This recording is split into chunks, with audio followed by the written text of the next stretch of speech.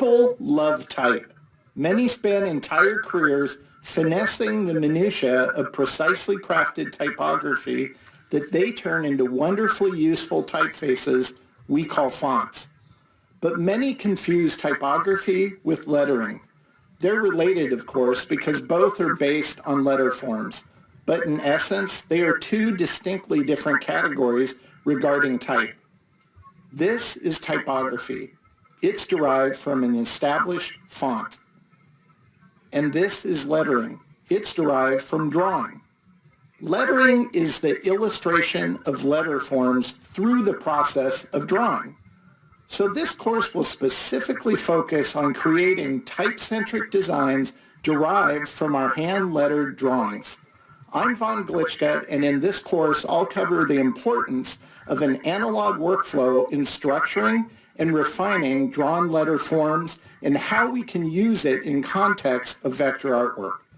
We'll explore detailing cues you need to keep in mind when you draw out lettering, various styling methods to create more compelling designs with your type-based motifs, and showcase hand lettering from some of the industry's best type designers. Improving your ability to create hand-lettered designs is a skill you'll be able to use for a lifetime. So let's get started. The referenced exercise files in this course are available to all lynda.com members. All of these files can be found in the Exercise Files tab on the Course Details page. This content also contains many more resources and information to help you become a better hand letterer as well. So make sure to check them out so you get the most from this course. Truth be told, not all designers draw. That statement would have been unthinkable in our industry just a few decades ago. But with the advent of a digital workflow and access to software tools, designers in general have, in my opinion, neglected their analog skills. Hand lettering, by its very name, implies a tactile requirement, a need to draw it out. There's no workaround or digital trickery to avoid that fact. It all comes down to the foundational skill of drawing. If you find drawing challenging or even intimidating, know it's completely normal and should be expected. No one starts off drawing great. You progress from deficient and slowly proceed to efficient over time. The key is to just start, and once you have, don't stop. Anyone can improve their drawing skills, so make sure to check out my drawing challenge courses on lynda.com. They contain a good variety of fun drawing exercises that will help you loosen up your inhibitions and assist you in developing your own drawing capabilities. Doesn't matter who you are, everyone has the capacity to improve, grow, and learn new things that will make them a better designer in the long run. That fact is, the better your drawing skills, the better your designs will be, lettering or otherwise. When it comes to hand-drawn lettering, you'll be making a lot of design-centric decisions to guide your drawing of the letter forms. Like most design efforts, you'll want to let your design sensibilities guide you. I should point out that I certainly don't consider myself a typophile. Frankly, I don't care about some of the so-called established rules some designers hold to regarding the use and design of type. So the methodologies I'll go over in this course are just how I approach hand lettering in context of my own projects. It works well for me, and it's certainly adaptable to any creative process. When it comes to hand lettering, I live by two simple rules. One, it has to be readable. If people can't read your lettering, then it ultimately defeats the whole point of communicating with it. Two, I have to like it. I don't mind if a client loves the design I create, but if I feel I can improve it further, then I don't consider the job finished. I keep working on it until I like it, and until I think it looks good. Both of these rules are self-evident and, I'll admit, a little self-serving as well. But remember, no one will care about your work more than you. So it's good to have creative conviction about how you approach your design. That said, don't get hung up on the aesthetic rules others apply to type. Feel free to break them and explore with your hand lettering however you wish.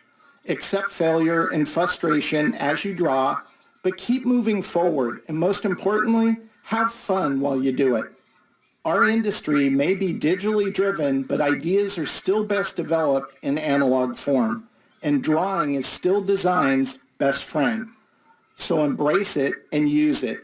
If you do, you'll learn to love hand lettering, and improvement will naturally be a byproduct of this creative endeavor. I want to share with you a handful of drawing tools I use almost every day to draw out my illustrative designs. None of these tools are mandatory, of course. I've just found these specific items very helpful to my creative process over the years. If you prefer other brands and tools to accomplish the same task and you're happy with their results, that's great. The majority of the creative heavy lifting regarding hand lettering is done while drawing. So you'll want to consider the following tools to ease in its creation. A pencil. I usually start my initial roughs using a simple 2B pencil. I prefer the Mono brand. A mechanical pencil. I use this to refine and draw out my design in its final form so I can build from it with precision in Adobe Illustrator. A black marker. I love using black Papermate flare pens to draw out my hand lettering that I intend to scan in and build from. I like this brand because it doesn't bleed. A brush pen. These are great for drawing out thick and thin details on hand lettering. A wide tip marker. I use a Sharpie like this to fill in larger areas or draw out less detailed letter forms. A stylus. A few movies will show how I digitally ink some hand lettering on my iPad using Adobe Draw. When I do that, I either use my Bamboo stylus or my Intuos Creative Stylus 2. Both are Wacom products. Obviously, if you're going to be drawing out hand lettering, you'll want a good quality paper. And I use Hammermill bright white stock. It doesn't bleed and the surface is great for drawing on. Tracing paper. I prefer using a translucent stock made by Nina Paper, but any tracing paper will do. I use this over the top of my rough sketches in order to refine my drawing. You'll see it used in upcoming movies and within many of my other courses. A ruler. I use this to help guide my drawing efforts via a baseline and work out hand-lettered shapes when needed. Any straight edge will do. An eraser. I prefer white erasers. They don't tear up the paper and won't transfer pigment like a pink eraser does at times. I prefer a brand called Mono because it goes with the pencils I use. A sharpener. Any sharpener will do, but make sure to have it within easy grasp as you draw. A tape dispenser. I always use Scotch Magic tape, which has a matte finish so I can draw on it if needed. I use the tape to hold my overlays in place as I refine and redraw. A light box. Like software, analog has a desktop too. I prefer my light pad surface. I draw out my designs and can toggle the backlight on and off as needed to refine and redraw using my tools and tracing paper. I try to keep my process uncomplicated, and these are what I've discovered work best for me. Remember, creativity is greatly facilitated by discovering how you work best. So I encourage you to figure out what you prefer to use and determine what works best for your workflow. Doing so will ensure you can sustain and grow your abilities for your entire career. It's said that you need to know the rules before you can break the rules. So in this movie, we're going to take a look at the various details regarding letter forms in general. This will help us define their use. Many of the rules people hold to regarding typography proper can and should be thrown out the window when approaching hand lettering. When you create, if you think something looks better, yet it's contrary to the established norms, I think that is what being a designer is all about. So embrace your creative prerogative. If you're a type nerd, you may completely disagree with this approach. That's okay, because this course is just showcasing how I choose to approach hand lettering. That said, understanding certain principles regarding type can assist us in our hand lettering efforts, regardless if we choose to adhere to them or not. So let's take a look at the lettering lingo that defines the details of type in general, so we'll be fully aware of them when drawing out our hand-lettered designs. Before we jump into this, I should point out that most of the terms regarding lettering uses metaphors, and I'll point those out when we get to them. And sometimes that's a good thing because it helps you remember it, and other times I think the metaphor they used is kind of wholly inadequate. But we're going to see how you can choose to adhere to some of these or choose to break them. And we're going to start off first with probably the most basic aspect of hand lettering. Now, everything you're going to see in this movie was drawn and inked by hand, and I scanned it and then brought it into Illustrator and auto-traced it. So if I select this, you can see how there's just an absurd amount of anchor points. And if we go to keyline view, it's nothing but vector art. So all the artwork in this movie is, and if you want to check it out for yourself, you can download the exercise file and kind of click through everything. But hand lettering is just that. It's hand lettered. You draw it out, you ink it out, and it's not a font. It doesn't pre-exist. You're creating whatever you're creating, and that's your hand lettering. Now, there's certain principles that apply to lettering in general that are good fundamental things to keep in mind, but as we're going to progress through this movie, you'll see how I don't think you should hold to them ironclad. It's always good to have a baseline. A baseline is, think of it as a tabletop. This is what your letters are sitting on, and this is going to help guide your effort as you create it. There's an X height. This is the totality of the height of the lowercase letter. Then you have the T height, and it's named exactly that because of letters such as T, but you can also see that the I will play into that as well as other letter forms. You have what's called the cap height. This is the capitalized letters in your lettering that will go above the T height. And you also have what are called ascenders and descenders, and those are obvious names. Anything that descends lower than the baseline is a descender. Anything that goes above the cap height is an ascender.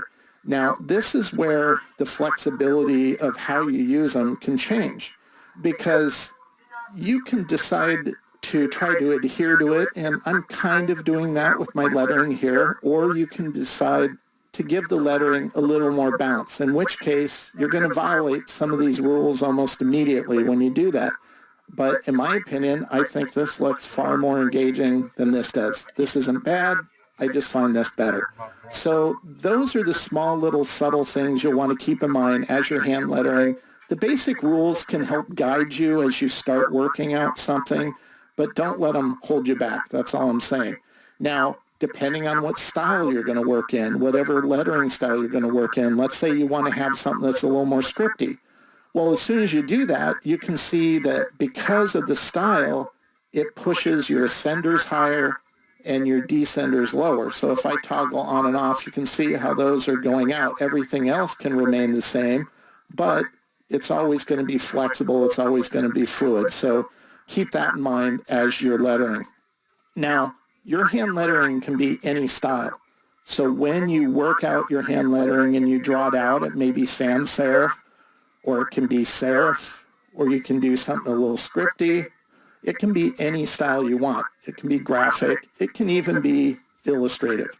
So all the same letter form, letter S, but all handled in different styles. So that's you're your own hand-built font creator, if you want to think of it that way. So pick a style that's, one, appropriate for a project, and just have fun with it and don't be so stringent that you adhere to the rules, because almost always, if you break the rules, you're going to discover something you like even more. Now, when it comes to certain types of lettering, however, you might start with the basis of having a baseline and an X height and a cap height, such as shown here. But when it comes to certain types of letters, specifically letters that have a curve at the top and bottom, they should always go just slightly above the cap height, such as this O here. And we're going to go ahead and turn off these layers. We don't need it. So you can see how this O goes above the cap height and underneath the baseline. So you're always going to have that little bit of curve peeking over the top and bottom when you draw these letters. Now, if you don't do that, you might have lettering like this word, long, and you can see how I have the O and the G is going above and below the baseline and the cap height. Now, if I turn on this next example here, you can see if I made it the same height as the other capitalized letters, they automatically appear to be smaller than the other letters. So that's why you always want to go a little larger in terms of exceeding the cap height and the baseline. Or if you're dealing with lowercase letters, the same principle applies. So, such as with my name, O goes above and below those two guidelines. But also when you have letters that come to a point, such as a V, that extends lower too. Otherwise, if you don't, it's going to look smaller. So you always want to make sure that those things are adhered to as well. Now, when it comes to other aspects and characteristics of letters, they're pretty much universal, regardless if you're talking about typography proper or hand lettering, in this case hand lettering. This form up here, such as on an E, is called an arm. So this is where the whole metaphors come in. Somebody decided this would be good for an arm, so I tried to play off of those metaphors whenever they made sense. Here's another one. These are called legs. You find those on a K, and maybe somebody named it that because a K is like kicking. I don't know, but they decided to call it a leg, and it's almost like as if it's walking. Then you have the foot. The foot is the base of a letter form, such as in this letter F. So that's what a foot is. Then you have what they call an ear and a loop and a link. And this is what these are playing off of here, showing that on a lowercase g. And then you have another one called a beak. I'm not completely sure why they call these beaks, but it's this part of the T here. I actually put a bird head because it makes more sense with beak. But for whatever reason, they call it a beak.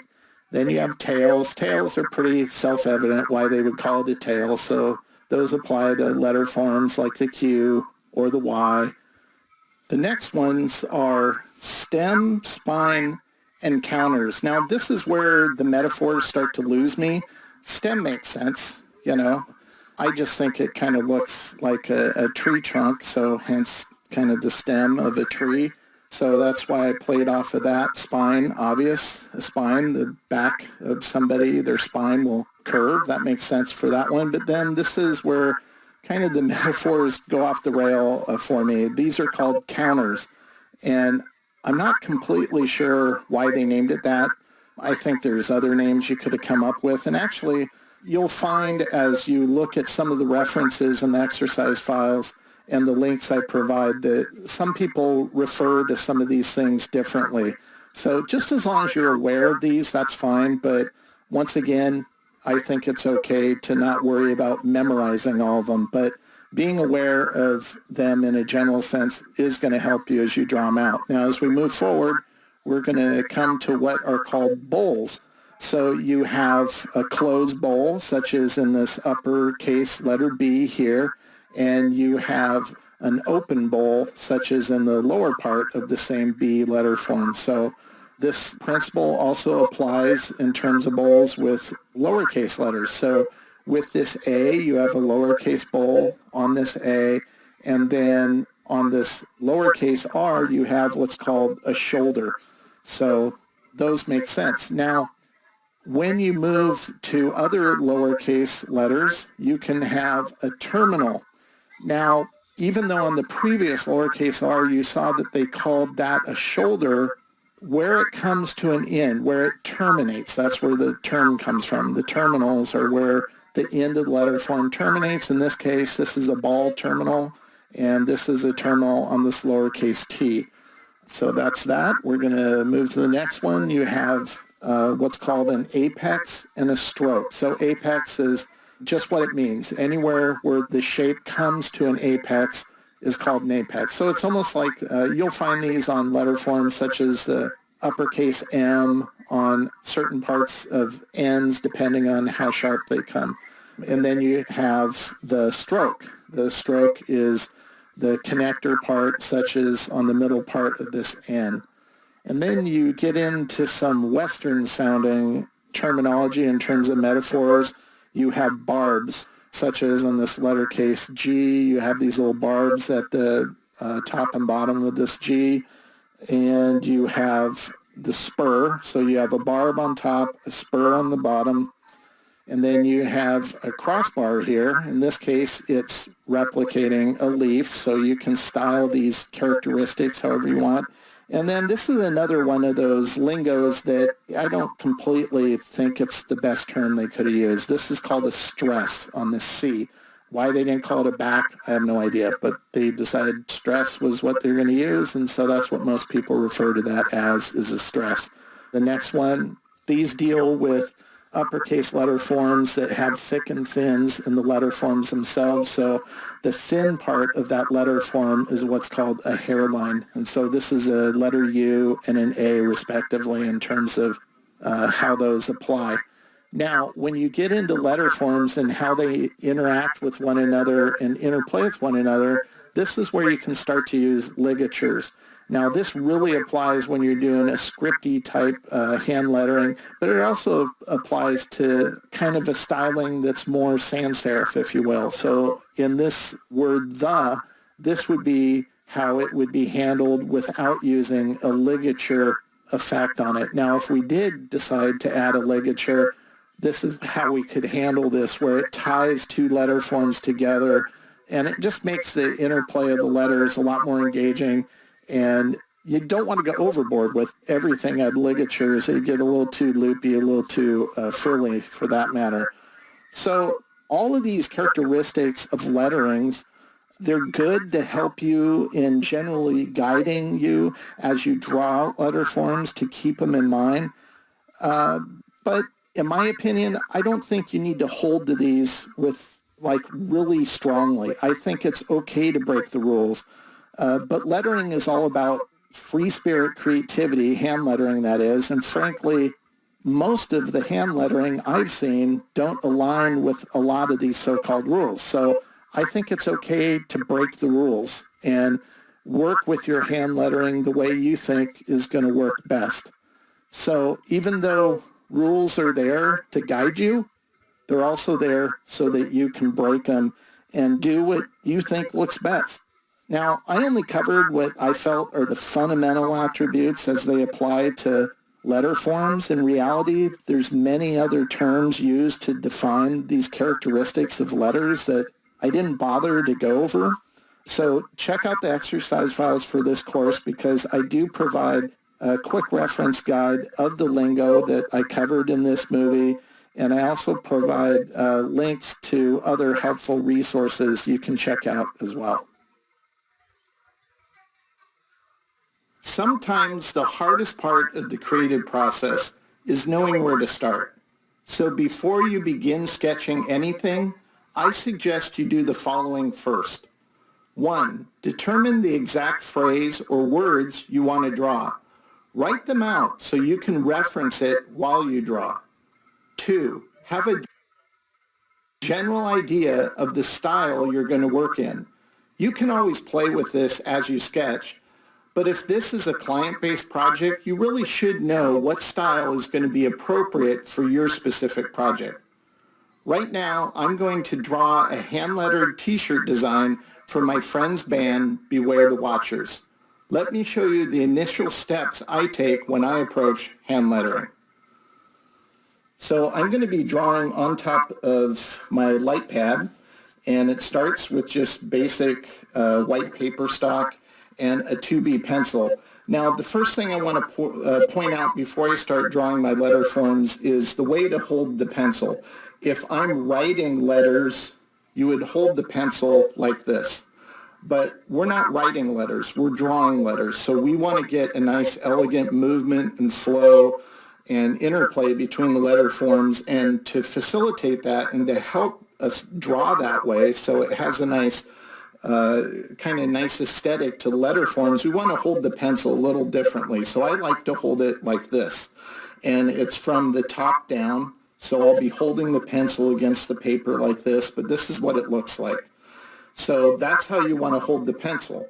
And as I first approach it, I know what the phrase is I'm going to write out now. It's beware the watchers. So I'm just going to start faintly drawing just single stroke lines in order to work out a rough or crude composition, if you will. And we'll just start doing that now. And I hold the pencil like this just to make the process of drawing these letter forms a little more fluid, a little more natural. Not that I'm going to keep everything exactly as shown here. It's just to initially guide my drawing efforts as I move forward. So this is pretty rough, pretty crude. At this stage, if I don't like something, I'll just take an eraser. For instance, I don't like the A and the T, so I'll go back in and I'll refine those a little bit. And once I get my general composition down in a rough form like this is where I'll start to use tracing paper. And the form it is now is just single stroke letters, and it's just to show how they interplay and kind of go with one another in a general composition. I call this bone work. It means if you think of the letter forms as a body, this is like the skeletal structure of the body. We haven't added form or volume to the letter shapes yet, and that'll be the next stage of rough drawing when I work on letter forms. So I'll put a piece of tracing paper over the top, and I usually tape it in place just so it doesn't move as I start drawing. And this is where I can switch how I hold the pencil now in its regular way, and I'll use my underline drawing that I did loosely to kind of guide further refinement. This isn't the final form yet. This is still pretty rough, but it's what's going to kind of guide my overall shape and how they start to play and act. And I'll make a lot of decisions at this stage. And one thing I should point out is when I work on a design like this, I could spend a good 2 or 3 hours at this stage, and it's not even final yet. So I'll work through this, and I'll do usually 2 or 3 directions like this before I figure out that one direction that's going to work well. So obviously we don't have that much time to do that, so I'm going to show you exactly how that process played out for this design. Here's my initial kind of bone work, like I referred to it, and my overlay is right here. And so you can see how I'm starting to work out the volume of my lettering right here. Not only that, there's some opportunity here when you draw loosely like this to erase and redraw and experiment with ligatures. So we have one going here from the W into the T of the word the, and we're also using the crossbar and the H to help form and begin the form of the letter for the E. Now, I'll experiment a lot at this stage. I'll put overlays on here. Here's one example where, since the name of the band is Beware the Watchers, I kind of played off the word watchers and decided, it might look cool if you have an I in the negative space of the R. And we're going to play with that a little more moving forward. But this is where it starts. This is how I start to construct my letter forms from a very rough stage and slowly progress them and develop them as I keep drawing using overlays. Now, with this specific design, they wanted a character to go with it, and they wanted it to be a logo type with the character. So I initially started drawing like a kind of a freaky, not a Bigfoot character, but a cycloptic monster of sorts. But that then gave me the idea, based off of the premise of the band's name, to kind of play off of the all-seeing eye on the back of the money and making that a character. So that's kind of the direction I'm going to take this. And so this is a really rough form. This is rough sketches. And in the next movie, you're going to see me refine this even more, and we'll move it to the final design. And I want to show you one other design because it shows the same progression in terms of rough drawing. Here's my initial rough thumbnail sketch. I did this with a pen, just happened to be out and about and drew it on the fly. And then this demonstrates my bone work where I've, for this specific style of lettering, it's hand lettering. So it's not hand lettering, I'm sorry, it's script lettering. So I've drawn out a script form here. Once again, a single weight line just to guide my composition. Then I start fleshing out exactly what the form of those letters are going to be. So that's the process I usually take when I approach hand lettering. So on any type of lettering project I do at least 3 rough sketches like this one, and I try different variations on each. In the end, some I'll like and others will just be set aside and I'll never use them. And I only show my client the ones I think are strongest. I think that's really important to do that. Doing this type of initial rough sketching helps to establish a solid creative foundation we can build upon moving forward. And it'll help guide us as we continue to refine our lettering in the next several movies. Now that we have the foundation of our lettering roughed out, we need to refine it. That means scrutinizing each and every letter form and how they visually relate to those around them.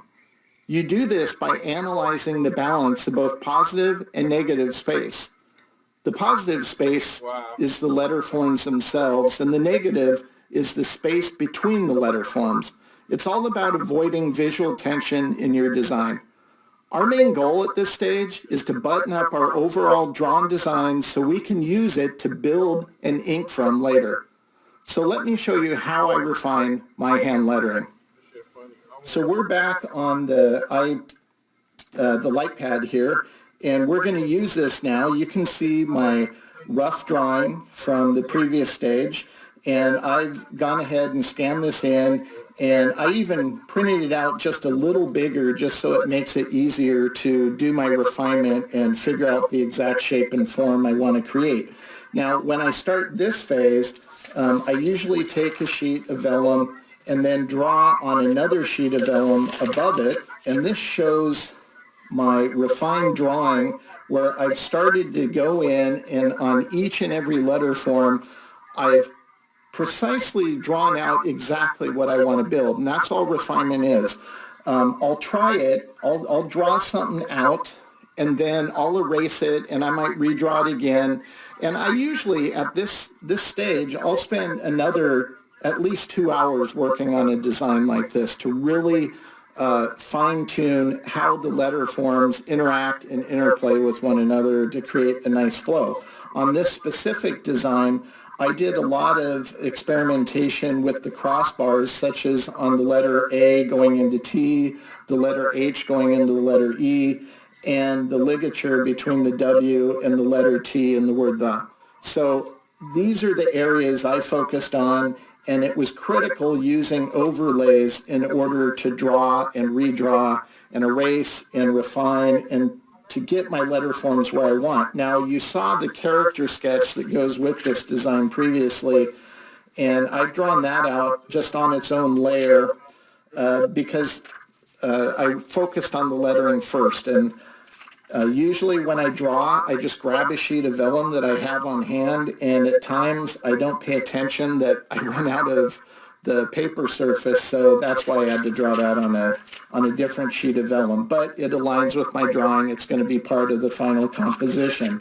In the previous stage, you saw me work out an element of the design in a rough form where I wanted to take the negative space of the letter R in the word watchers and turn it into another design asset with an I playing that negative space. And so I've drawn that out on its own because I'll build that out separately as an alternate to the primary design that I'm creating here. So that's all refinement is. It's refining. It's improving what you started in the rough phase and continually pushing it forward until you get it to a point where you remove the guesswork. You know exactly how you need to move forward now and build it in a digital form. So I'm going to show you one other design that's going to show up later in this course because it uses the same methodology, even though it's a different composition and a different type of design. And like I did previously, well, first let me show you what guided this design motif in and of itself, and that is a profile picture of a skull. So this was the reference that kind of inspired my design approach, and as shown in the previous movie, I first initially approached it with a rough drawing, and I'm going to slide some vellum in here so you can see this a little clearer, and I used a principle here that I'm going to be covering later in the course called a nesting shape. I've drawn out in a rough form my design within that nesting shape. That nesting shape is a skull and other elements around it. So I've worked out in a rough form, but it's too rough to build on, so I need to refine it. And like I did the Beware the Watchers design, you can see my refined drawing of this motif here. So it's really important to utilize this type of methodology to progress your design from rough to refined so that you can move forward and build it so it looks exactly as you intend in the digital realm of the design process. This is a critical point in the creative process. You don't want to rush this. You can easily spend several hours working through a design, drawing, redrawing, and experimenting with your content until you have it just right. The more time you spend scrutinizing your drawing, the less time you'll spend later building it. Analog improves digital and greatly eases the whole process when done well. In the previous movie, you saw me refine my drawing so it was precise enough to build my vector art from.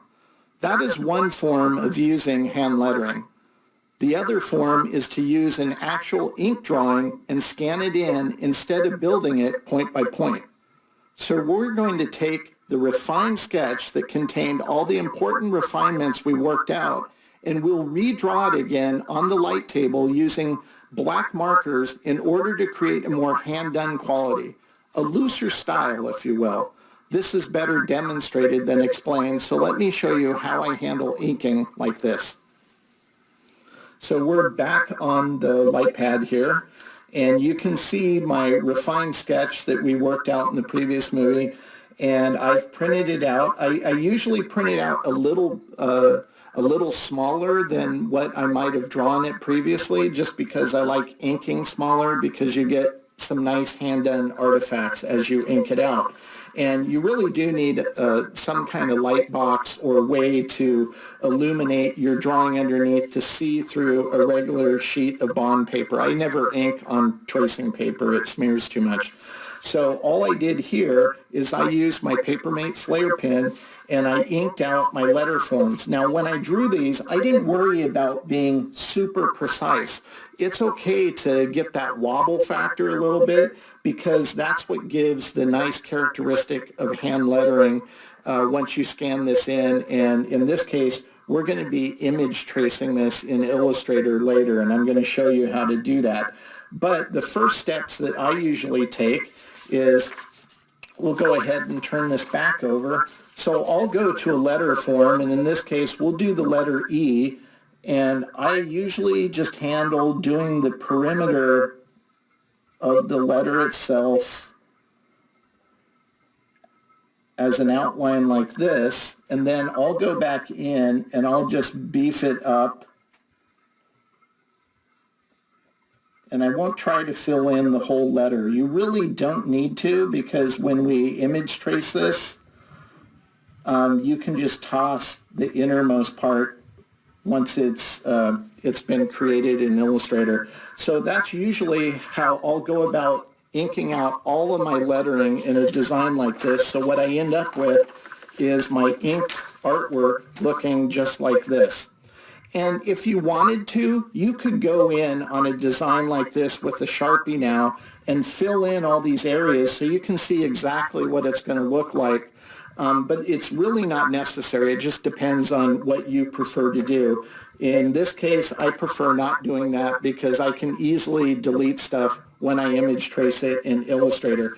Now, I'm going to show you a couple other designs that I inked out because it takes a slightly different approach. And so here's the design I showed in the previous movie. This was my kind of rough drawing. And because I intend to use not an auto trace of my design, but I intend to use a scan of my ink drawing, I didn't bother to draw a refined drawing of this. I'm using my rough here, and I've inked out exactly what I want it to look like, and I've gone ahead and filled it in because I do want to see what it's going to look like at this stage all filled in. You'll also notice I've experimented with some of the shapes because I didn't like how my inking came out. So I've continued to refine the E to make it a little more elegant, but I'm keeping that hand quality to it that's the wobble factor on the edge, where it's not a perfect smooth edge. It has some characteristics to it, refining some of the other ornaments within this layout. So once again, I inked it out with my Papermate Flare and filled it in with the Sharpie. And then the last one I want to show you here follows the same process we've gone through in the previous two movies. It started off with working out what I call the bone work. It's just a rough drawing you can see here, and I'm not drawing out the form of the letters. It's just the shape with a single stroke. I'm working in an illustration into this, which we'll also cover in an upcoming movie, and that goes with shape recognition, using elements to replace letter forms. And so I take a drawing like that, which is easier to draw out in a small form, and I will blow it up larger because I want to ink it larger, because the way I'm going to ink this is I actually put a piece of regular stock over the top of it, and this is where I'll switch pens. I'll switch to a brush pen, and the brush pen just gives me this nice quality, so I can just do thicks and thins and thicks and thins, and it just gives a really nice organic quality to the whole piece. And you can see that especially in the artwork that replaces the letter form of O and the word enjoy. But you're never going to get this perfect most of the time. You're always going to make mess ups as you, especially when you ink, because you're dealing with ink. Once you lay it down, you can't erase it like you can pencil. So there's elements of the E I don't like, so I'm going to clean that up after I scan it in. I also smeared it a little bit. I really didn't like this Y. I stopped halfway through and just decided I'm not even going to use that. And I drew it out a couple more times. Didn't get it right the second time. It took third time's a charm in this respect. So experimentation like that as you ink is really important. So drawing imperfect type is the aesthetic that gives hand lettering its distinct personality. Of course, not every project will need this type of hand-done organic flair, but when it does, this process will work well. Whether you draw with a literal pen and paper or a virtual pen and paper, you exercise the same distinct creative muscle. In the previous movie, I inked out my design in analog using a black pen on paper. I'm going to now take the exact same design and digitally ink it out using an iPad app called Adobe Draw. Let me show you how I do that. So before I jump into Adobe Draw, I just want to make a couple comments on the other apps that you see on my iPad, because these are apps that I use all the time. And I just want to comment on them. I'm not going to jump into them or anything, but just comment on them briefly so you understand how I use them. Penultimate, I really like for doing thumbnail sketches. It had the feel of its drawing ability, feels like you're using a pencil and pen on a sketchbook. So it works really great, and it can work with your Evernote account as well, since they bought that app. InkPad is a great app for building vectors point by anchor point, and you can use all the principles I teach in my drawing vector graphics class in that app. And I've actually created whole designs using that app, and it works really good. Then you can export it out and then open up those files in Adobe Illustrator, so that works great too. Procreate is more of a painting app, but it's excellent if you want to just do purely creative things in a painterly way. It has all kinds of custom brushes, and one of the coolest features that I haven't seen in any other app is it can record the screen as you create. So I have a friend by the name of Karen Larson who paints out these wonderful kind of ornate illustrations, and she captures them and then posts those animated time lapses on Facebook. So it's a really cool way to share your art if you're into that. And a new one to the game that I just discovered within the last month is called Concepts. And I'm not even going to say much about it. Just download it and try it. It's really, really great. It has a few features it's lacking, but as soon as those are added, I'm probably going to start using that more and more. So we're going to jump into Adobe Draw. And you saw me in previous movies working on the project for my friend's band called Beware the Watchers, and so I'm going to virtually ink this. You saw me pencil it out in rough form, refine the pencil sketch, and then you saw me ink it with a pen and paper. Well, we're going to ink it inside Adobe Draw. Now, you may be wondering, how do I get my refined sketch onto my iPad? Well, there's a couple ways you can do it. You can simply email yourself your scan, and then open the email and then save it to your camera roll. Or you can use a service like Dropbox and download the Dropbox app and once again save it to your camera roll. So assuming you've done either of those two things, I'm going to show you how you place an image. What you see right now, it's called virtual inking. This is like a project folder, and within that project folder I have 3 files. We're just going to click on one of the empty ones here. And this is basically what you see when you open up Adobe Draw. This is the artboard, and you have a little toolbar on the side. We're going to click on the layers icon on the bottom, and it'll bring up these layers. And you see 2 layers that are default when you open up the app. The top one is a layer you can draw on, and you can use all the various nibs they provide. We're only going to use the one inking nib, and we're just going to stick with black since we're just inking out our hand lettering for this example. But I'm going to show you how to place an image. So whether you brought your image in via email or through a service like Dropbox, and it's now on your camera on your iPad, you can just click on the photo layer, and this will give you options of where you want to derive your photo from. You might have it on your Creative Cloud account. You can bring it in from there if you wanted to. That's another way to get your images here. You can take a photo using the phone built into your tablet device, or in this case, I already have it on my iPad, so I'm going to click on my iPad, and then this will ask you where. We'll go to camera roll. You can see some wallpaper, and hi, Mom and Dad. That's my parents. I forgot that was on there, but that's okay. They'll get a kick out of that. Now, I'm going to place a different design than the one I'm going to digitally ink just to kind of mix it up a little bit. And this is kind of a preview of an upcoming movie in this course. You're going to see me working on this hand lettering project, but this is the way I built the digital art that I use in the example I'm going to walk through later with you. And that's all you have to do. You click on the image, it loads into Adobe Draw. If we go back to layers, you can see it. It's on this layer. And like I do in Illustrator, when I'm working like this, I will set the value of this, just slide this bar down so it's faint, and then I'll click on the layer above, so everything on the layer below won't be affected. It won't move, it won't shift, it'll stay in place. Then I can close this, grab my nib, and by touching and holding, I can make this as large or small as we want. We'll go with that size. And I'm going to pinch zoom.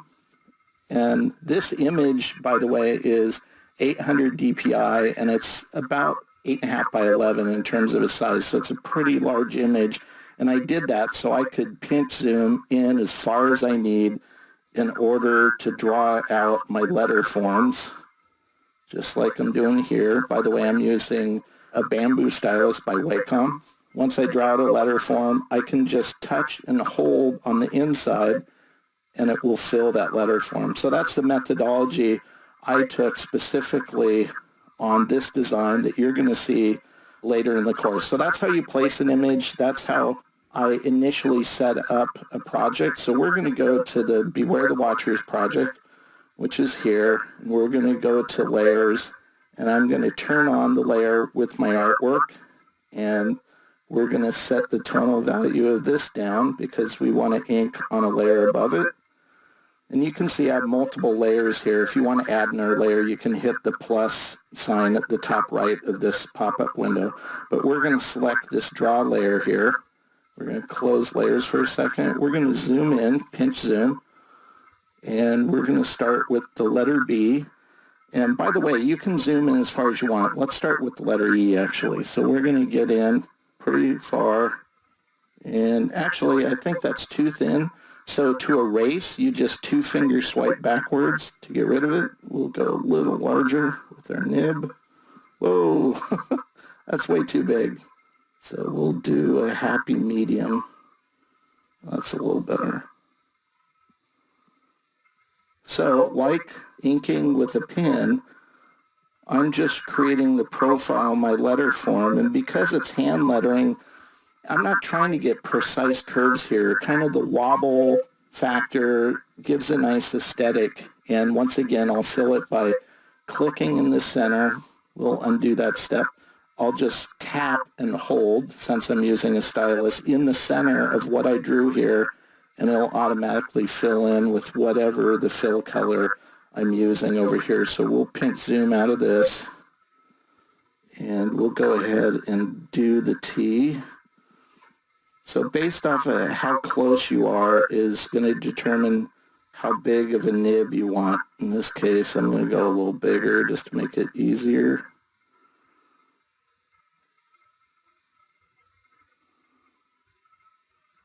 Another good stylus to use is the Intuos Creative 2 stylus. It has a hard nib, so it slides on the screen really easy.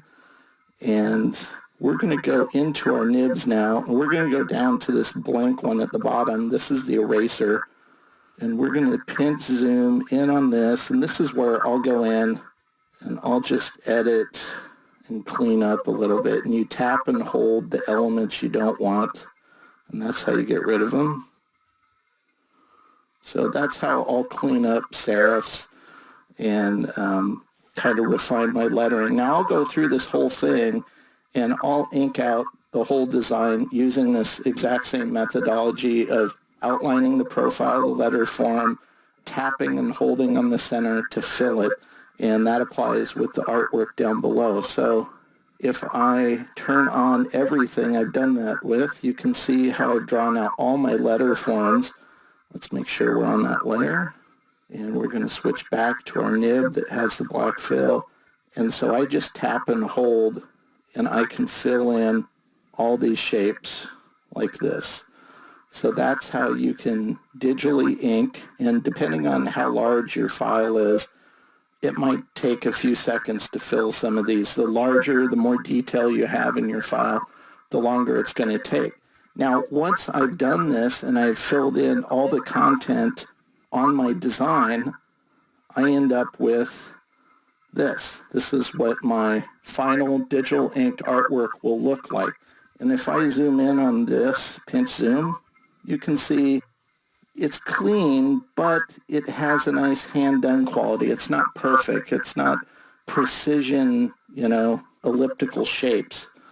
It's hand-lettered and hand-inked on an iPad using digital tools.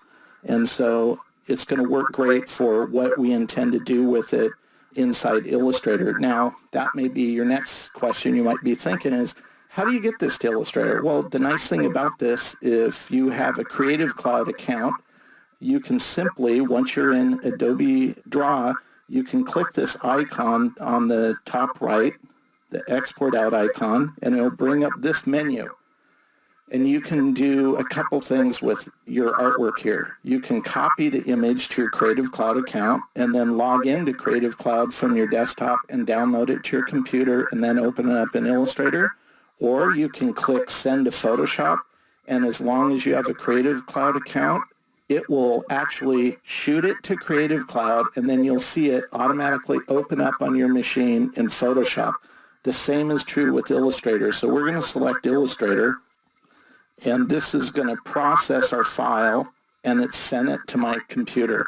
So actually, because my iPad is synced with my work computer at home, it's now sitting on my home computer a few states away. But it's really cool how that feature works. It's really kind of what I call auto-magical.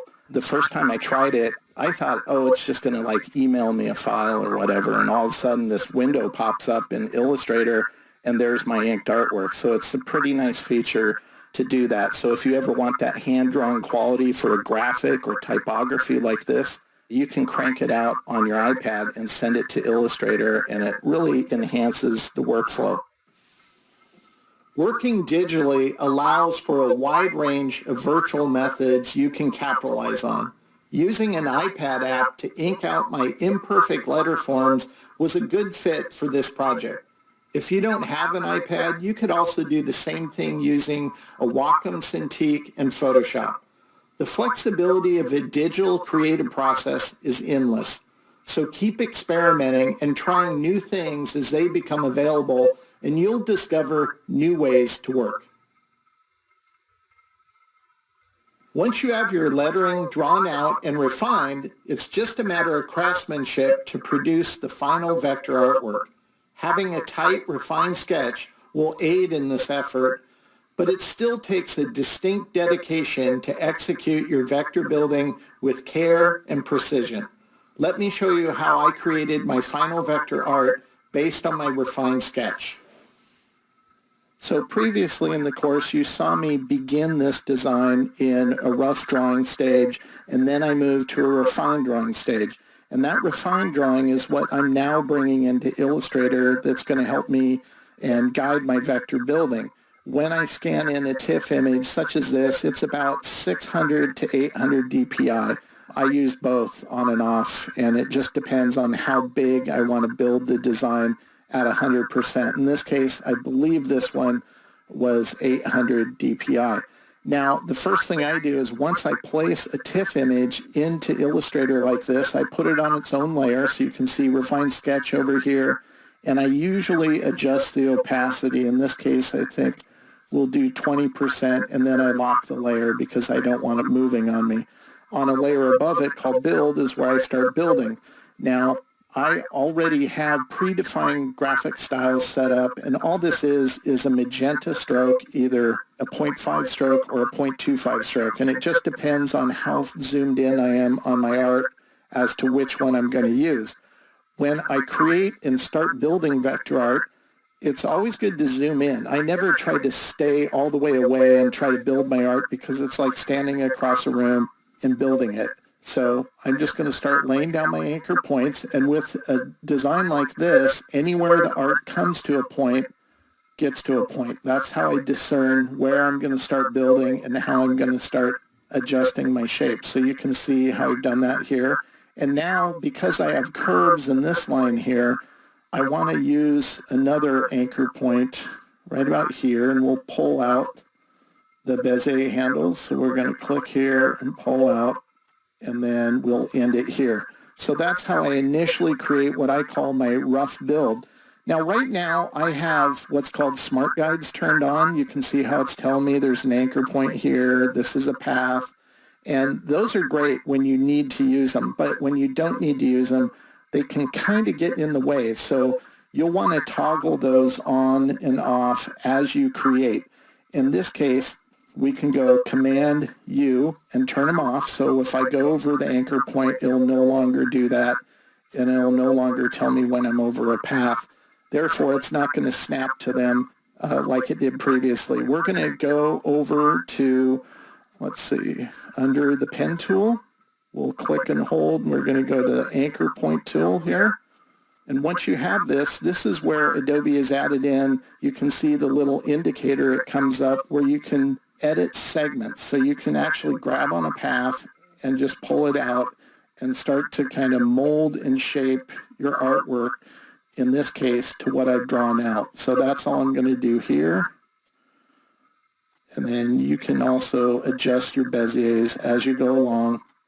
And I try not to use it to pull in all the way. I'll pull it enough to give me access to the Bezier handles, and then I tend to use those to guide me from that point. Now on this one, I can use the existing Bezier handle to get that.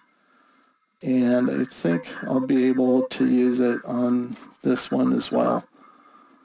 So there's my base art for the outline form of the bee, and all that's left to create now is just the inner form of this letter shape. So we'll go back to the pen tool. We'll go here, anywhere. If you think of a clock in your mind, this is 12 o'clock, this would be 3 o'clock. Just pull the anchor handles out as far as you need to access them. Don't worry about getting it exact. Then we'll come down here, click these. Once again, if this is like 12, then this would be 3. That kind of helps you figure out where to place the anchor points.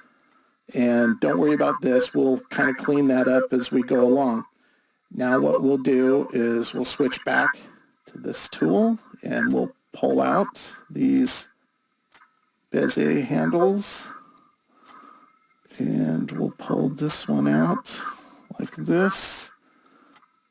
And this one will do the same.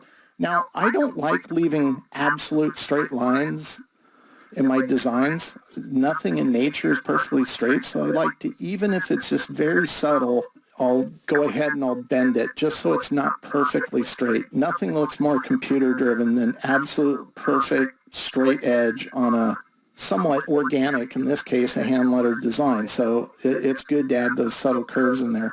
Now with this created like that, I'm going to go ahead and use the Pathfinder palette. So we'll open that up. And we're going to fuse this into one shape here. And then that'll allow us to now go back in and just delete this shape we don't need. So that's how I'll create all my art for this design. So if I zoom out on this, you can see how we've just created the letter B. Let's zoom in a little more. And I've gone ahead and created all the base shapes for that. So you can see how those look. Now, even though these were my initial build vectors based off of my underlying drawing here, it's not that I don't have the flexibility to make improvements as I go along. If I turn on this compare layer, you can see how, we'll zoom in on the E, that's one of the most obvious ones, where my initial drawing aligned with my sketch, but as I saw how it compared to other letter forms, I realized it would look better if I adjusted it as I go. So making those kind of improvements as you move forward is how you improve, in this case, a hand-lettered design, but that applies to any type of design. So you can see anywhere where it doesn't align, I've improved the shapes as I move forward, such as on the A, this other E, this R, the S. So I made a lot of micro improvements along the way to improve the overall design. Now, if I go back to the complete design, you can see how that came out in color here. And this is, once again, a t-shirt design for my friend's band, Beware the Watchers. And I liked the character that I came up with for this. Now, also in the previous movie, you saw me draw out an extra piece for it, and that is like a secondary usage. And that's what you see here, where I took the inside letter form of the R, and it kind of plays off of the term watchers, and I gave it an I. So not all projects are going to need the final art to be so clean and precise, but in context of branding, most will. So knowing how to move from an analog drawing and then build it out with precise craftsmanship is a skill that will serve you well for your entire career, whether you're creating a hand-lettered design such as this or any other design for that matter. I cover all these systematic build methods and the ideation that drives them exhaustively in my course, Drawing Vector Graphics on lynda.com.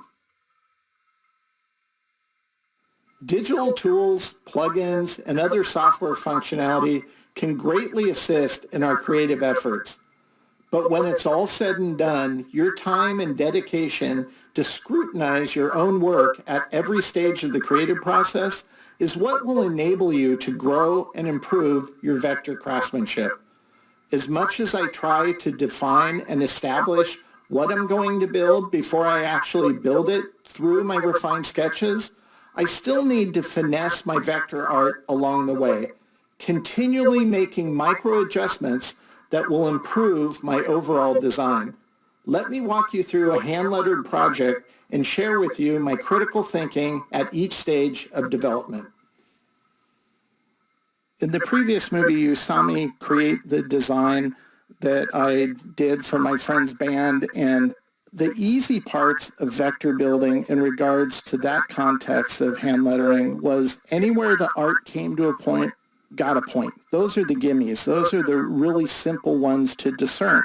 But when you get into typography, specifically hand lettering that gets more scripty, you're dealing with a lot of curves, a lot of ways that the letter forms are going to kind of swirl around and interact with one another. And that gets a little more complex in terms of building. So it's good to understand methodology, what I like to refer to as the clockwork method, because I think it's going to help you discern how to create this vector art. Once again, this started in a rough sketch stage. So this is my really rough sketch here. And once I had this, I was able to refine it and create my refined sketch. Now on this design, I built it out the same way that I did in the previous movie, which is just by building out with paths. And I don't worry at this point about fill. So if I zoom in on this design, we're going to focus on the letter O here. And these are all my base vectors for this design. Now, the reason why I'm focusing in on the letter O here is because I use the principle that I call the clockwork method in order to, accidentally moved. This is why you want to lock your sketch layer so you don't move it. Now, I'm going to just select certain anchor points in this, and it's all the curve anchor points. Now, look at the Bezier handles, these anchor handles that are coming out from the anchor points themselves. This is what's creating what's called a Bezier curve. That's what all these curves are in this path. They're called Bezier curves. That's the technical French terminology for what they are. But notice how the anchor handles that are pulled out are all set at what I call prime point placement. I used a clock in terms of my thinking as I built this to know where I'm going to place it. So these anchor points on the outside, this would be 9 o'clock, 6 o'clock, 3 o'clock, 12 o'clock, 9 o'clock again, 6, and then wherever your art comes to a point, gets a point. So that's how I discern these shapes. That's how I work through this and finesse it. Not to say I'm not going to improve it as I go forward, because not everything I draw is going to look exactly the way I intend when I go to build it. So I use the same principle, though, on this shape. So once again, it starts at a 12 o'clock position, but because this is angling, it's at a slight angle. But if you look at these two handles for these anchor points, they kind of are parallel with one another, and that's important because it flows down into this long curve, and you get into the bottom curve down here. But you can see that I drew it out so that the thick and thin was a little different, but when I built it, I realized it looked better if it was a little thicker up here. So I'm always trying to art direct myself as I'm creating, as I'm building, and this is where it's really important to do this. And one key area on this design that it was just not looking good based off of my refined drawing, and that was in the E. I really had to work this over quite a bit at the build stage in order to get the elegance I wanted. So I now have all my base art. Where do I go from here? Well, before I make the final decision of this is the design I want to use, I tend to fill it with black, and then I'll print this out. And then I'll look at the printout, because I found that it really helps to earmark areas that could be improved on a design when you look at an actual printout, when you look at a hard copy of what you're creating on screen. It's too easy to appease yourself aesthetically when you look at the screen. It doesn't always reflect accurately how something is going to look and feel when it's used in the real world. So I printed this out, and then with the printout, I use a red marker. I'll go in and I'll mark up areas. And this showcases all the areas of this design I felt weren't working well, or I thought the curves weren't elegant enough, or they didn't flow well, or the thick and thins were a little off and needed to be adjusted. So these are all the areas I'm now going to focus on, and I'm going to improve those. So I'm going to turn this on now, and we're going to make a comparison between this and the previous. So this is with the revised line work on, and this was without, with. So you can see how it's changing the characteristics. And it might look subtle on screen, but it really is improving the letter form. So if we go up to this O, here's the original, refined, original, refined. So even though they're subtle, they are improvements nonetheless. So it's important to improve and continue to work out your design as you move forward. Now with this one, I ended up colorizing it like this, which is a simple gradation and a subtle drop shadow. Now you can also play with your coloring. So I also did this coloring, and this uses what I call a subtle pattern within it that looks really nice. And this pattern is a nice little kind of scroll work pattern I created, and it's handled in a monotint format, just white tint on the colored background of the letter forms themselves. So if you want to know more about patterns, check out my Drawing Vector Graphics pattern course, and you can find out how to make your own patterns. But a lot of these courses kind of utilize a lot of methods I go over in a lot of different courses. So I'm interchanging a lot of the methodologies I might use in a pattern course, or I might use in my Drawing Vector Graphics course. They all go together. They don't stand on their own. You can utilize all these methodologies together to create a compelling design regardless of what the specific discipline of design is. So, and the last coloring I want to show you is this one. And this one I really like just because it utilizes the pattern in the background, and then the type is white sitting on top of it. So it's too easy to say it's good enough. If you're tempted to do that on your projects, especially a hand lettering project, don't. If that thought comes to mind as you work, it's a good sign that you should set the project aside for a while. Do something else, then later reapproach it and look at it with fresh eyes and scrutinize it. What can you improve on? Is there something that you can change that's going to make it better? If something doesn't feel right, then work it out until it does feel right. Don't ignore that. That's really important to develop that kind of skill set within your own design prerogative, to really kind of be your own worst critic. Remember, it's normal for the creative process to get messy at times. So hang in there, be your own worst critic. Always be questioning whether this looks as good as it can, because no one will ever care about your work as much as you do. Digital methods can never fully replace tactile skills. And with hand lettering, most of the time, you'll be drawing and inking it out in analog anyway. Once you have your inked hand lettering, all that remains is to scan it in and create usable vector art from it. This isn't a difficult process. It just takes attention to detail to do it well. So let me show you how I take my inked lettering and turn it into vector artwork in Illustrator. Once you have your hand lettering inked out, it's all about scanning it in and then bringing it into Illustrator in order to image trace it. Now, on this specific design you saw me ink out in a previous movie, you can handle it one or two ways. In this case, what you see on screen now is how I initially scanned it in. And I could bring this exactly as shown here and place it into Illustrator as I've done here. This is a 800 DPI bitmap TIFF. Now, I'm going to auto trace this, but as you can see, I haven't bothered to fill in all of the inside areas of the letter forms or for the character art for that matter. I didn't bother to do that. I only filled in what I needed to. Now, we can get rid of these after we auto trace it. It's just a little more work, and it tends to be kind of a pain. So I like to not do it this way, but I felt obligated to show it this way as well because you might not mind doing it this way. So I just want to show that you can do it either way. So we want to open up image trace. So we're going to do that here. And if you don't have your TIFF image selected, all of the panel for image trace will be grayed out. You won't be able to use it. So you'll want to select your image that you intend to auto trace. And one important thing you want to do, though, is by default, this is how the panel will show up. And there's an advanced section. You want to make sure you click that, and then you want to make sure to select, because by default, it's automatically off.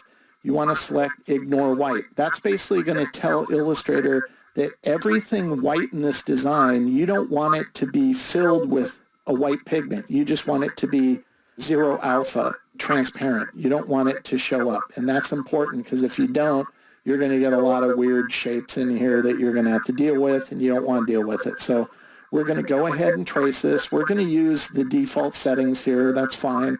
And we're going to click Trace. And you're going to get this warning that says, hey, there's going to be a lot of anchor points in this. Well, yeah, it's kind of like a big duh, because you will get a lot of anchor points because that's what image tracing scanned images does. So I always just click Do Not Show Me Again. I know what I'm doing. I'm a professional, and click OK. Once you've done that, it's going to process your image, and it's going to say, okay, we have it ready to go. Do you want to commit to it? So how do you do that? Well, you have to go up to the top menu bar here, and you can see Expand. Expand is basically saying to Illustrator, that's fine, give me access to the vector right now. And so we'll click that, and you can see how many anchor points it adds. It's an absurd amount of anchor points that get added to your design in order to image trace it. But if we zoom in on one of these, you can see how these interior shapes, if we go to Keyline View, are actually independent shapes like this. So what we're going to have to do if you scan it in like this is we'll have to select these and then just hit delete in order to get rid of them. Now you might have some artifacting going on, meaning little tiny specks that you're going to have to get rid of, but it's all about just selecting these interior shapes and just hitting the delete key to get rid of them. And it just takes time. So it's laborious to go through your entire lettering and to handle that. But when you do, you'll end up with your scanned, auto image traced black and white artwork. But it's going to take you time to do that. So let me show you what I feel is the better way to handle this, just because I don't like wasting time. And I like making a process as easy and as efficient as I can. So we're going to turn this layer off. We're going to go to this TIFF image. Same thing, at 800 DPI, bitmap TIFF, exact same image as the previous one we auto-traced. The only difference is, before I brought it into Illustrator, I filled in those inside areas using the paint bucket in Photoshop, which took all of maybe 30 seconds. And so once I did that, then I saved the TIFF image and brought it into Illustrator. So now I don't have to clean up anything in terms of all those interior shapes. I can just once again open up image trace, and we'll want to make sure we have Ignore White turned on because it won't be on by default. And then we'll trace this. It'll go through its process. It'll be done. We can close image trace now, and we can hit expand saying we're okay to go. And you can see that we now have our artwork. And if I go to Keyline View, we have none of those interior traced elements because we took the 30, maybe a minute to clean it up in Photoshop first before we brought it into Illustrator. So it's a good creative habit to get into. It's just going to save you time, and you don't have to bother with accidentally missing some of those artifacts after you scan it. So this is the same exact design, but rather than being built anchor point by anchor point with a little more precision, as shown in a previous movie, this one was just image trace based off our ink drawing. And sometimes you might want to do that because the aesthetic you get is more handcrafted, and that's good. So this was the final design. So if I zoom in on this, we'll zoom in on this character, and you can see, we'll get really close with his eye. You can see how, if we go to keyline view, we have quite a bit of anchor points showing on this one. And if we compare it with the clean version I created in one of the previous movies, we'll turn that on here. And you can see this is the clean, where I built it one anchor point at a time. So to compare, you can see the W going into the TH doesn't have a whole lot of anchor points. But if we click this one, has a whole lot more anchor points because it's based off of a hand-inked design. So it just depends on how you want to use it. What is the complete aesthetic you're going for? Both are hand lettering, but one has more handcrafted styling because it was inked, and the other is cleaner and built anchor point by anchor point in Illustrator. So it all depends on the final aesthetic you're going for based off of which approach you want to use. So going from ink hand letter design in analog to final digital format can accelerate a design build time greatly. It just takes time to hone your drawing skills, but once you do, you'll be able to do exploratory design a whole lot faster and increase your overall design potential as well. In the previous movie, you saw how the Adobe Draw app allows you to send your digital ink lettering to Adobe Illustrator. It's a unique and helpful workflow. But once you have the artwork in Illustrator, there are several things you'll want to do before you proceed further. Let me walk you through how I handle this type of artwork. You previously saw me digitally ink out this design using Adobe Draw on my iPad, and then you saw me send it to Illustrator. This is the exact art that showed up on my end in Illustrator.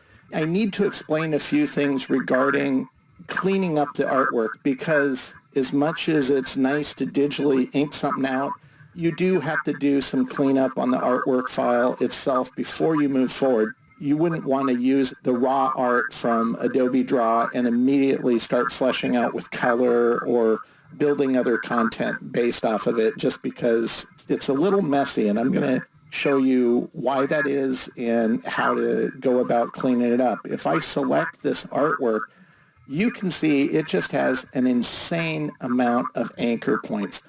Now, to display what that count is exactly, so you get an idea of what we're dealing with here, I'm just going to show you through Illustrator. You just go to Object, down to Path, over to Simplify. We'll click that. It'll open up a window. And I wish there was a little faster way to display anchor count in Illustrator, but it's kind of hidden like this. And then you want to click Preview. And what that does is it shows you how many original anchor points you have. In this case, it's saying this design has just under 15,000 anchor points. And if we simplify it by 50% according to its settings in this panel, we can reduce it down to 1835. But if we did this, I'm going to move this over to the right. This is what our artwork would look like. It ruins the artwork. It just destroys it. So we don't want to do that. We don't want to use Simplify. Simplify is one of those features that was released eons ago, and they've never really improved it or refined it. So I never use it, and it's for this very reason. It'll ruin the art. So we're going to go cancel. We don't want to do that. I just wanted to show you how many anchor points are in this. So what do you do? Where are you left if that's the case? If you can't clean it up using Simplify within Illustrator, well, how do you work with the art after you create it on the iPad? Well, I'm going to show you how I go about cleaning this up, and it does require a third-party plugin, and that third-party plugin is created by Astute Graphics. I'm going to show you that plugin in a second, but the first thing I do before I start removing anchor points is I want to clean up all what I call artifact anchor points, and we're going to zoom in on the B, and I'm going to demonstrate what I mean here. Here's the letter B, and you can see just how many anchor points are just in this letter. We're going to click into this and go into isolation mode. So we'll double click this selection. And now you can see as it's showing up here, we're in isolation mode. So we can't click on any other content except the letter B. We're going to go Command A to select everything. Then we're going to deselect the outermost path of the letter form and the inner shapes of the letter form, the donut holes, if you will. And what's left selected is just all the little artifact anchor points. And all you do now is you just hit the delete key. And so that's the first thing I do when I'm working with an Adobe Draw file is I'll go through each of these letter forms, and that's exactly what I'll do. I'll go into isolation mode, I'll Command A, and then I'll delete all the little straggler anchor points. So all that's left with this is just the shapes of the letter forms themselves. Still has way too many anchor points on it, but I'm going to show you how I clean up the anchor points right now. Now, the third-party plugin is a tool that comes with a plugin by Astute Graphics called Vector Scribe. And the tool specifically, here's the 4 tools that come with Vector Scribe over here in the toolbox. And the one we're focusing on is going to be found under the Path Scribe tool, and it's called the Smart Remove Brush. So we're going to select that. You can double-click it, and you can set the brush size to as large or small as you want. We'll go a little smaller here. We'll go to 70, and you can adjust all these other tolerances, but for this demonstration, the default's going to work fine, and we're going to click OK. So now you see our brush being displayed here. With the letter B selected, I'm just going to sweep this brush over these anchor points, and you're going to see that it starts to just removes the unnecessary anchor points. And that's all we're doing. We're just going over the path that has the anchor points, and it's looking at it, and it's going, what can it remove to simplify this path, but retain what it needs to keep the shape that I've drawn, the intended artwork. And that's what we want. That's why it's called a smart remove. It doesn't just remove it, it removes it only if it's not going to destroy the art. So what you see now is a more manageable piece of vector artwork with simplified form and shape without compromising the aesthetic you drew out on Adobe Ideas on the iPad. So I went through all my letters for this design and did that very thing. We're going to go to clean up artwork here. And so you can see how I've done that on everything. And if we compare, one part of this plugin set for Vector Scribe is the Path Scribe panel that can come up when you're using this plugin. And this is an easy way to, first, let's go back. We're going to select our original raw artwork here. We'll go back to the Path Scribe panel, and you can see that it's saying after I removed all those little artifacting shapes, there's about a little over 2,000. It still has 13,000 anchor points in this design, which was too much. So after we cleaned it up with Smart Remove, we'll select this, we'll go back.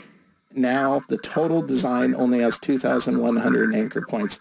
So it's a really great plugin to use, and it allows you to do artwork in applications such as Adobe Draw on an iPad, and it allows you to bring it into Illustrator, and it makes the artwork useful, meaning you can actually use it. You don't have to worry about it not being able to print, and it makes the files far more manageable, far easier to work with.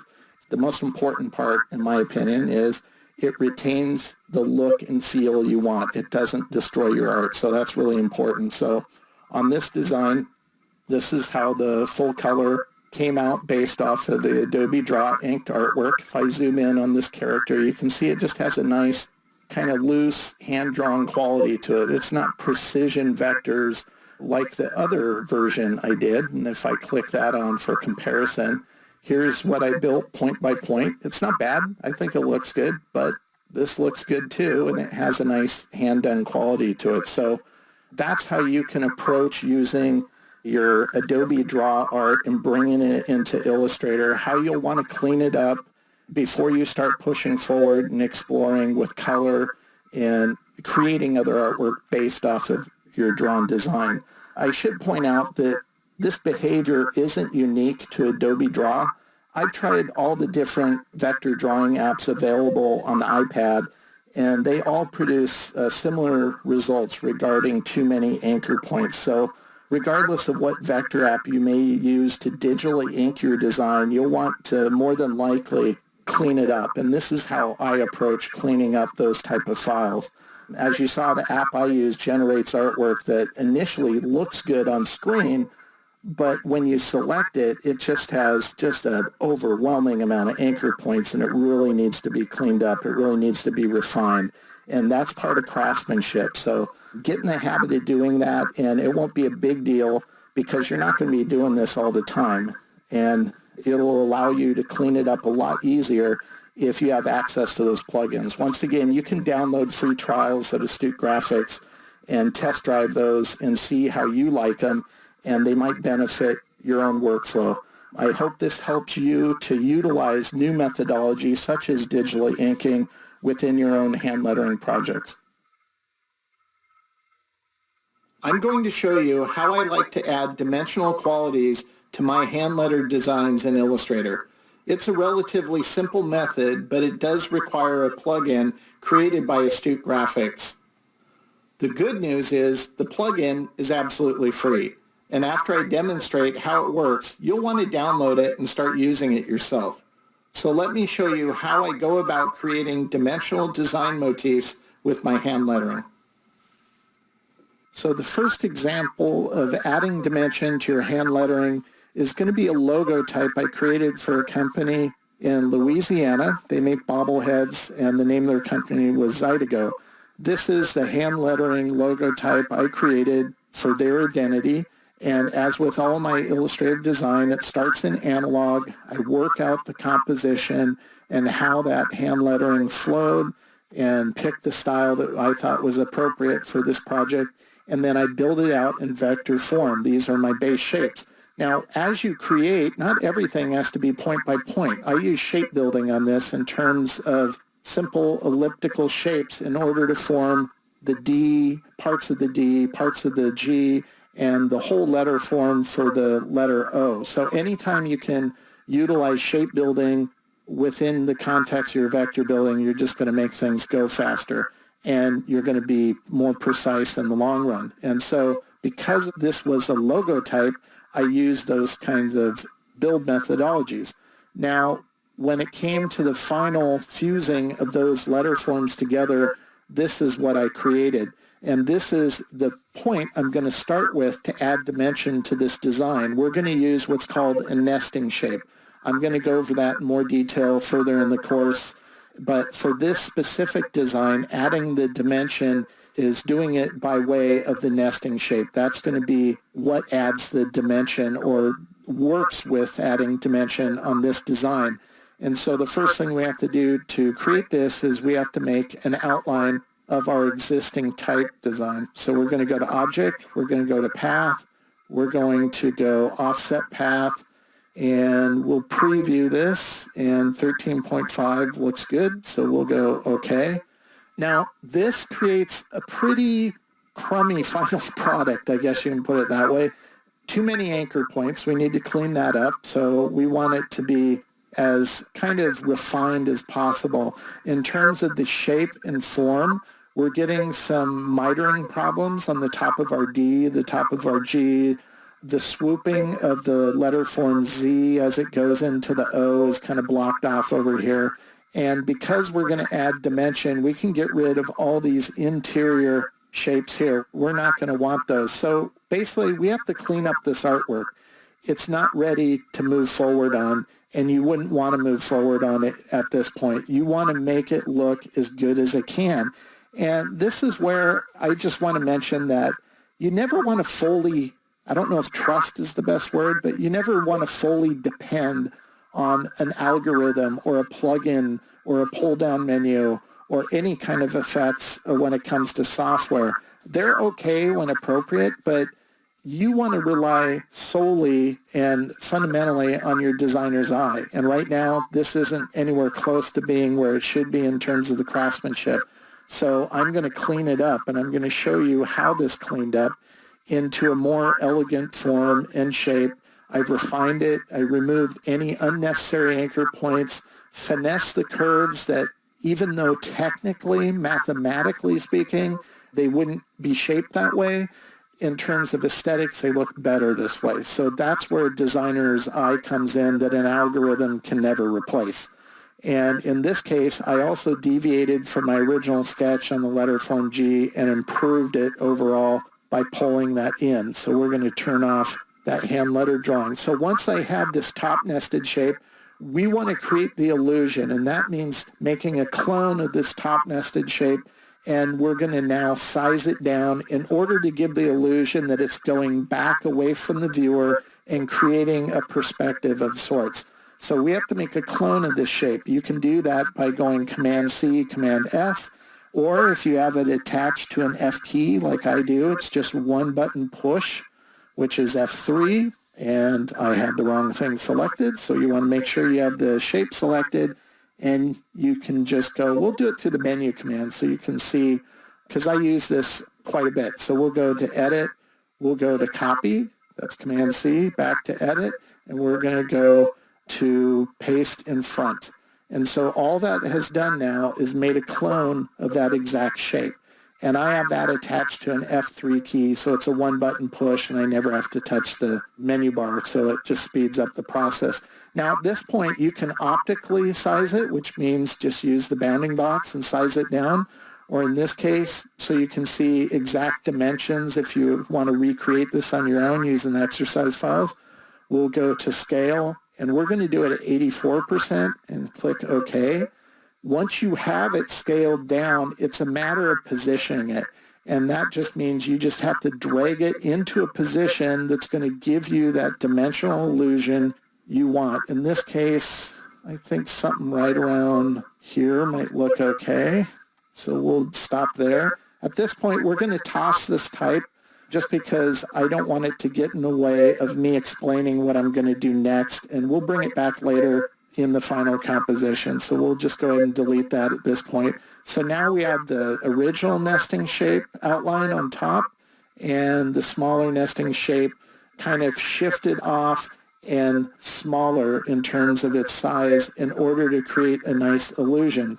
So what we're going to do now is I'm going to show you the simple way to add an illusion. We're just going to start building just a free-form shape, snapping it to the point of the top right letter Z on the larger nesting shape down to the exact point on the lower nesting shape like this.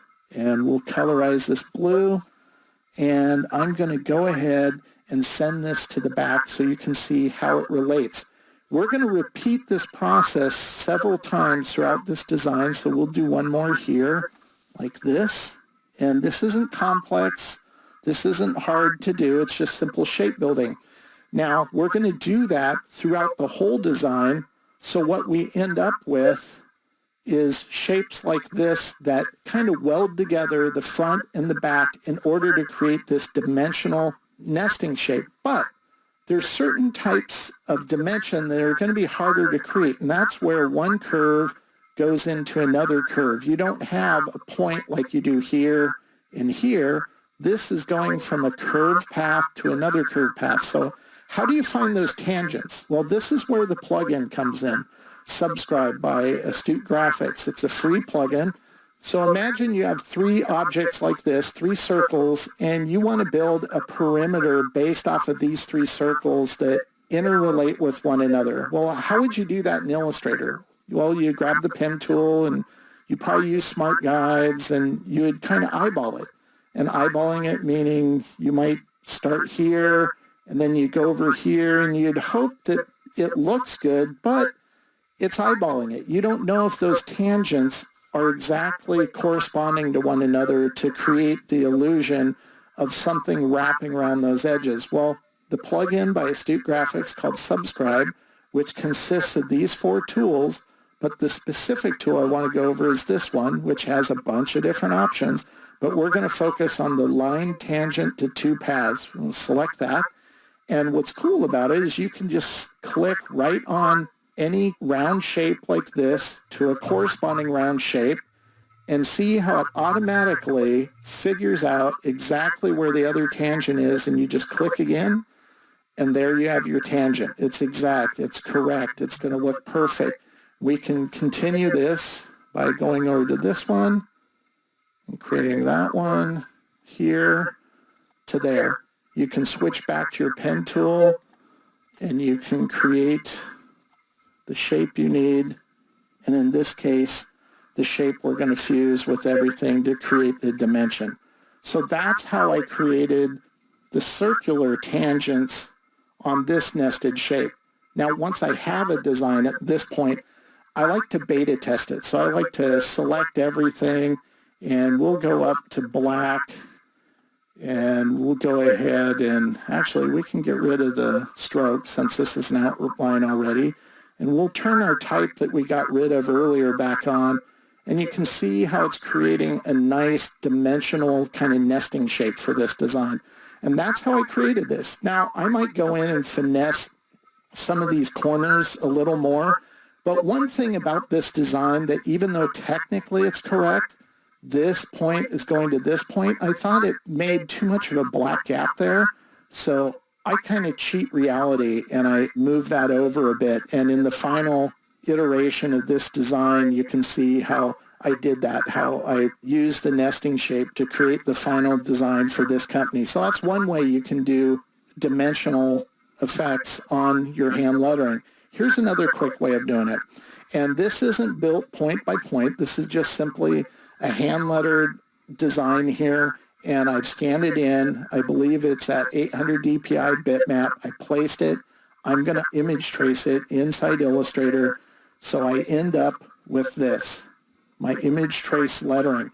Now, I use the same type of approach as you saw previously, where I offset this with the exact same type. I just happen to color it green just so you can see what's going on. And once again, I created dimension by simply taking shapes like this. So on the T, we just do the same thing where one shape corresponds to the next shape. So we go from this corner down to this corner of the art, down to this corner of the T, to this corner of the T. And you can see how we can create the same kind of dimensional illusion as we did before. So we can just select all of this, and in this case, we're going to go with green, and we didn't do an outline shape, so we're going to just play with the stroke and the weight of the stroke in order to get what we want. So we want to go down here, go to stroke, bring this up, and we're going to select, we're going to eyeball this. So let's do this at probably, I want really kind of fat. And you can see how we're getting some mitering issues on this. So we're going to go to round to get rid of that. And that looks pretty good. So we'll go ahead and get rid of that. And we're going to turn on our test type and see what it looks like. And you can see how it's created a nice dimensional effect to this. Now, I didn't stop here. I wanted to kind of push the color a little more, so I worked in green. So those are two simple ways you can add dimension to your type. Type doesn't need to be flat. Adding dimension adds a lot of interest to a design. And I've only shown you two simple ways to do this. There's many more ways you could add dimension to type. So make sure to experiment and keep drawing, because it'll lead to additional creative discoveries you can leverage for your own projects. Remember, discovery is usually accomplished when you step outside your creative zone and you try things you've never done before.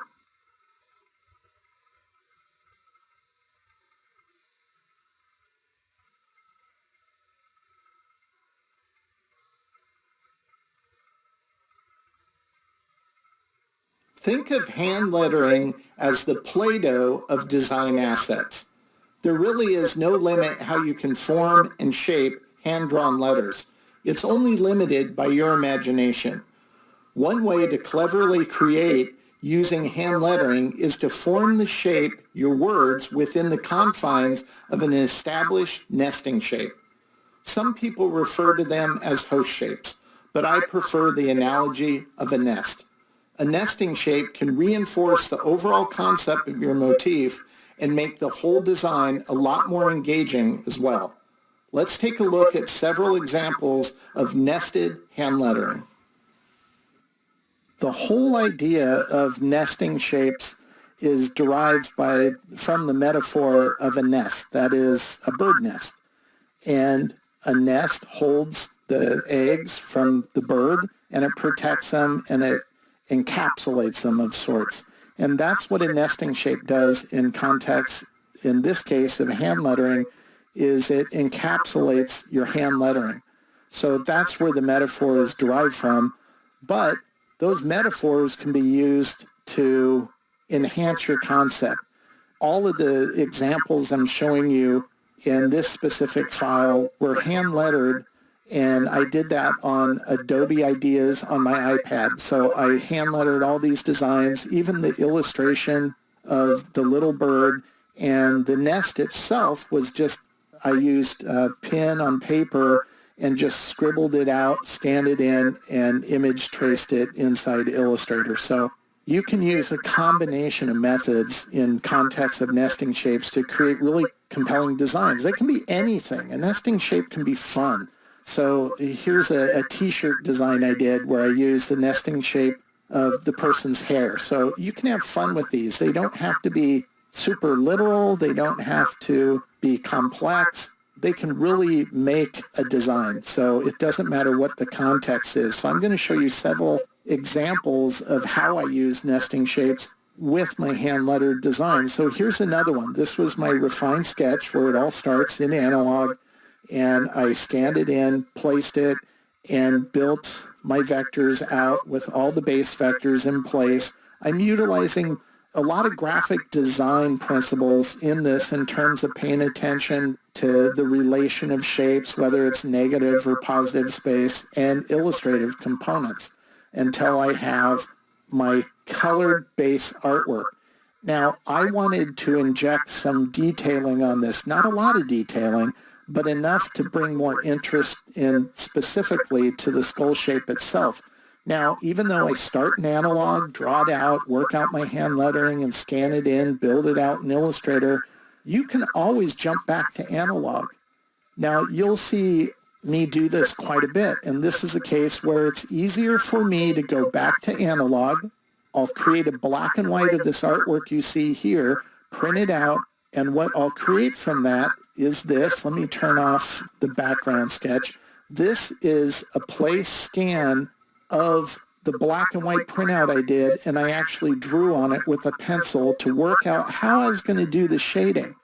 Once I had this, then I scan it back in, and like I do with my refined sketches, I'm just going to set the opacity so it's very faint, and we'll go ahead and make the blend mode multiply. I'll turn back on my colored artwork so you can see how it associates with that. And we'll go ahead and zoom in so you can see this really well. So you can see how this is interacting with my underlying vector drawing, and it was just an easier way to figure out how exactly to form the shapes that make up the detailing in this design. It would have taken me just way too long to try to noodle with this in Illustrator. It went a lot faster, maybe took me 10 minutes to draw it out and then scanning it back in, whereas if I tried to just do it on the fly in Illustrator, it would just never come out as nice. So even though you're going analog to digital, back to analog, back to digital again, it's still an efficient workflow in order to create the final detailing I want and in order to build the final artwork, as you can see here. Now, as much as I really like this design, one thing that I think is important to point out is it's okay to improve a design, meaning this looks good as is, but after I set it aside and came back a few days later as I was developing this course, I looked at it and I go, oh, why didn't I do that? I can't believe I didn't even think of that. And that is just adding another little element, and this is where shape recognition comes in, where replacing the O with a heart. And I like the fact that it also added a nice splash of the red within the interior of the design as well. So those are little ways you can improve a design at each stage. Always art direct yourself. Now, I also like to utilize methodologies. I might use them in a completely different genre of design, such as illustration, or maybe I'm designing a logo. But if I can apply those methodologies in context of other type of artwork, such as hand lettering, I think that's great. Whenever you can utilize different methodologies and apply them in different ways, it's always going to make your potential for design a lot larger. In this case, I wanted to create a nice texturing on this. So this is where I'm planning on taking this design and making it a poster eventually. So I've scanned in some textures here. Here's some, I called this Scorned Surface. This is where I like having fun names with my textures. And this comes from old paneling, so I brought this in just to kind of bring that nice degradation into the design. Here's some graininess. This one I colored white. All of these are place bitmap TIFF images right into Illustrator. I don't bother to auto trace them using image trace. That would just bloat the file, and frankly, I don't think look as nice because it replicates instead of using the exact organic flare that's within each of these bitmap TIFFs. And then I used the paneling one again, but colored it white. Now, this, I think, enhances the design greatly, and when I plan on printing this, I'm going to print the entire background of the poster in black. So this is what that will look like. So that's how I utilize other methodologies, such as from my texture course within the context of a hand-lettered projects. And in this case, the nesting shape was the skull with the type that fit in it. Now, the last nesting shape example I want to share with you is more illustrative. And once again, this is where you can take a different discipline of design, in this case, illustration. Now, not everybody is an illustrator, and you're going to see some details in this that you might wonder how I create. Don't worry about it. If you check out Drawing Vector Graphics, Color and Detail, I cover all of this, and all of the effects in terms of the shading are provided in those exercise files. So make sure to check it out. But the nesting shape here was this little monster. And so I just hand lettered in Face Your Fears, built it out, and all my base art vectors are like this. And I kept the arms separate because it gave me flexibility in moving them if I wanted to. And now when I built out my final artwork, it starts with the background, and I like to separate it into distinct pieces. It makes it easier to manage and build my artwork and detail it out. That looks pretty freaky without a head. We'll turn on his head. And you can see how it's just one layer upon another layer is building the whole effect in terms of hand lettering. Now, this is where I ended up with, and I liked it, but I thought I could improve the readability of the letter forms themselves. It's not that I didn't like it. I just thought it could be punched up a little more, and that's where using certain effects is going to help greatly. What I'm going to do here is I'm going to click on another layer, and I'm going to turn off the top layer. And all this is a copy of the white layer. It's just colored a little differently, a darker shade of the blue hue, and I'll turn on the white layer. Now that I have this, I'm going to zoom in so you can see this a lot better.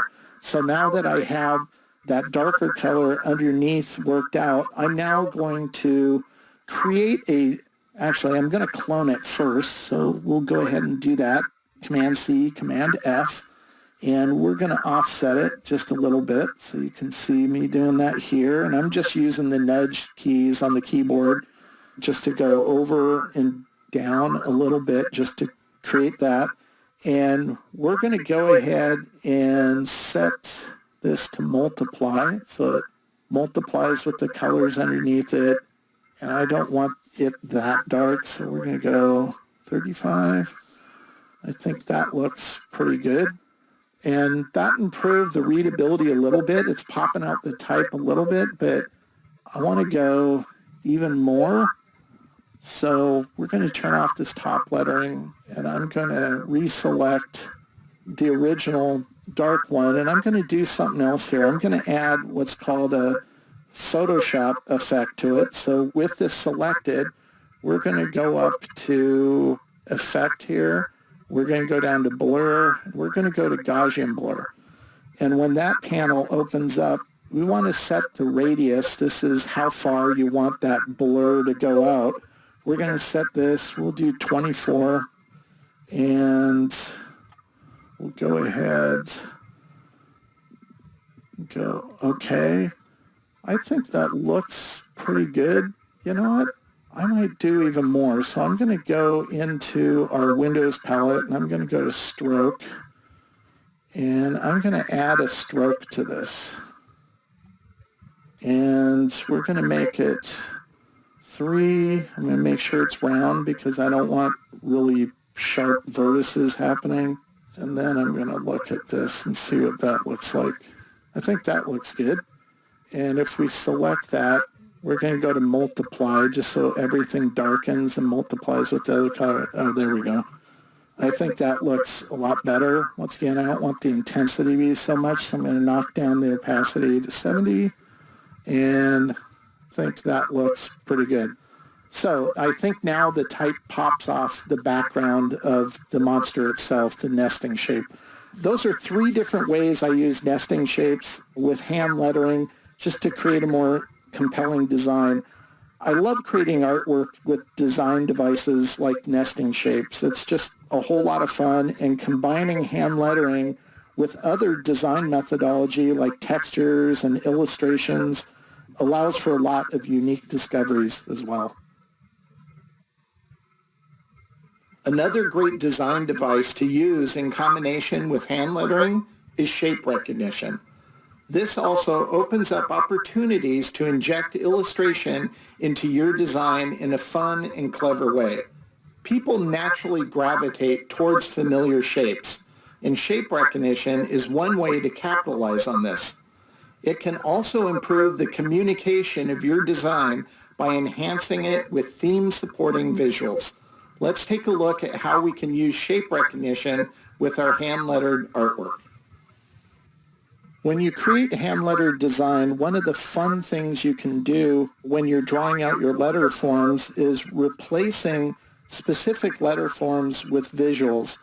And they don't actually have to be letters themselves. People will read them correctly anyway due to shape recognition, meaning there's an interesting study done years back where they removed a bunch of letters from a paragraph, but people could still read it. It's kind of that same principle.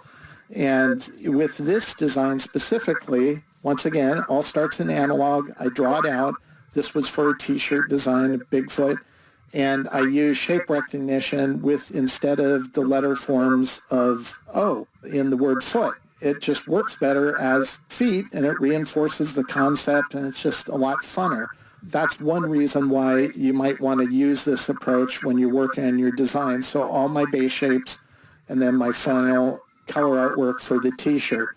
So that's one simple example of Bigfoot. Now, I grew up in Pacific Northwest. That's the land of Bigfoot. That's where the famous Patterson film was filmed of Bigfoot walking around in 67. So all my life growing up, I've heard Bigfoot stories. So this was for a t-shirt company, for Bigfoot t-shirt. Another design, and this is where using clever visual puns with hand lettering can be a lot of fun. So holy cow, and we've replaced the O in holy with a halo and the O in cow with the cow. Now, nobody's going to not read this correctly, even though it's not even close to being an O shape. So that's the point I'm trying to make here. It starts in analog, moves to digital as I build it out, and then the final colored artwork. So hand lettering has a lot of flexibility in terms of its readability. And as soon as its readability is hindered, that's when you know you've gone too far. And the best way to gauge that is at an earliest stage as possible is run it by somebody and don't give them any preamble. Don't let them know what you're creating or working on. Just show them the raw form and say, what does this say? And if they have no problem reading it, then the audience you're creating it for shouldn't have a problem either. That's usually what I do all the time. Here's a couple other examples of using hand lettering in order to reinforce a concept, and I've used shape recognition. So I hand lettered out the word dragon in a style that I thought looked nice, but I've used the letter form of the D to create its head and the letter form of an N to play off of the dragon tail to reinforce that concept. And then my drawing of Go Fish, and it's using the letter form O, but it's playing off the letter form O, that is, with a fishbowl with the fish inside of it. Now, you can have fun with this as you build out your design. So here's my base vectors and how I colorized the dragon, how I colorized the fish. Now, you can keep pushing your visual metaphors within hand lettering. It doesn't have to always stop. Like, for instance, on the Go Fish.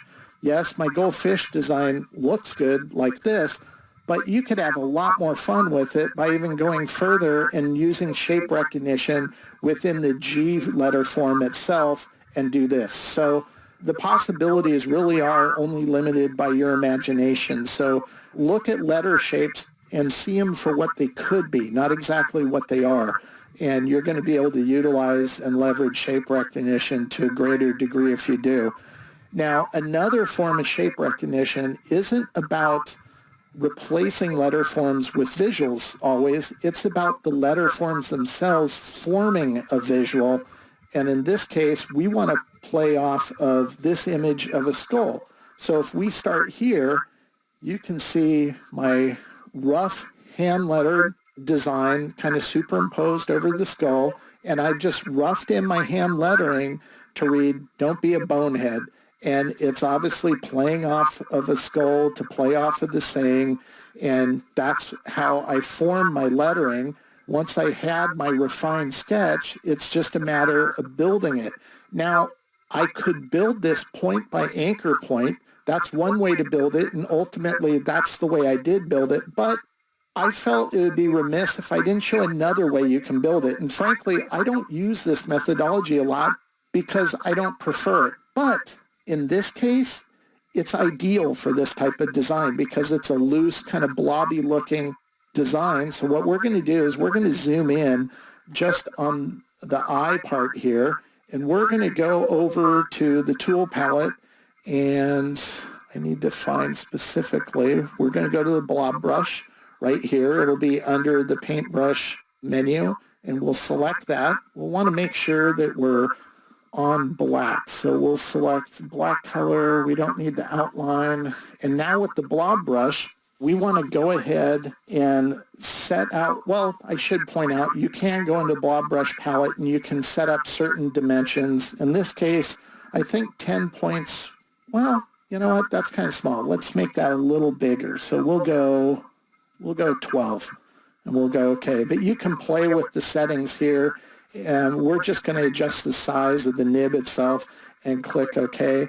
And then when we go back here, all we have to do is literally just paint with the blob brush. And based on how well your hand-eye coordination is, in my case, I'm just using a mouse. This would probably be more idealistic if you had a Wacom tablet. So we're just going to fill in this whole space like this, and we'll go up here and clean this up a little bit. And there you go. That's how fast you can build your shape. Now, if I just turn this into a view, you can see where it doesn't necessarily automatically fit in with my exact drawing. That's okay. You might want that kind of looseness in your design, but I just wanted to show that. That's one way you could build this. You don't have to build it one anchor point at a time. But I pretty much drew it out exactly how I wanted it to be, and I did build it pretty much one anchor point at a time and created all my base vectors like this. My final art ended up looking like this, and this was once again for a t-shirt, but they also wanted stickers, so I created a sticker out of it as well. So those are various ways you can use shape recognition within your hand lettering, either replacing letter forms with visuals and still having it read correctly, or using the letter forms themselves to form a visual. So either approach is a great way to handle your hand lettering. Remember, the first thing you want to do before you start drawing hand lettering is to really work out a good idea. Having a core concept to play with will always make shape recognition more effective. Whether your use of shape recognition is subtle or more overt, get clever with how you use it in your own hand-lettered projects. Letter forms are bodies, and just like the human body, it can reflect a distinct personality and flair when dressed in certain clothing. Using style and detail methods like inlines, drop lines, and drop shadows can also dress up lettering nicely. Let me show you how I use these with my hand lettering. So on this design, it first started in analog as a pencil sketch, and then using that pencil sketch with my light pad, I inked it out in its final form that I scanned in, and that's the TIFF image you see here. Actually, two TIFF images. One is of this top hat, and the other one is the lettering itself. These, I believe, were scanned in at 800 DPI, and I'm going to image trace them, and I'm going to turn on that layer, and you can see what that looks like here. Now, if I toggle between the image trace layer and the initial final ink scan, you can see that I've made some changes to how the type is aligned and spaced. That's just continue art direction at each incremental stage as I move along. And now that I have this base artwork in a vector form, it's all been scanned in vector form, I can now move along to my color phase. Now, one thing I should point out is between the black and white scan and the image trace, I made an improvement. And between the image trace and the colorization of the first styling I'm going to work on, I made a continued improvement regarding the letter form spaces and its alignment. So that should be expected. Those are the kind of micro improvements you want to capitalize on as you move forward through a creative process to improve something and keep making it look better and better the best you can. So the first thing we want to work on here is a drop line. And we're going to create that simply by taking our type and we're going to clone it, which is Command-C, Command-F. And once we have a clone of our type, we're going to go ahead and fill it. This is just so you can see what's going on. Let's zoom in so we can see this a little closer up. We're going to fill this in red, and we're going to make the outline red as well. We'll go to strokes, and we want this pretty thick, so let's try 5, and we'll do rounded. You want to make sure to have rounded on. If you don't have rounded, you'll get these blocky, kind of weird-looking things. So on the ends of sharper vertices. So I like to go to round. It just makes it look a little more elegant, and specifically on this type of effect, it's going to work better. So once you have that, you now have your fill and your stroke set to red. Everything's set up the way you want it to in terms of how thick the stroke is. Now we need to convert it to a shape. So we'll go to Path. We'll pull down to under Object to Path to Outline Stroke. And that'll simply turn our type that was a fill with a stroke to nothing but fill.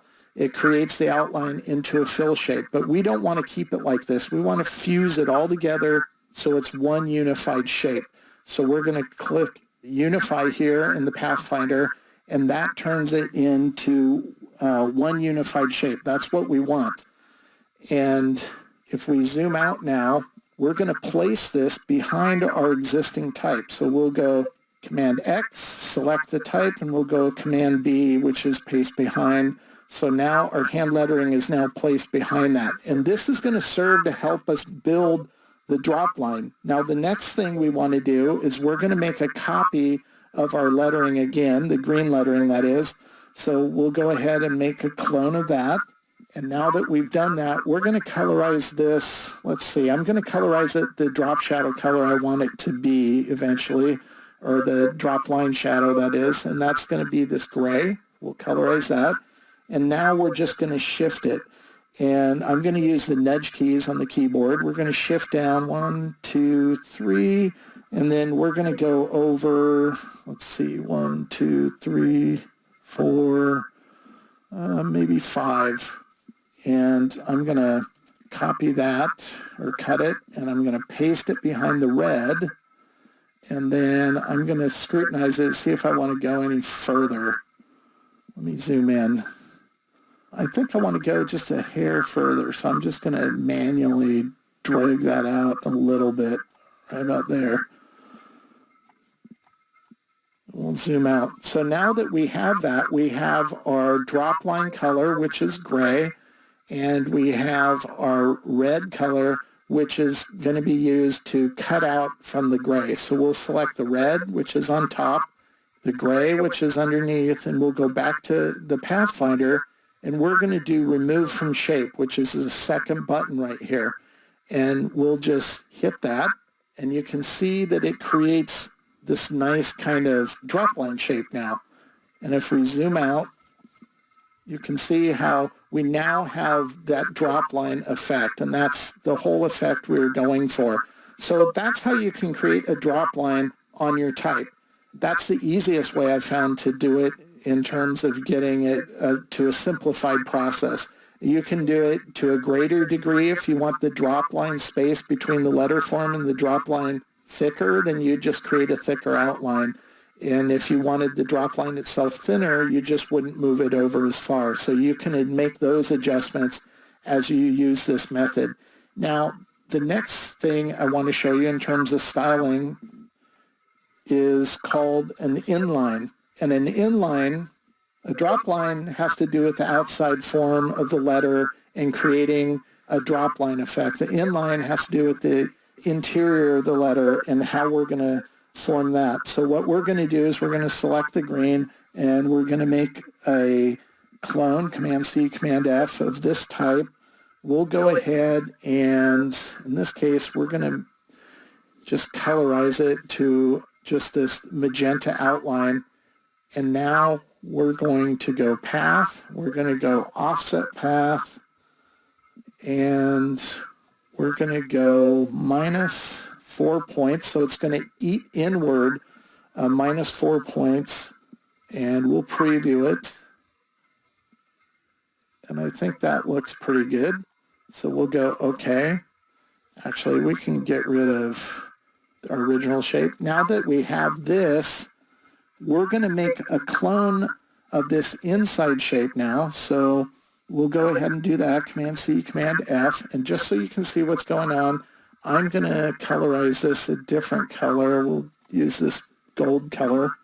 And now I'm going to go ahead and I'm just going to select that and just drag it over. And once again, this is your preference of how far you want to adjust this in order to get the effect you want. But I'm just holding Shift key down so it stays on a horizontal plane as I'm dragging it. If I didn't have Shift key, it could move anyway, but with the Shift key, it stays on a horizontal plane. And I'm just going to shift it over just enough to get the effect I want. And once again, not everything's going to work perfect, so I'll make little adjustments like this. I want it to come to a nice point here, and so I have to move things around in order to achieve that. So as much as I try to make it happen as fast as possible, those kind of little adjustments. Over here, the R doesn't look so bad in regards to that area, so I think that's going to work. So we're going to select the one on top, select the one on bottom, and we'll just punch it out using this minus from shape button on the Pathfinder palette. We'll click that, and you can see what we're left with is this inline shape. Now, we don't want all these, so we're going to go in and get rid of the ones that, in my opinion, are just cluttering stuff up and non-essential. Now, you can choose to leave some of these if you wanted to, but I like simplifying it down. And so we're going to do that, and now we're going to sample the green color to get the same hue of green. And now with that color, we're going to go up here under color, and we're going to set the tint, because I want it to be a tint of the base color, which is green. So we're going to do, let's try 65%. And I think that looks pretty good. So that's how you can create a nice inline, and combined with the drop line, it will look pretty good. And this is what it looks like in context. So that's one way to do an inline. Another way to do an inline is we'll just zoom in really quickly on this P, and we're going to go ahead and make an inline that's just using strokes in order to form our inline. So we'll make sure that we don't want to fill. We'll select black, and we'll grab the pen tool, and we'll go ahead and create, we'll start here, and this is about going off the center So it's a visual thing, the center of the letter form. And all I'm doing is I'm just creating a single weight stroke like this. And this is going to depend on your design sensibility if you want to connect it. In this case, I don't want to connect it to this vertical stroke inline. I'm just going to create it like that. Then I'll go over here, grab the anchor tool, and I will adjust these curves. So the process isn't always pretty, but you get there. You just have to work through it like that. Make sure that curve's good. Now we'll select the pen tool again, and I'll add this last curve here.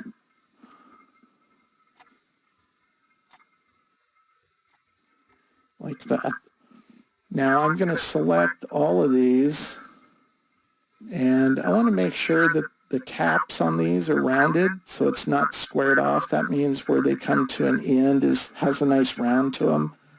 And in terms of its size, I want it a little thicker, so I'm going to go 1.35. I think that looks a little better.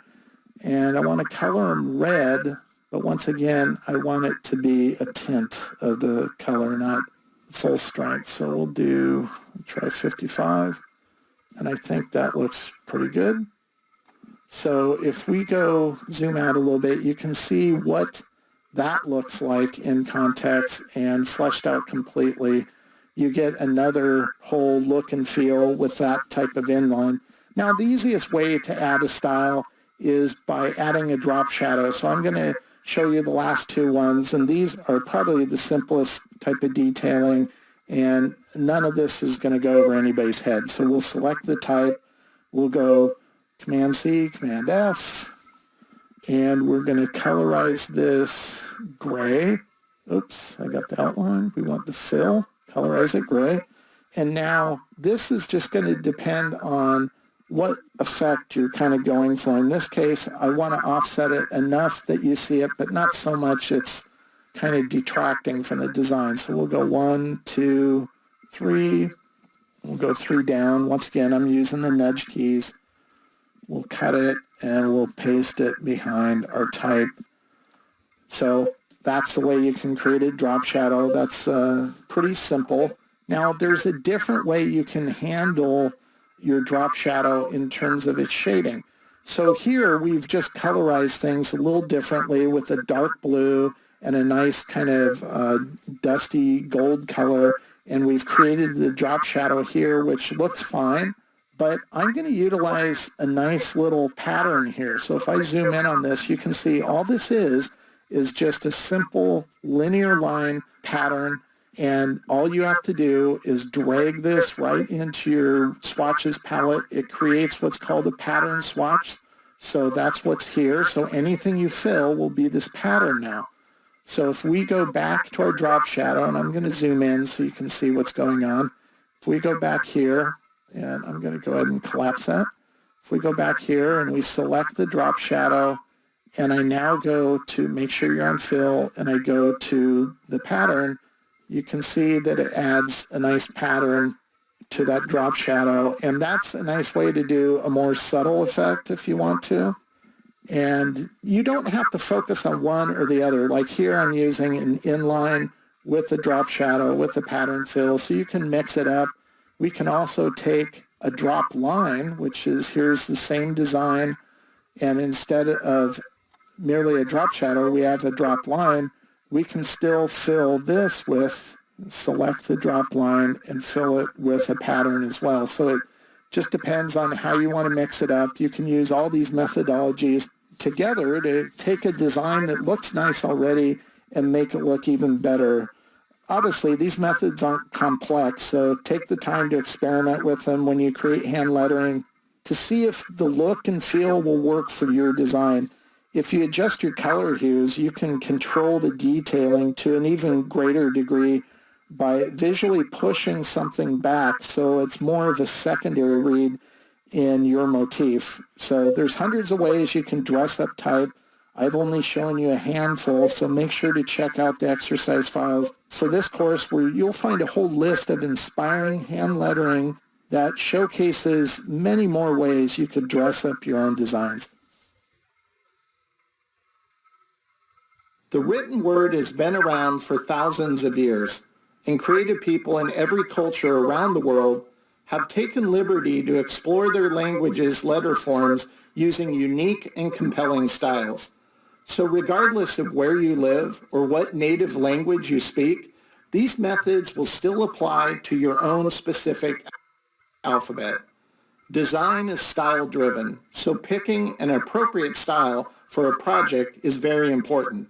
Let me show you how different styles work well for different usages, and how you can compile a mix of styles and still create a fun and engaging design.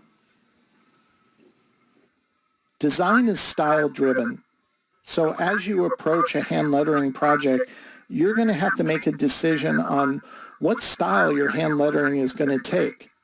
And that's going to be driven by what type of project you're working on, who the audience is, and what aesthetic is going to work best for it.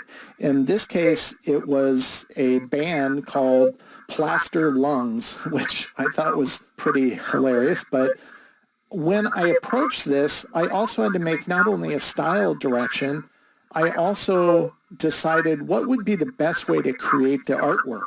I could draw this out all by hand and then build it in Illustrator, but this had such a garage band feel to it. I felt I wanted to get a little more organic with my process, so instead of drawing it out and refining my drawing and then building it in Illustrator, I decided to try to create this artwork completely on the iPad.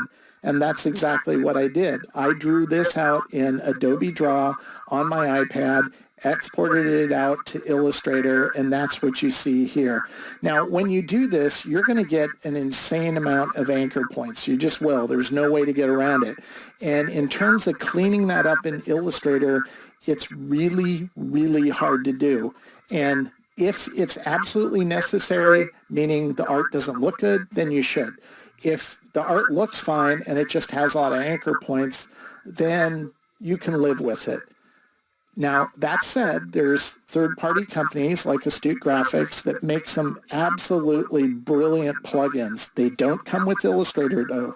They do cost money. They're separate, but they pay for themselves in no time, and they work great for cleaning up artwork like this. They have a Smart Remove feature, a Smart Remove brush feature that I can highly recommend. You might want to check that out and download a trial and give it a shot. I think you'll really like it.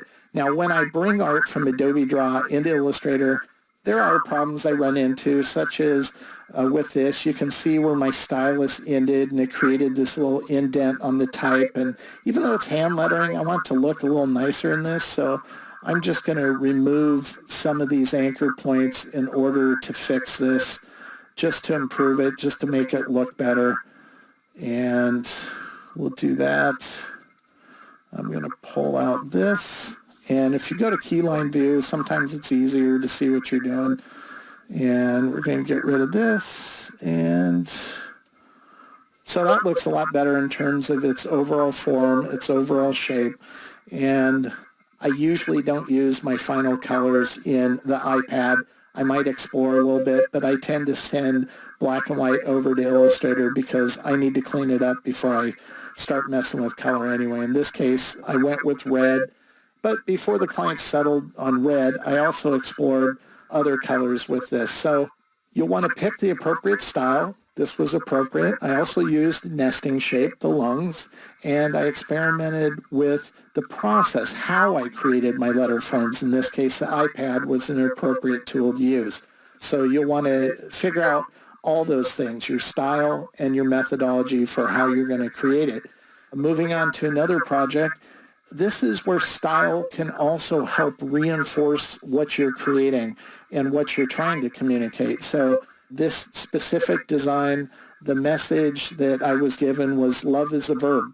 Now, that's a great saying, and this is hand lettering, but I don't feel it evokes the emotion that reinforces the design. It's like, Love is a verb. Okay, big deal. So I think the style that I chose to do this in detracts from the message. Therefore, I don't think it's an appropriate style. So reapproaching this and using the elegance that love is all about, I use that to inspire my hand lettering in this design. This is my rough sketch, and I drew out this kind of scripty looking type, and I'm using some shape recognition with the heart for the O and all the ligatures that interlock and connect one letter form to another is playing a part in this design. So this is my rough sketch. You saw how I kind of pieced it together and experimented with different shapes at different stages in the drawing movies for this course, and that ended up leading to this final inked hand lettering where I printed out larger on 8.5 by 11, inked it out, and now I'm going to utilize this. Now, even though you ink something out, you don't necessarily have to always image trace it. You can. You could use it as is, just like this, as a TIFF, and you can colorize it. And we can make a clone of this TIFF, Command-C, Command-F. We can colorize that with the color of the drop shadow, which is gray, and we can paste this behind our lettering, and you can get a compelling design like this. Now, if I zoom in, you get all those nice little artifacts of hand lettering where it's imperfect, and you get little flecks within the letter forms themselves, and that's all part of the charm of hand lettering. So if you want that, you don't have to convert this to a vector format. You can keep it as a bitmap TIFF. You'll want to keep it as a bitmap TIFF because if you try to use a grayscale, it won't be transparent, so you won't be able to do this nice drop shadow effect. You'll have to make sure it's a high-res bitmap TIFF image. And on this one, I believe it was either 600 or 800 DPI, so when you print it out, it looks really nice. That said, I can image trace it, so here's an image trace of the same design. And if I zoom in, it has a nice stink load of anchor points on it, so that gets kind of insane. But as long as it looks the way it should, I'm not going to worry about it. Now, this looks nice, but you lose all those really nice subtle artifacting specks that are inside because image trace will just lose those. They're too fine. They won't hold up. So that's the downgrade of using image trace, although it looks fine.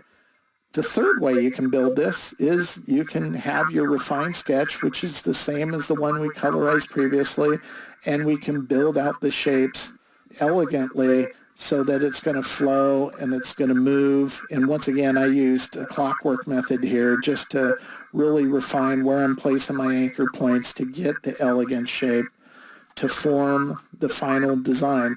And if I zoom in on this one looks equally good as well. It has a nice flow and silkiness to it, which I really like.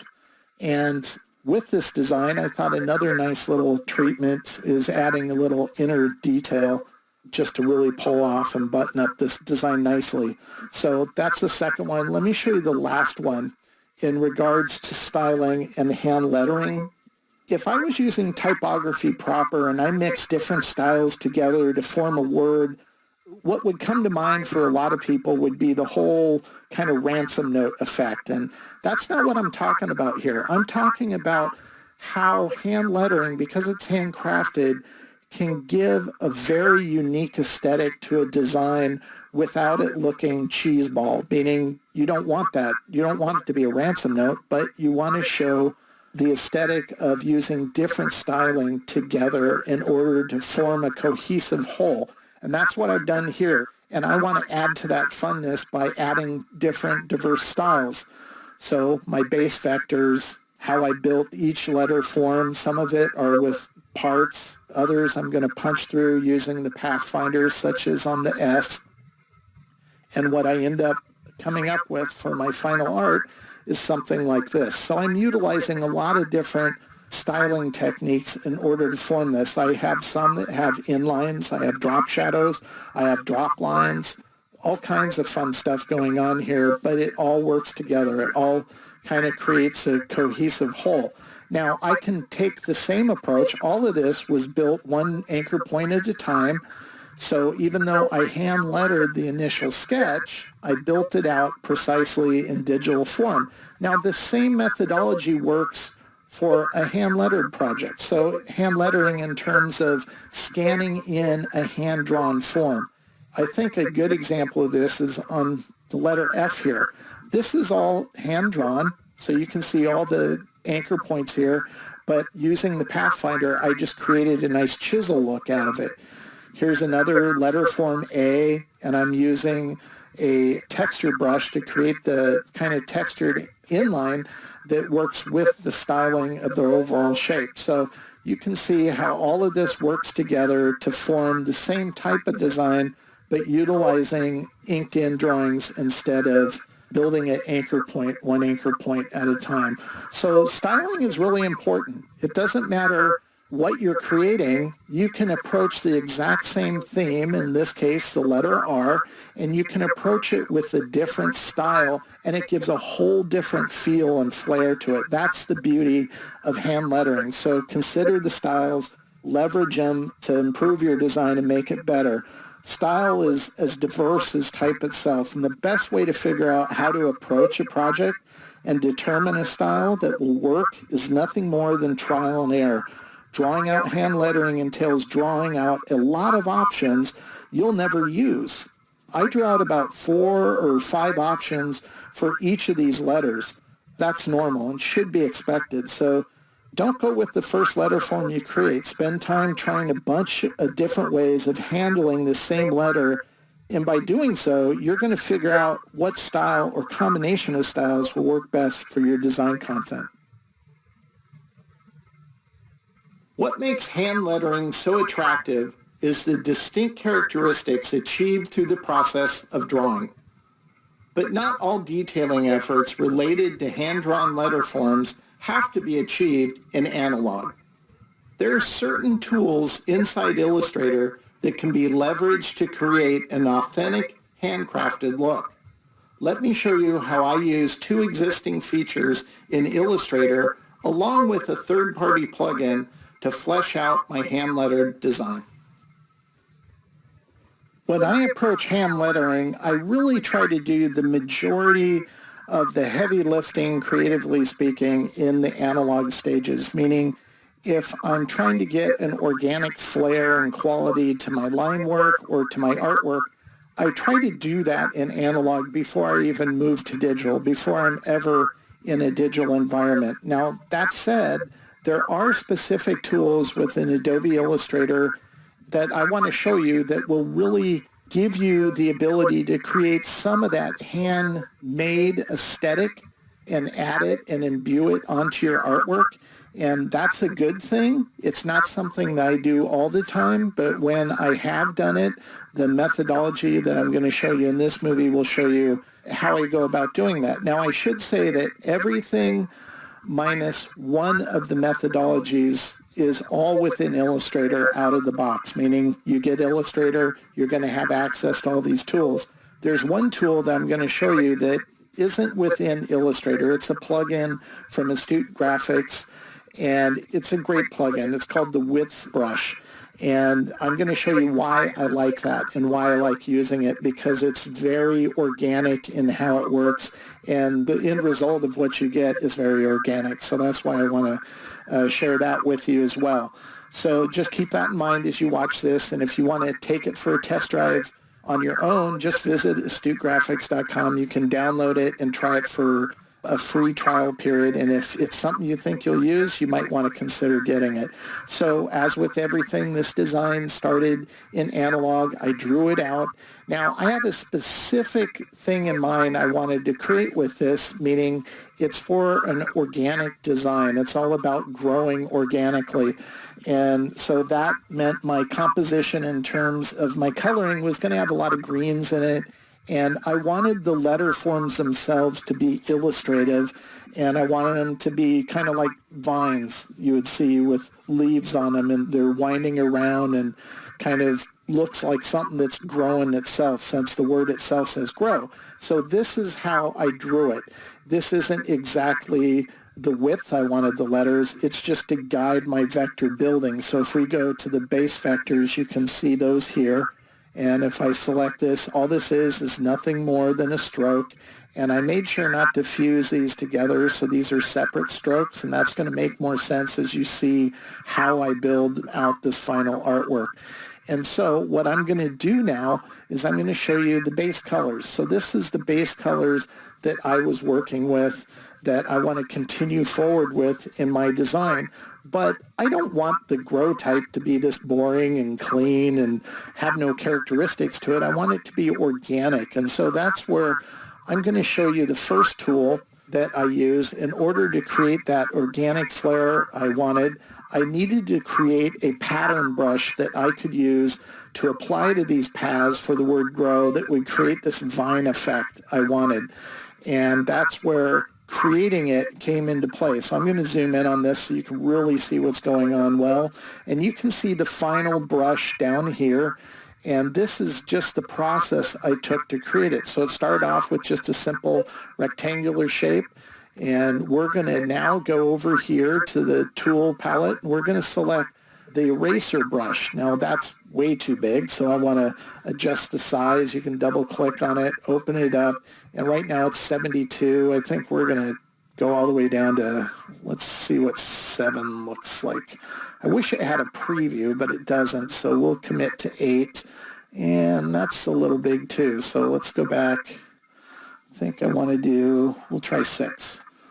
And I think that'll look better. So all you have to do is when you have a shape selected with the erase tool is you can just drag it along and just eat away what you don't want. So it's exactly doing what it's meant to do, which is erasing. So you can see what it looks like. Now, this tool isn't new. It's been around in Illustrator for a very long time. And I created my base artwork for my vine, which is the base shown here. That exact methodology is how I created that, how I use that. And it might help even more if you zoom in. You have a little greater control because you can see exactly what you're doing. And I would even go smaller with the nib. Like, let's try 2. Select the shape, finesse where you want your peaks and valleys to be. And it's an interpolation, meaning I might visually see this and go, that's exactly how I want it, but watch, as soon as I let go of the cursor, it kind of interprets what I did. You might have to Command-Z a few times to get the results you're really after. That's what I had to do in order to create this piece of artwork here. Now, the leaves were easy. They're just little pieces like this, and I just positioned them where I wanted, selected it, using Pathfinder, and fuse them together until I had this final shape here. So it's at this point I'll show you how to create a pattern brush. Now, if you want to know more about pattern brushes in more depth and see other examples of different pattern brushes, check out my pattern course on lynda.com where I go over pattern brushes specifically. But on this, we're going to click on brushes down here, open this up, and we're going to just drag this brush right into this palette, let go, select pattern brush, click OK. It'll bring up the menu. Now, one thing Illustrator is going to try to do for you auto-magically, you can say, is it's going to try to create a corner piece of art for you, meaning it's going to try to automatically create art for you that you didn't create. Never do this, okay? That's my suggestion here, is that is just sloppy. Do not ever do this, so turn that off. You don't want that. If you want a corner, build a corner yourself. Don't let a program do your creative building for you. That's just a bad idea. I don't know who decided that was a good feature, but I'm not a fan of it. So we're going to name it, in this case, Vine. We're going to leave these scalings just the way they are. We're going to make sure to have stretch to fit clicked on. And for method, I want to go to tints because I want to be able to colorize this. And we're going to go OK. So now that we've created a brush, you can see that here, and it's called tints. So what we're going to do now is we're going to select our type here, and we're going to apply the brush to this path, and you can see what it does. Let me go ahead and zoom in on this so you can see what we're doing here. And that looks pretty good, but the size of the overall brush is too small. I want this more. Right now it's 1. We're going to go to 2, and I think that looks much better. So that's looking good. We'll continue to slide over, and I'm going to take this, and we'll go back to brushes. We'll apply these brushes, go back to stroke, change that. That's looking pretty good. And we'll just continue to do this for all of our paths. So I'll select all of them, go back to brushes, go back to strokes. As I'm looking at this, specifically the W, I'm not a big fan of the detailing, how this is overlapping. You're seeing a chunk here. We're going to have to clean that up. And that goes back to what I've mentioned in other movies, is that you never want to let a plugin or a pull-down menu do all your creative work for you. You might have to finesse it in order to look better. Actually, you should finesse it to look better. That's just a good habit to get into. If I go back to the brushes, you can see this one. I don't like the direction it's taking. I want the leaves to kind of go up instead of pointing down on this specific letter form. So what we're going to do is we're going to make a copy of our brush. We're going to just go duplicate brush. And I'm going to go ahead and apply this brush to that path. We're going to go in here and we're going to flip it. We're going to see what that does. And that fixed it. So if I turn that off, it now fixes it and it flips it. So we'll commit to that. We'll go OK, and we'll go yes, apply to strokes. And so that's how we get our basic shapes for using the pattern brush in order to create a nice organic flare in our type. But it's not done. There's a lot of cleanup work we're going to have to do, especially where they overlap, such as right here on the R. This is just kind of a cluttered mess, and we'll have to clean that up, and I'll show you how that turns out. And the next step I want to show you is I didn't want my artwork, even though if you look at this, my watering can is nice and clean. I wanted it to have more hand-done quality to it, but once again, I didn't want to redraw it and scan it in, and so I've achieved that here. You can see how I have a nice wobbly line effect, and it's given that hand-drawn, imperfect quality. The same with the banner here.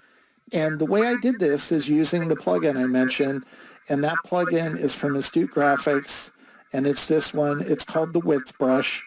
And so what I'm going to do is if you double-click the Width Brush, you can set it for whatever tolerance you want. In this case, mine's pretty subtle. It's only 5 points at its thickest, and it's only going to affect it at 6%, meaning the hardness of the nib as I go over the path.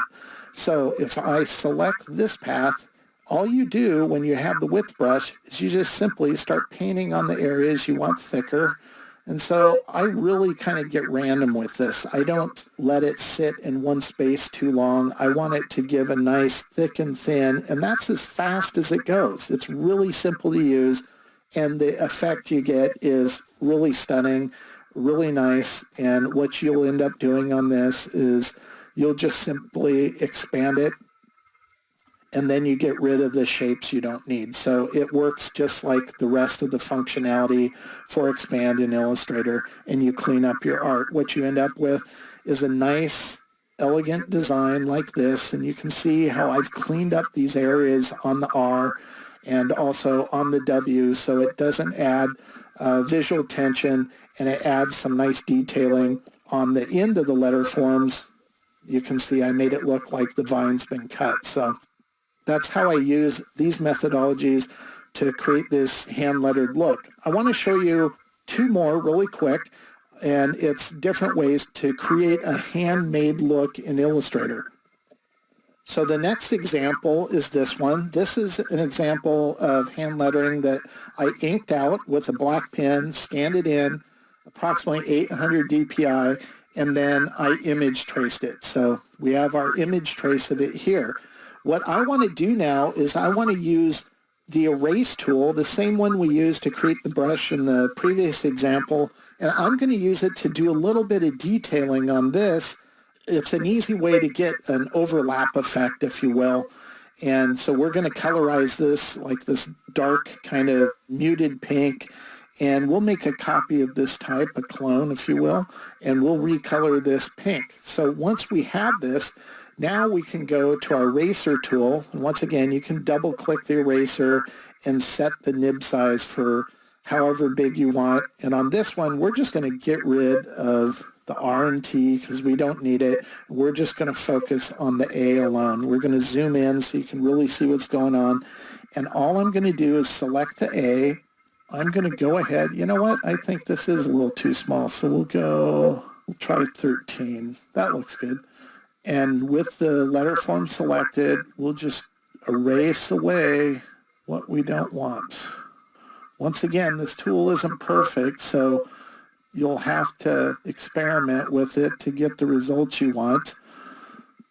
And in this case, we might want to zoom in so you can see it a little better and maybe bring the nib down just a little. And then there, I think that looks better.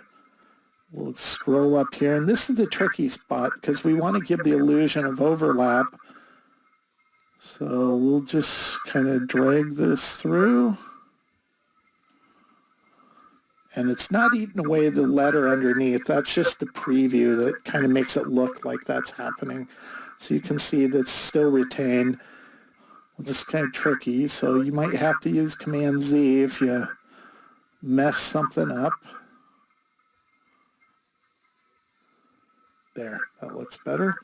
And now we'll go to the base. And kind of the illusion we're going for here is almost like a ribbon that's flipping over and turning and forming a nice letter form. That's kind of the aesthetic and the effect we're going for. I think that looks good. And so you can see the effect we came up with. So that's all I was doing using the eraser tool. So really simple kind of methodology, but you can get a nice kind of hand-done quality and effect that way. Now, the last one I want to show you is, you saw this earlier in a drawing movie, and this is the bone work for this design. I don't worry about the weight of the letter forms. I handled that when I inked it out based off of this hand lettering here, and this is the final artwork I ended up with. It's from this that I image traced it and got a nice vector art from it that retained all the qualities of that kind of blobby, thick and thin look of the artwork and the letter forms. I'm also using shape recognition, replacing the O with a character of this sun. And as much as I really like the quality of the line work, I wanted to retain that quality of line work when I did some detailing. So I figured out a way I could pull this off without having to draw anything else. And I'm going to demonstrate how I did that on the nose of this character. So I'm going to go to the blob brush. Now this is too big, so we'll want to set the size a little smaller. Let's see, we'll do 3 will probably work. We're going to zoom in so we can really see what we're doing here. And with the blob brush, you want to make sure you're on a color that's different than the base color you're drawing on top of, just so you can see what you're doing. So what we're going to do is we're going to go ahead and select black. And with the blob brush selected, we're just going to draw our shading here. So I'm just going to go like this, or I should say the highlight, not the shading. And we'll create this highlight here. And just a touch of a highlight here. Now, once you've created this, these are vector shapes. And just to make it easier, I like turning on an outline so I can see how they interact with the shapes underneath.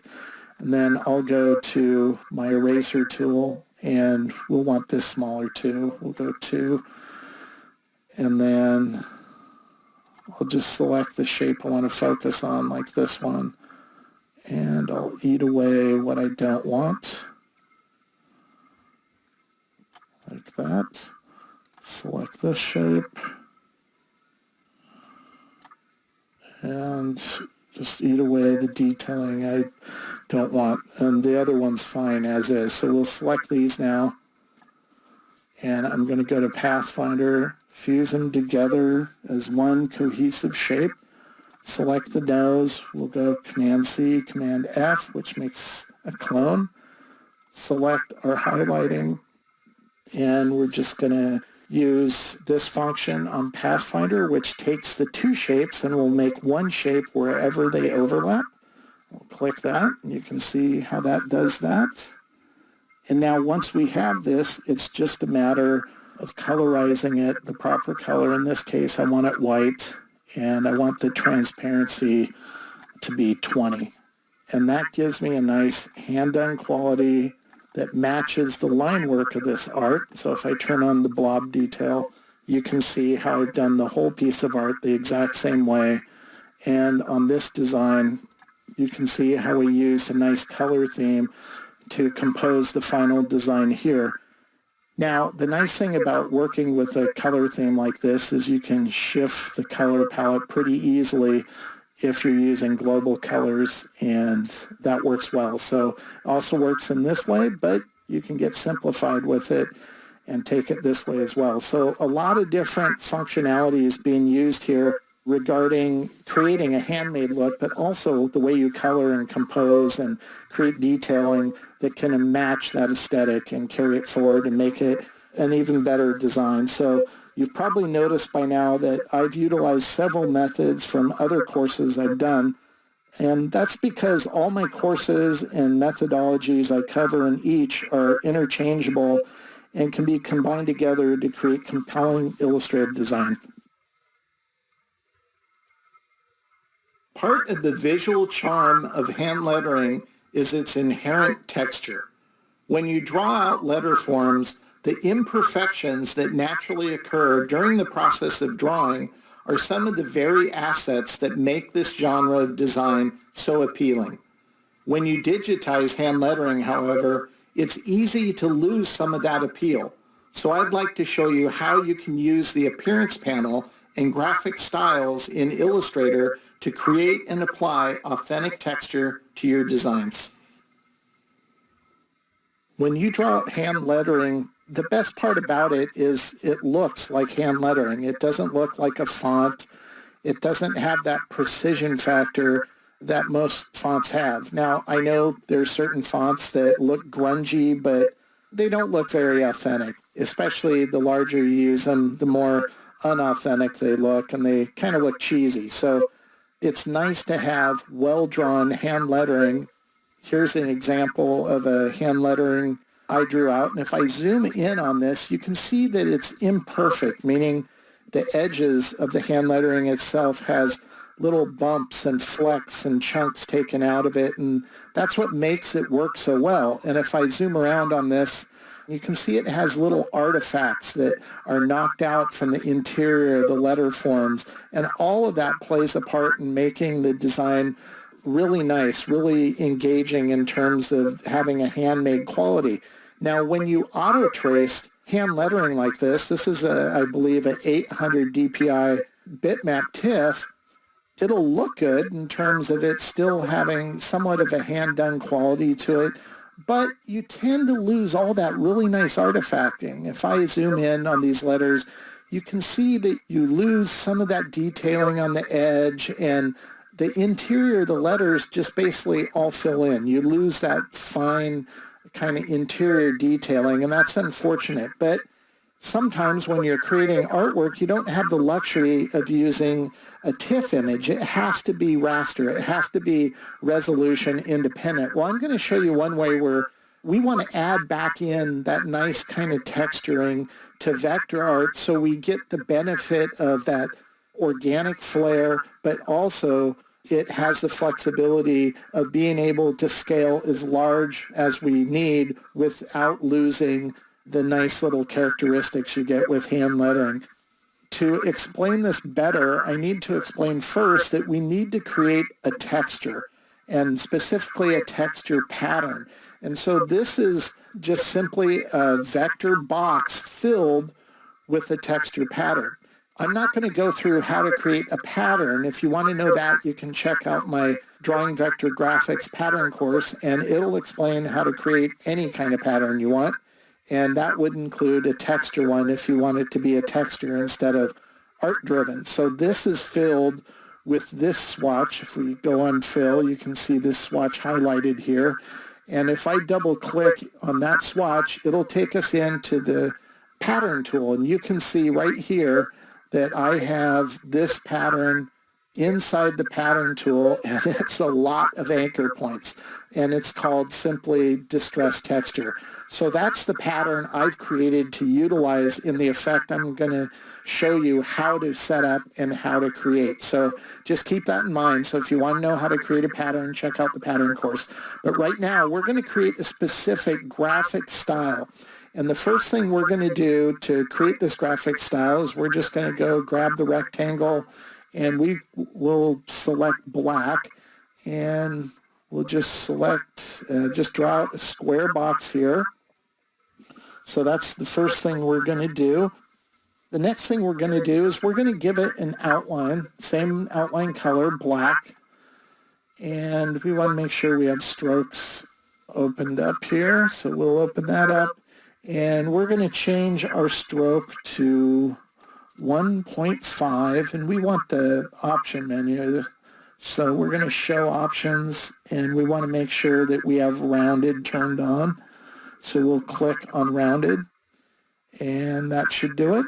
So we have a fill with black, we have a black stroke, and now we're going to switch over to what's called the appearance panel. And we have that right here. And so now in the appearance panel, you can see we have a stroke that's 1.5, and we have a fill that's black. So we're going to do a couple things here. We're going to first add the pattern texture to this. So we'll select this fill layer, and we'll go to the option menu, and we're going to go add new fill. And you can see how it's added this fill above our previous one. And here we're going to go ahead and we're going to select this, and we're going to select the pattern fill. So now you can see that pattern is showing up within this shape. And we've sandwiched it purposely between the stroke and between the fill. That's where this pattern is flowing into. That's what we want. Now, the next thing we want to do is we want to make sure that on this stroke, we'll go back to strokes. We want that stroke not to be on the outside of the shape. We want it to flow on the interior of the shape. And this is important for the effect I'm setting up here. So we'll click on inside, and you can see it's indicating here on our appearance panel. So it's on the inside. Now, the reason why I did that is as the texture runs off the edge of whatever shape you're going to fill this style with, once it gets to that edge, there's like this shallow rim of black. So that's the effect that you get when you use textures and you're Xeroxing something, let's say, in the real world, and you look at that Xerox copy, the artifacting tends to stop as it gets closer to the edge, and that's kind of what we're mimicking here in a way. We're not going for photorealism, but the more you think about those kind of details, the better. So the next thing we're going to do is we're going to focus on this fill of black here, and we want to add a roughen texture to the black. So we'll have the fill selected, and we're going to go down to effect here, and we're going to select roughen. We'll click on that, and that'll bring up this menu.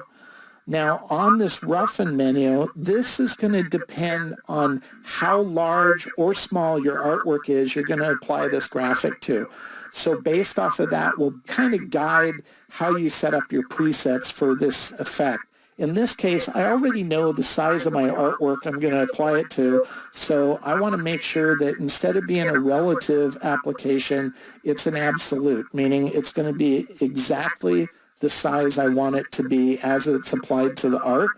And I want to make sure that the detailing in this effect, actually, you know what we're going to do? We're going to cancel this because I think you need to see what it's doing while I'm doing it. We're going to zoom in here. That'll give us the ability to watch what it does as we set it up here. So we'll go back to roughen. We'll move this down, and we're going to go to preview, and you can see, whoa, that's not what we want. So we're going to click absolute, and we're going to go smooth. We want smooth. That'll get rid of that kind of angular look we had previously. And now we're going to start adjusting these tolerances. We're going to match the outline, which is 1.5. We're going to type in 1.5 here.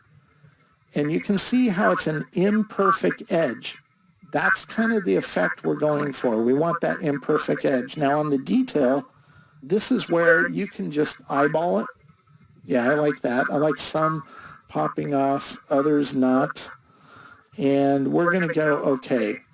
So what we've created here is a style that has two fills. It has a fill of black, it has a fill of a texture pattern, and it has the effect of roughen applied to it. Once we have this style, we're just going to drag and drop it into our graphic styles here, and we're going to go ahead and name it. So I'll just go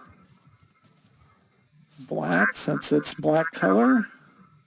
And now we can go back to our layers, and I'm going to show you the artwork I'm going to apply it to. So this is the artwork. Here's our image trace type, and this doesn't look bad, this hand lettering with this design, but the artwork is too clean, too perfect. I want it to be a little more aesthetically matching with the type, and this is how we're going to use this graphic style now. I'm going to select this, and right now it's filled black. I'm going to fill it with our graphic style. And you can see how it makes this nice kind of hand-done quality to the artwork, as if you've Xeroxed it a few times and it's breaking up and it's imperfect, but it's that kind of nice imperfect that we're going for. We're going to do the same thing with the lettering.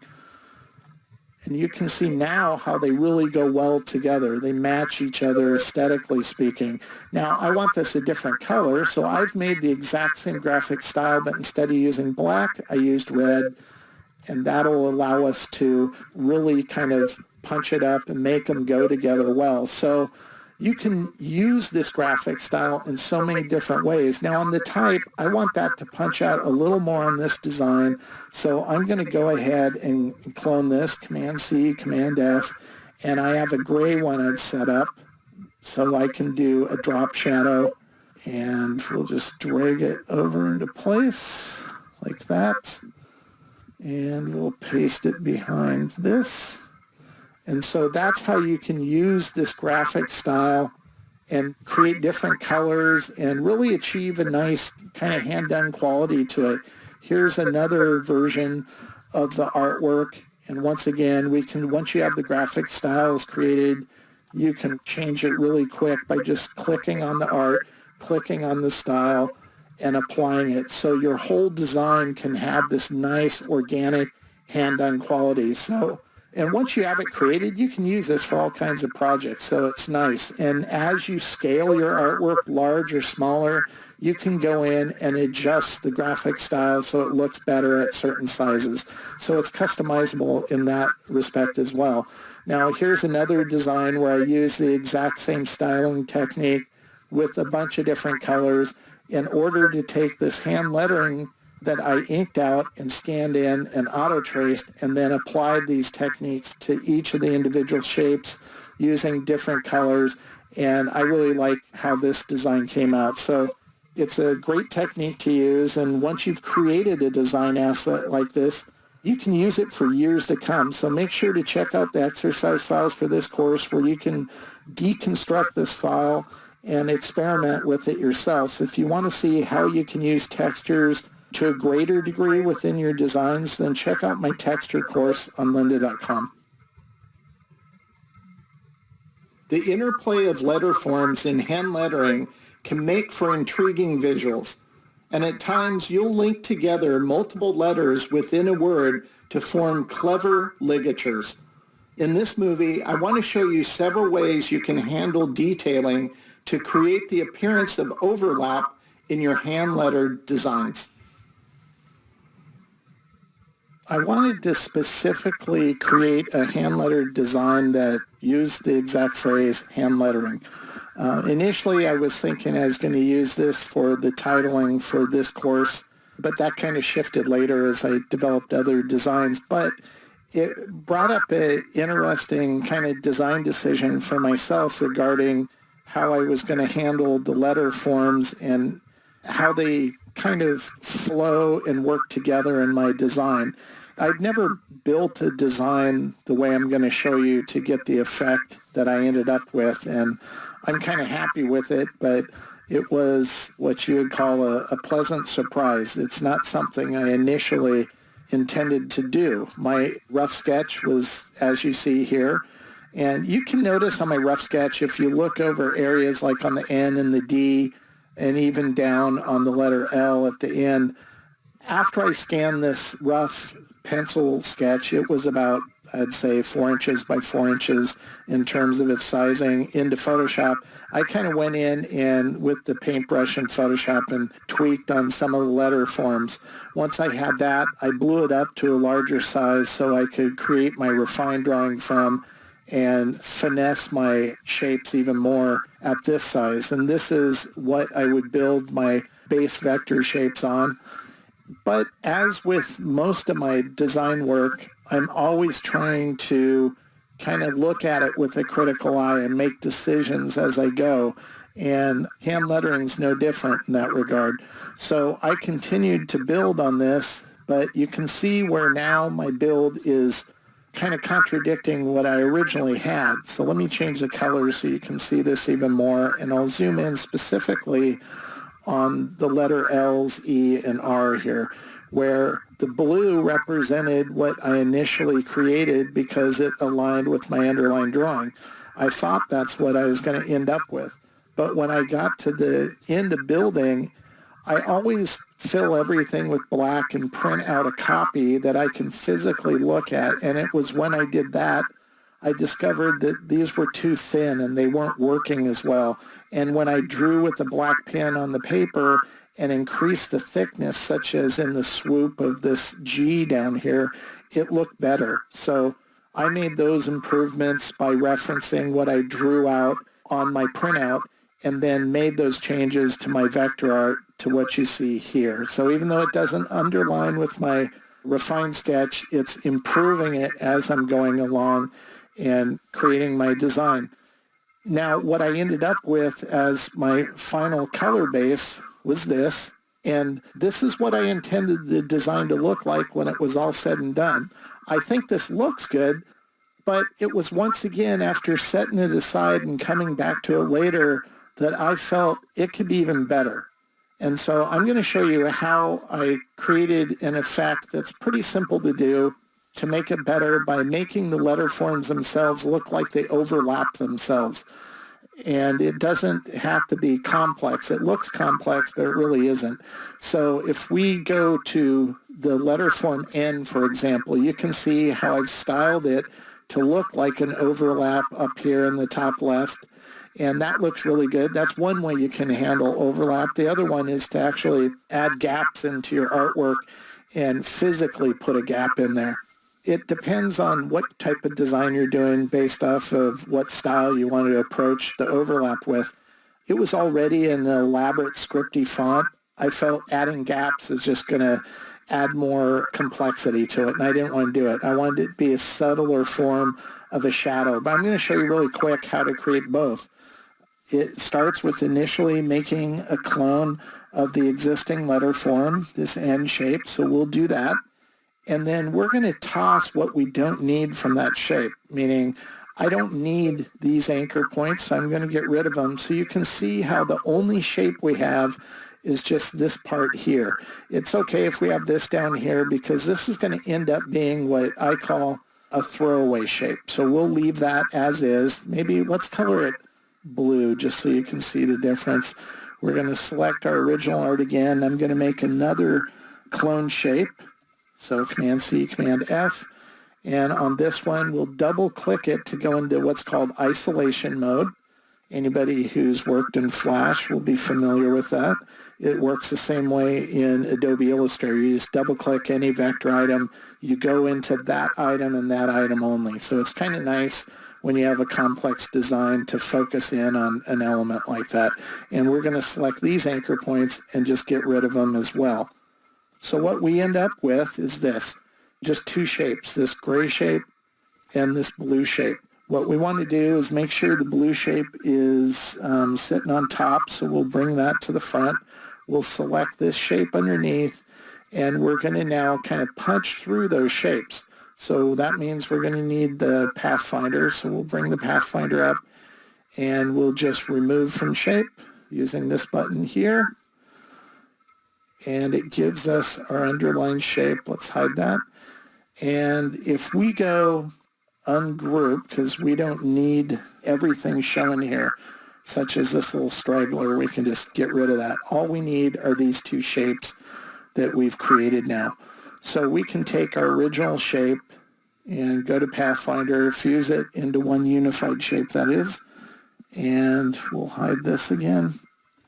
And now we have everything needed to create the illusion. So we'll select this, we'll go to our base color, remove the path, we'll go here, and I have some of the coloring pre-baked, such as this gradation going from a darker green.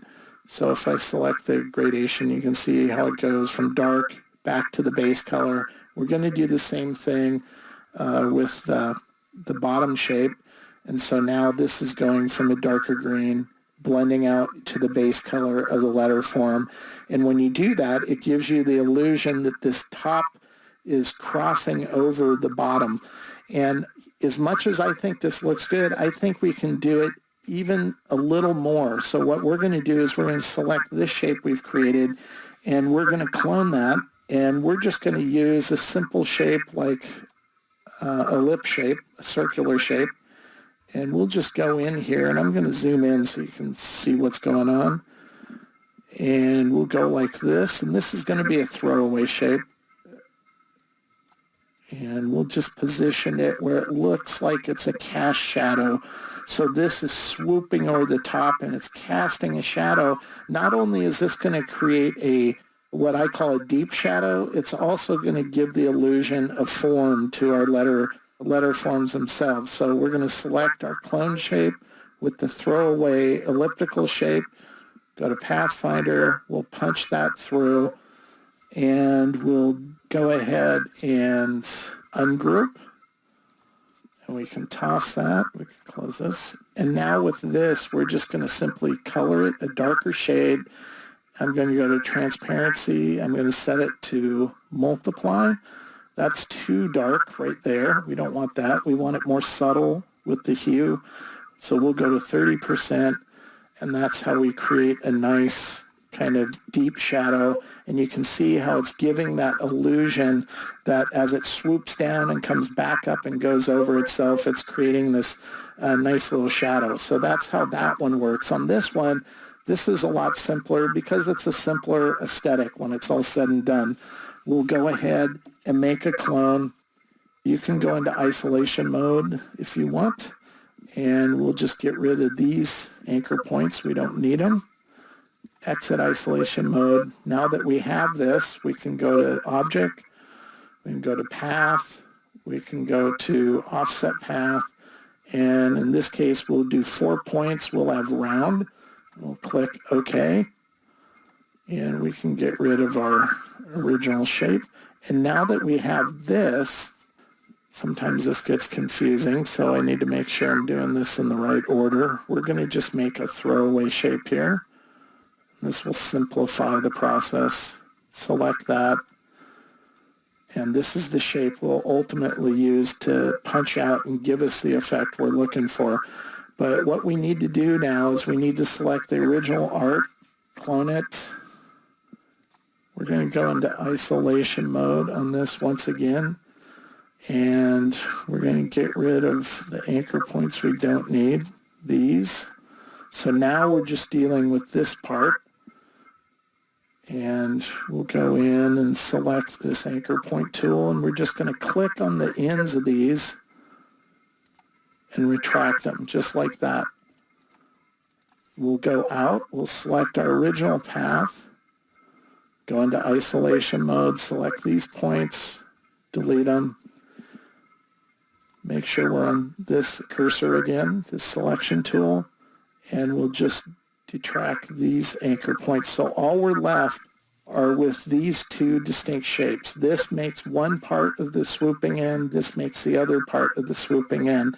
Now we're going to fuse these back together at some point, so I always do this. It's just a habit I've gotten into where I'll go in and I'll just overlap one so I know it's overlapping the other shape. And That'll just ensure that we don't run into problems later in terms of having one anchor point piggybacking on the other one.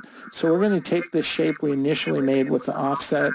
We want to make sure that's positioned on top of everything, and then we'll select this bottom shape, go to Pathfinder, we'll punch it out.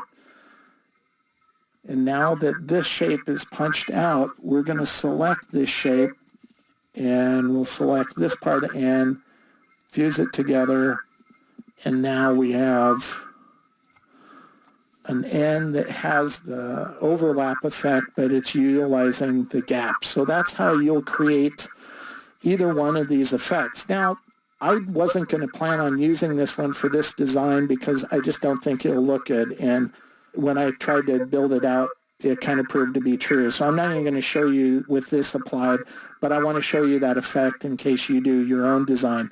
Now, what we're going to do now is I'm going to show you what this design looks like. I added some secondary hand lettering to this to be the titling of the course, and here's the dimensional aspect. So we'll zoom in so you can see this as it's being turned on. So we'll start with the H. So flat, little dimension, deep shadows added. So you can see how it really kind of brings to life the movement of the type itself. So I think that worked really great. Now, you can do the same thing utilizing just simple gradient texture. And if you want access to that gradient texture, you can either copy it out of this file or go to Drawing Vector Graphics, Color and Detail, and get the source texture brush from those courses' exercise files. But this is simple. You just take this, and we're just going to make a clone of it. Command-C, Command-V to paste. And you'll rotate it to be at an angle you want. We'll kind of position it there just so you can see what's going on. We'll paste it behind that shape, and we'll take this one, kind of angle it like that, and we'll paste that behind this shape. So you can do this one or two ways. You could make a mask and mask these. In this case, I'm not going to do that. I'm just going to select the what I call gradients and the shape above, and we'll use Pathfinder again, and like a cookie cutter, we'll go ahead and just make the final shape we want. We're not going to keep it that color, obviously, but this will get us close. We'll select these, get rid of the stroke, fill it, set the blend mode to multiply, and the opacity to, we'll match what we did there, 130. And you can see, actually, it probably look a little better if it's darker. So let's make it darker. And that looks pretty good. So you can do it that way too. And what you end up with is your design looking like this using a gradient effect. I think it's okay, but I prefer this way with deep shadows and subtle gradients. And the very last thing I want to show regarding this design, as much as I love the way this design looks, if I zoom in on this, you can see that where it comes to a point are pretty sharp. I want it more approachable. I don't want it that sharp, like it's going to gouge your eye out or something. And it would be the last step I'd do in the design process, and I'd save a copy at this stage so I wouldn't lose it. I just want to add some nice rounds. So if you just pay attention to the end of the A, inside of the A here, and the bottom part of the H here and here, the crossbar and the T, the top of the N, so on and so forth. Anywhere where it comes to a point, I'm going to show you the final art when those have been rounded off. So you can see it's a very subtle change, but I think it adds a whole lot. It makes the whole design more approachable, if you will. So depending on how complex your design is will determine if adding these type of details is a benefit or a drawback, aesthetically speaking. For example, the gap process for creating the overlap would have added too much to this already complex design, so it would have detracted from the overall aesthetic, so I chose not to use that. Some of you may wonder why I didn't bother to build out a direction using the gap, so that's why I felt obligated to explain that, because that's why I didn't. It just wouldn't look good. There is no other way to put that. So hopefully these methods will help you create the same type of illusion in your own hand-lettered designs. Creating elegant hand-lettered script is built upon an analog foundation through the process of drawing. You start with an initial rough sketch, and you continue to refine it until you have a refined sketch you can begin building upon in vector form. But craftsmanship in context of hand lettering doesn't always stop when the drawing is done. Many times that is just the first stage of the creative process. As you build out your hand-lettered designs in vector form, you'll want to continue to scrutinize your shapes and make micro adjustments along the way to improve the aesthetics.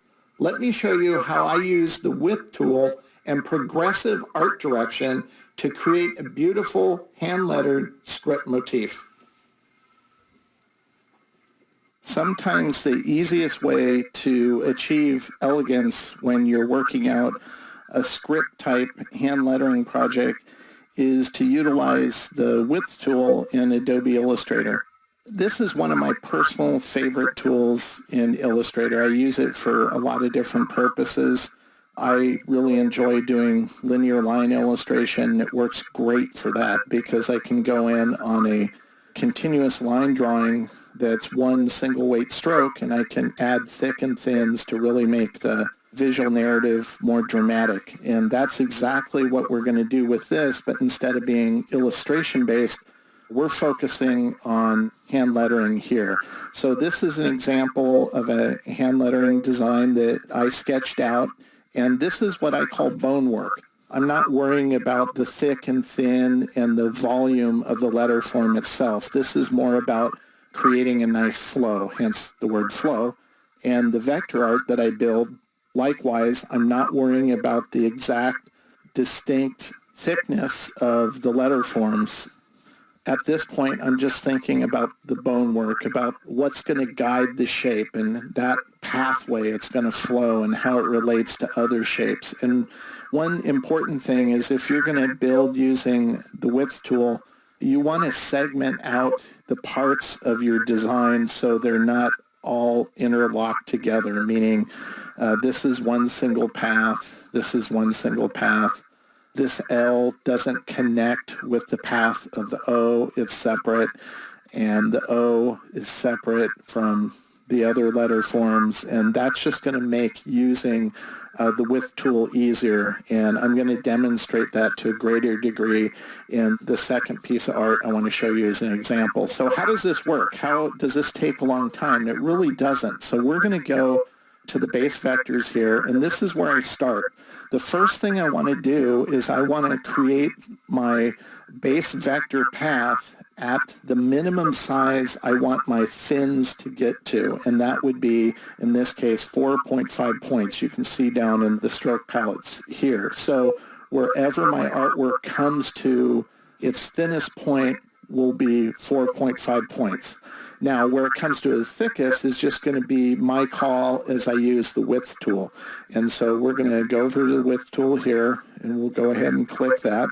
If I select all my paths, the characteristics on my paths, I have rounded caps, meaning the ends of these paths will be rounded. They won't be squared off. And that's important. For this particular design, I wanted that nice roundness. You may want it to come to a point, and if so, that's going to mean additional cleanup work after you're done expanding your art. And there is no way to do that just out of the box in Illustrator. That just means a lot of craftsmanship on your part to go in and add those as points, in which case I probably wouldn't use a width tool. I'd probably build all my shapes to make that easier. So we're assuming you want rounded caps, so we have rounded selected. And another important aspect to point out here is wherever your artwork has a corner, I want those corners to be rounded, not sharp. In this case, this artwork doesn't really have any sharp corners, but we're still going to pick that setting anyway. Now we're going to select the width tool here, and I'm just going to click on the different areas, such as the end of these flow marks. I'm just going to pull them out. And you can see how it shows you how the thick and thins are going to work. So we're going to go with that. And we'll pull out this one. And we'll continue on this. There is no super quick way to do this. You want to just go through and just make design calls as you work. the W, and then as it swoops back up, we want this to get thinner. It's just going to look better like this, and we want this to get thicker again before it goes back down to thinner. So that looks pretty good. And then we'll come down to these, and we're just going to quickly set those. Now, I always refine stuff as I move forward. You can see that this part of the F, it's bumping up over here. So that's one area that I'd want to clean up so it looked better. Also, where the L goes into the O, I'd want that kind of lead into the next shape of the O to be smoother and a little more elegant. So I'll clean that up as well. Same with the O going into the W. But those are detailing things that after you expand your letters, because right now these are still just simple paths. So in order to make them shapes that you can edit, you'd have to select them, go to Object, and expand Appearance. And once again, you can see you're going to get an insane amount of anchor points. If I deselect this, visually it looks fine and it'll print fine. But if you want to clean those up, you could use a secondary plugin like the Smart Remove plugin I showed in the other movie. But that's how you can create a quick flow of thick and thins with the width tool. And to show you how this final design came out, this is how this came out. So I went in, you can see how I really cleaned up how the L flows into the O here, just so it's a little more elegant. The same with the O flowing into the W as well. So that's how I use the tool to create a nice, elegant, thick and thin flow on typography at times. You can also tell that I did modify the cap of the F, so instead of it being round as shown here, I went and squared that off and just made the points of that a little rounded to match the ends of everything else. So here's another quick example of this script type that I drew out, and then I built it. And once again, on this, I made the mistake of really not thinking about it as I was building it. So as you can see, this is all one path. And that really didn't prove to be very helpful when I started using the width tool. This is what I ended up having to do with my path in order for it to work. So if I toggle between this and this, you can see how the type has changed in terms of its positioning overall. You'll have to separate things. And if I go to the next one, you can see how I have these letters separated now. So even parts of the letter, like this U, just the U shape, and the bottom part of it, which is actually part of the U, I made it part of the L because it was just easier to build. Now, if I go to keyline view, this is the important part. You can see where I have gaps, and I'm going to zoom in here. You can see where I have gaps between the E and the A and the U and the U and the L, so on and so forth. Now, the reason why I did that is because as I built the thick and thins with the width tool, it wouldn't align correctly in a visual sense, meaning it might be aligned from the path itself, but visually it looked off, so I had to move them away. So if I toggle back on the preview mode, you can see how it looks correct when it's in the thick and thins. So this, if I go to the width tool, you can see how I've set my thicks here, and it works because it's visually aligned. So you want to keep that in mind as you build out your base vectors in order for the width tool to work in an optimal way. So I've now expanded all of my paths here. As you can see, it's a lot of anchor points, and you might choose to clean those up.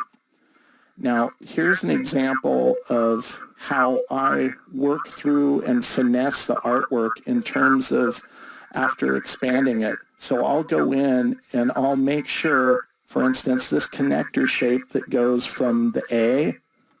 So here's part of the A, and then here's the downstroke of the back end of the A. And I made sure that it fuses with this shape visually, and it flows right into the next letter form. So those are just things you'll have to zoom in. You'll have to just spend the time to make sure you're elegantly connecting the letter forms.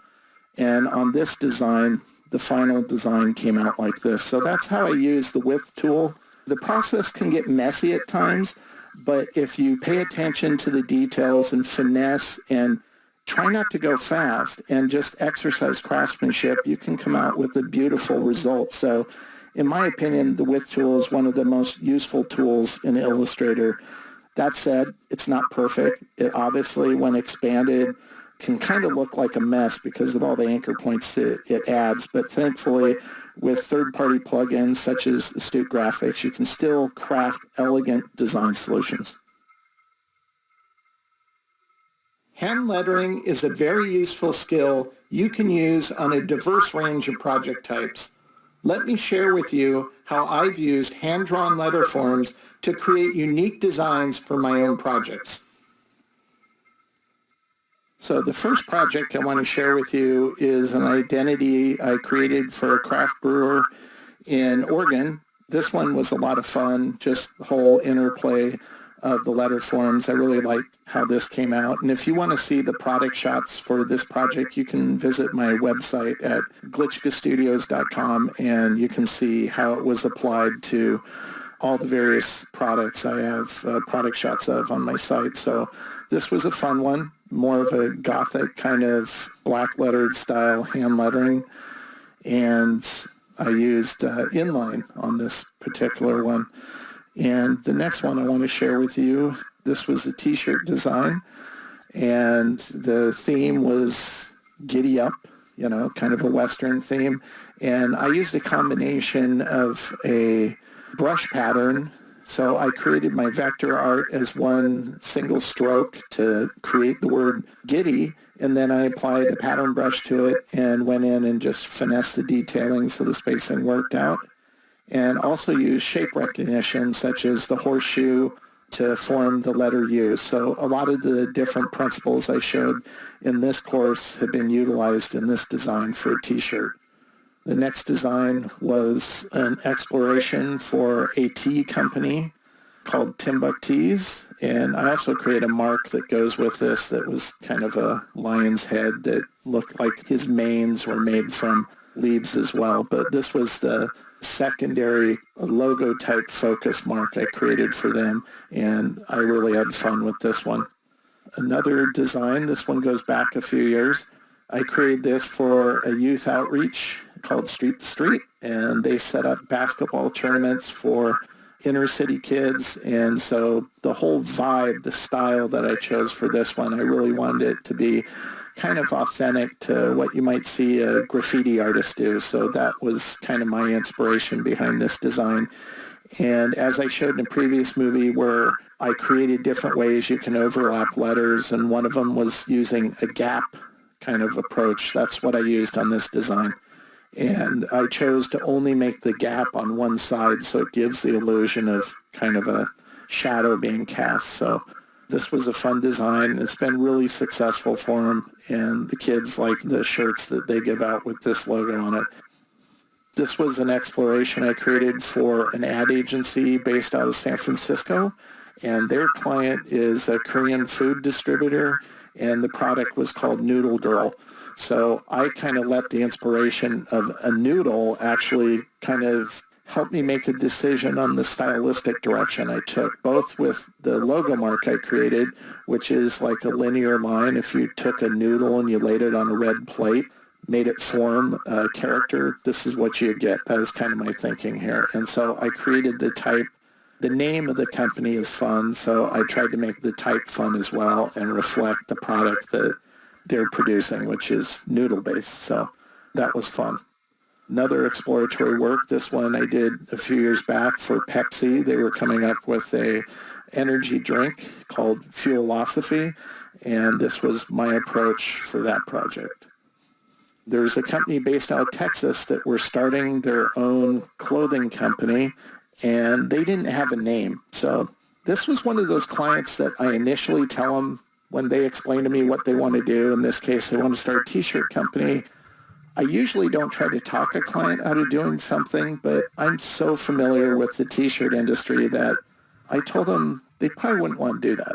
But they did it anyway, and they wanted a unique name. So we spent like 3 weeks coming up with all these different crazy names, and they settled on one that I thought was pretty cool. It was called Beloved Virus, and this was the final approach for that branding that they really liked. But one of the other explorations I created for them that I thought was fun too and kind of played off of Virus a little more was this one. So two distinctly different stylistic approaches for the exact same project. So I think what they settled on worked well and looks great on their product. So that was a fun project. I did actually all the design directions I showed them were type-based, so all hand-lettered.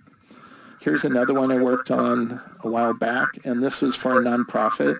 They sell these food packs that are peanut butter-based, and it's a great cause. It's an awesome thing that my friend Luke is doing, actually, and they get restaurants involved who will create menu items with peanut butter and jelly as the theme of that menu item, and then all the proceeds go to help create these nutrition packs that they hand out to basically nutrition impoverished kids in third world countries. So it's a really great thing he's doing, and it was fun to just create this really simple hand-lettered design, and they actually printed it on bags too, which was kind of cool.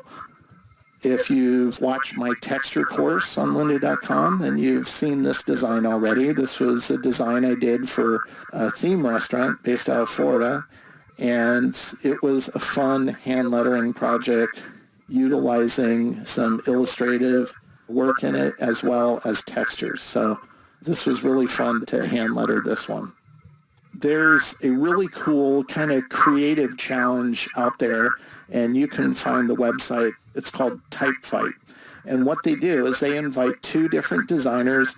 They give them a letter, and they say, okay, you have this amount of time to create a design using that letter. I was going, oh, cool, the letter is G. I'm pretty familiar with G since my last name is Glitchka. And so I decided to initially approach it in an illustrative way. So this was my initial approach, the letter G, like some weird monster, and he slipped and fell, and he's forming the letter G. I really liked it, and then like about 4 days before the art was due, I actually read the instructions only to find out that no illustration, you can't use illustration. I'm like, what? So I had to redo it. So I ended up doing this letter G instead, and it was a really close battle, but I actually lost. I lost by a few hundred votes, but most of them are either blowouts, and ours was pretty close. So, and I really liked what the other guy did, so I didn't mind losing. I thought his was better anyway. So you don't always have to letter just for the sake of a client. You can have fun with it. But that said, some clients want fun. Here's a client of mine who was going to a trade show, and they had a new product coming out which had the name Flow in the branding. And so they were trying to promote that in a fun way. So they decided to do tie-dye shirts and give them out, and they wanted kind of a 60s vibe to a design. So I came up with Go With The Flow, since their product had Flow in the name, and hand-lettered this, and they had it screen printed on tie-dye shirts. So that was a fun promotion and a big success for them. Now, a lot of the work I do, I work with ad agencies, and they approach me to create design directions for various clients. So one of the clients that they had me create brand identity exploration was, it's like a frozen milkshake type product called For Real, and this was my approach for that. They ended up going in a different direction, but I still like how this came out. A few years back, I worked on a logo identity for a Disney kids programming called Scrumps, and this was produced by Jim Henson's company, kind of like the Muppets, but a little different. And they had crazy characters that were kind of bug-themed and antennas, so I kind of played off of that to create this fun nesting shape that the Scrumps types kind of drops into. So that was a fun project to work on. My nephew loves fencing. He's on a fencing team, and their fencing team name is Sinestra. I guess it's French for fencing, for fighting, en garde, and all that. So I kind of played off of the meaning of the name and where it's derived from in this design. So they did T-shirts, and I thought it came out pretty cool. There's a co-op creative group in Florida that they all rent the same space, and they work from that space, and it's called Work Happy. And so they wanted a fun identity to represent them as a group of creative people. So I decided to have fun with the letter forms. Like, what would letter forms do if they were playing with one another and interacting with one another, kind of like what these creatives do in their environment? Well, they'd be hanging out with one another and getting to know one another, and it would form a happy face. So that's kind of the thinking behind this hand-lettered approach. Now, the hardest thing to do is to come up with an identity for yourself, and that's what I did this past year. And this is where it started. This was my thumbnail sketch for what I wanted to do. And it's segmented into 4 distinct kind of segmented shapes because that represents my creative process. And I explain that a little on my website so you can kind of discern what that meaning may be. And this is how it works in one color. So this is how I use my own hand-lettered iconic design to form my new brand mark. Now, I like just playing with hand lettering. And so one thing that I do just for the fun of it, it's a creative exercise, if you will, is I have a fun little website called 5minutelogo.com, and people can go there, and if they pay me $5, I'll spend 5 minutes of my time and draw out a custom 5-minute logo for whatever they're doing.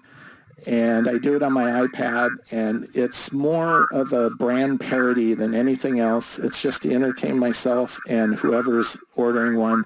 But it also gives me a good opportunity just to always be hand lettering. And I'm not sketching anything out. I'm just creating this on the fly as I'm coming up with ideas for these goofy little 5-minute logos. And this is just a sampling of just a few of them. I've done over 1,500 of these over the past 2 years. So lots of fun ones. You can find the group on Facebook and check out all the designs. And the last thing I want to share with you is this.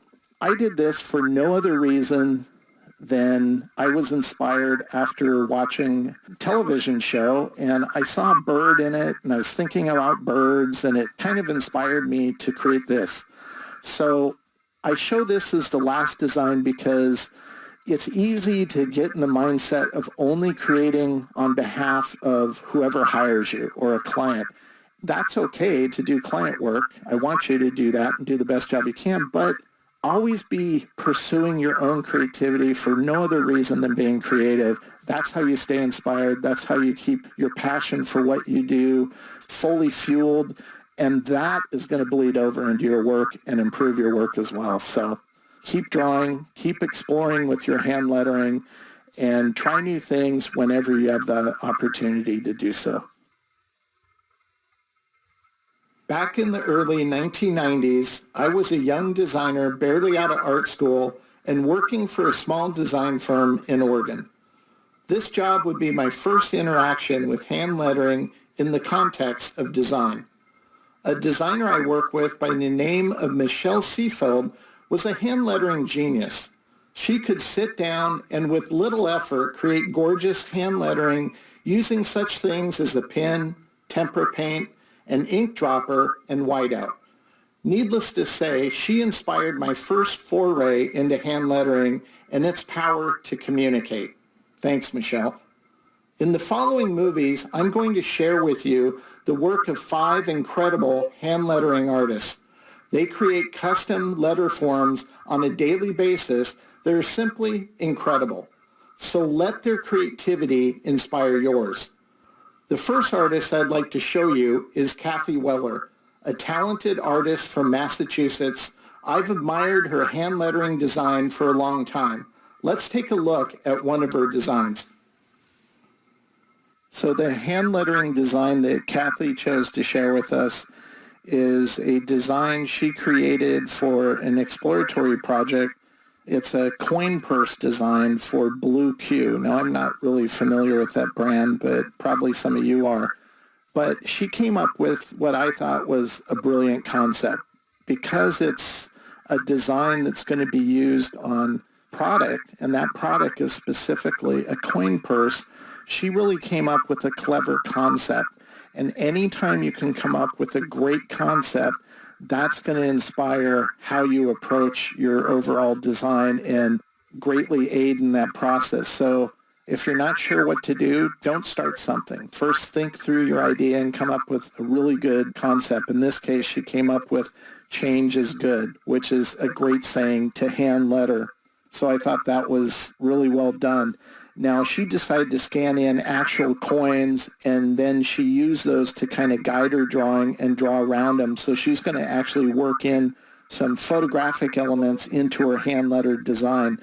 This was her rough sketch here, where she's just figuring out her basic composition, and her final artwork is just brilliant. And I just love that the colors and the currency itself kind of inspired her final hand-lettered design in terms of how she handled the colors. She's kind of playing off some of those.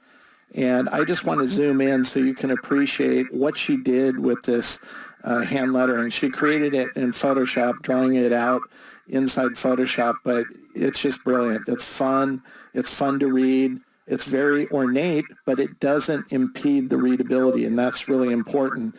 She also used a diverse kind of range of how she approached lettering. You have the change part, which is very kind of ornate and multicolored, actually, and then she simplified the word is. I like how she handled that as well, and it's nested within a fun shape. And then on the word good, she chose a completely different style again to utilize on the word good and the word G. She used shape recognition on the coins, obviously, for the O letter shapes, and then in the D. But I like how she mixed in some illustrative flair on top of the photo elements, like on the coins. I thought that was handled really well, especially on this penny here. And the other part about this design that works so well is she utilized other methodologies that work really great with hand lettering, such as textures in the background here, and also patterns. She used patterns really well, whether it's subtly on the edges or on the side here that kind of frames the whole composition as a whole. So great use of pattern and texture with hand lettering to really end up with a really, really fun design. So Kathy is an all-around creative genius, in my opinion, so check out her site, and you'll see a wealth of inspiring hand lettering, along with a lot of other fun, creative content she's created as well. The next artist I'd like to share with you is Roberlin Borges, and he's a really talented hand letterer based out of Brazil. When he approaches his hand lettering projects, he first works them out in a rough hand-drawn form. So this was one of his initial rough sketches for a design that he decided to create to share with this audience. And it's playing off of a Star Trek saying, which is live long and prosper. So I like it just from that perspective. So thanks for doing that. I thought that was pretty cool. But you can see how in his rough sketch, he's kind of working through how he's going to handle the ligatures and how those ornamental frills will work from the letter forms themselves. And this helps to guide his final art, which he creates obviously in vector format.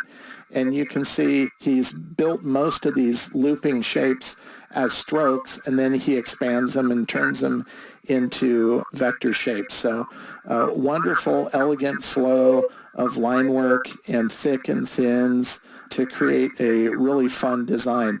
Now, when he sent me this file, he also sent me a package in the mail, which was some posters and other hand-lettered examples he created, which were just unbelievable. So make sure to check out his website. But a nice thing in there that I just wanted to show you, because it just shows you how talented this guy is he had a hand-drawn pencil sketch that he included where he just wrote out my name. I've never had anybody do this before, and I was just impressed with how good this looked. And it was just his idea of a very crude, rough sketch. But then he didn't stop there. He actually included the hand-inked version of that lettering, and this is what he created from that. So he has not only digital skills, he has the analog skills to back it up. So that's why drawing is design's best friend. If the better you get at drawing, it facilitates better digital work. So I just love his work. And when you look at the body of Roberlin's designs, they just ooze with passion, and it's a carnival for your eyes. So make sure to check out his website, and I'm sure you're going to be inspired too. The next artist I'd like to share with you is Ty Paulus. He's a really talented hand letterer based out of Rhode Island. And when I approached Ty, I told him, do whatever you want and just show us kind of your process, how you approach hand lettering. And it's fun because he picked a theme that's kind of located in Oregon, and that is Sun River.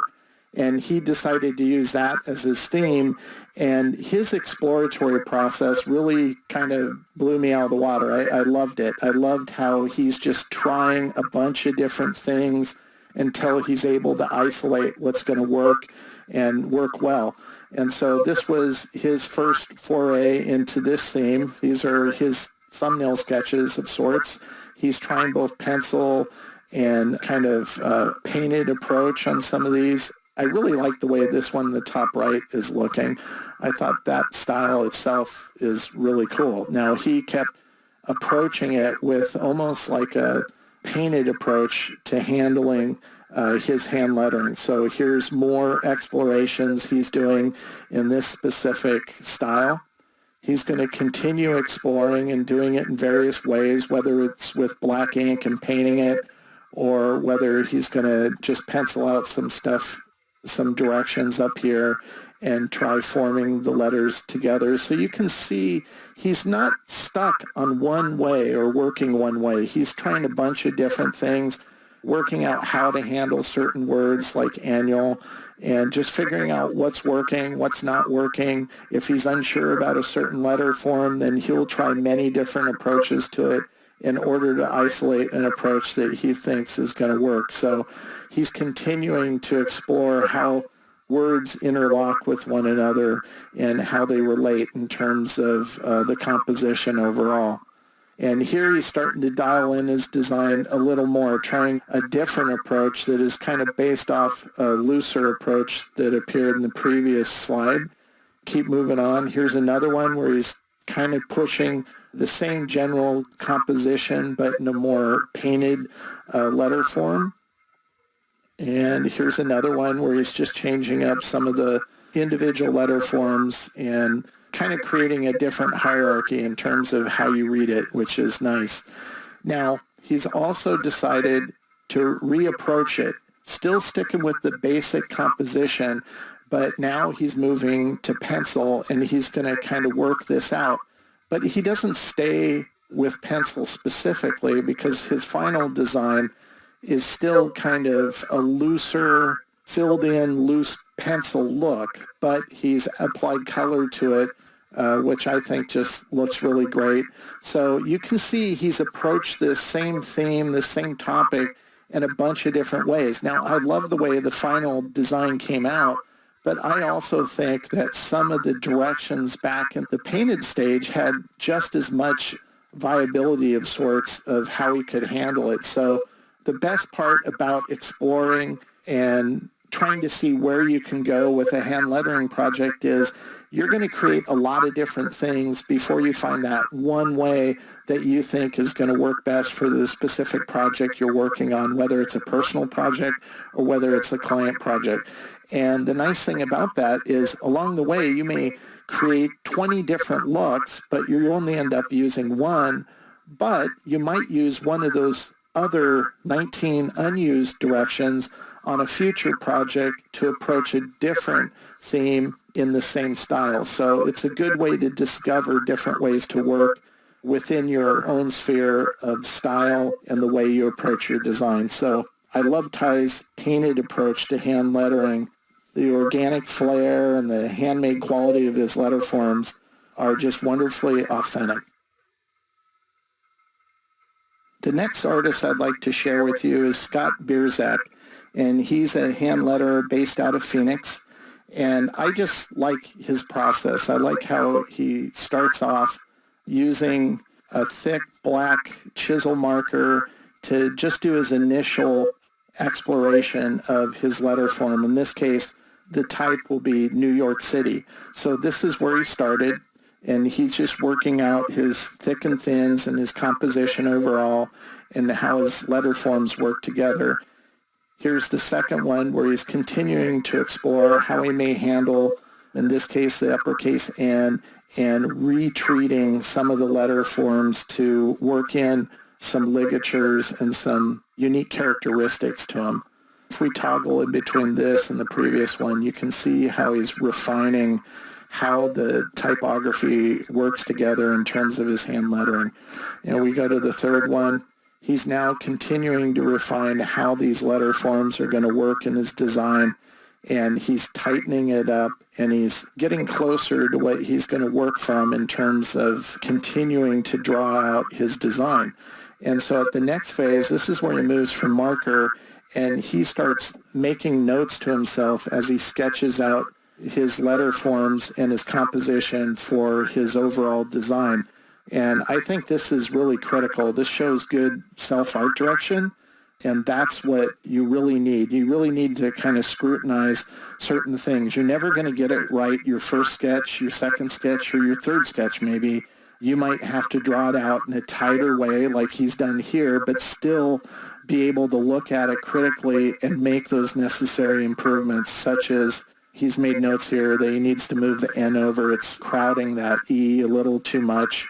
He needs to reduce the gap between the Y and the O and the word York, raise up the leg of the letter K, and make other adjustments to the letter forms in the word city. So this is really good insight, because most of these things you might not ever mark up your actual drawing like this, but these are things you need to think about and kind of analyze as you look at your work at each stage of the process as you're creating your design. So we'll move to the next one, and here he's really tightened it up even more. You can see that he's went ahead and made those improvements. He's also changed the angling on the letter forms themselves, which improves the readability, in my opinion. And he's created his design, which ended up looking like this in its final black and white form. And I really like kind of the areas removed from the letter form that cut into it that I think add a really nice flair to it overall. And the same design works really well on a dark colored background as well. So that's the process that Scott uses to move from a rough sketch to his final hand-lettered design. And I think it's a really well-defined one that improves his artwork at each stage, and what you end up with is a really great design when it's all said and done. So Scott makes elegance look easy, and that's not easy at all. That's a true sign of impeccable craftsmanship and skill. So be sure to check out his website for some more jaw-dropping hand lettering. The next artist I'd like to share with you is Nicholas Fredrickson, and he's based out of Nebraska. The name of his studio is called Material Design, and he's sharing with us a sign that he created to use in his studio space. And he's really inspired specifically with this design. It kind of harkens back to the old vintage hand-lettered signage that you would see in the 1800s specifically. And I really like that approach. That type of hand lettering back then, they obviously didn't have modern tools, so it was hand lettered. But you look at some of, especially you go all the way back to illuminated manuscripts, that has hand lettering in it, and it has gold leaf, and it's just impeccable, the detail they could get with some of that work. And it's kind of mind-blowing considering they didn't have digital methods. So in terms of Nicholas's work, he's inspired by the past, but he gives it his own flair. And he told me he likes to draw out a lot of different designs, and as he's drawn them out, he'll weed out what he considers the bad ones, and he sticks with the good ones and continues to refine it. So what you see here is one of his rougher sketches, and he'll take this and he'll draw it out to a greater degree on his design, and this is what he ends up with, which looks very authentic. If you've seen any of the old kind of hand-lettered storefronts or signs on old buildings. This is kind of the flair and vibe you get. So I think the styling he hand lettered his design out in is working really, really well. And the fun part about this is once you have your artwork worked out like this, you can even push that authenticity even further. And that's what he did for his own studio signage.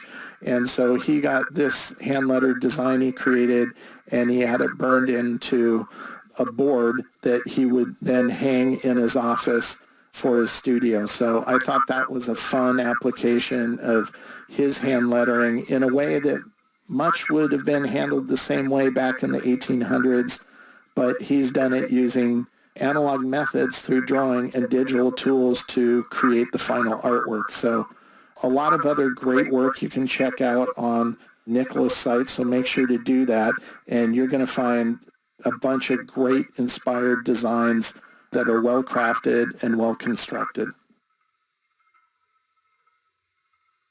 The next artist I'd like to share with you is Nikita Prokhorov.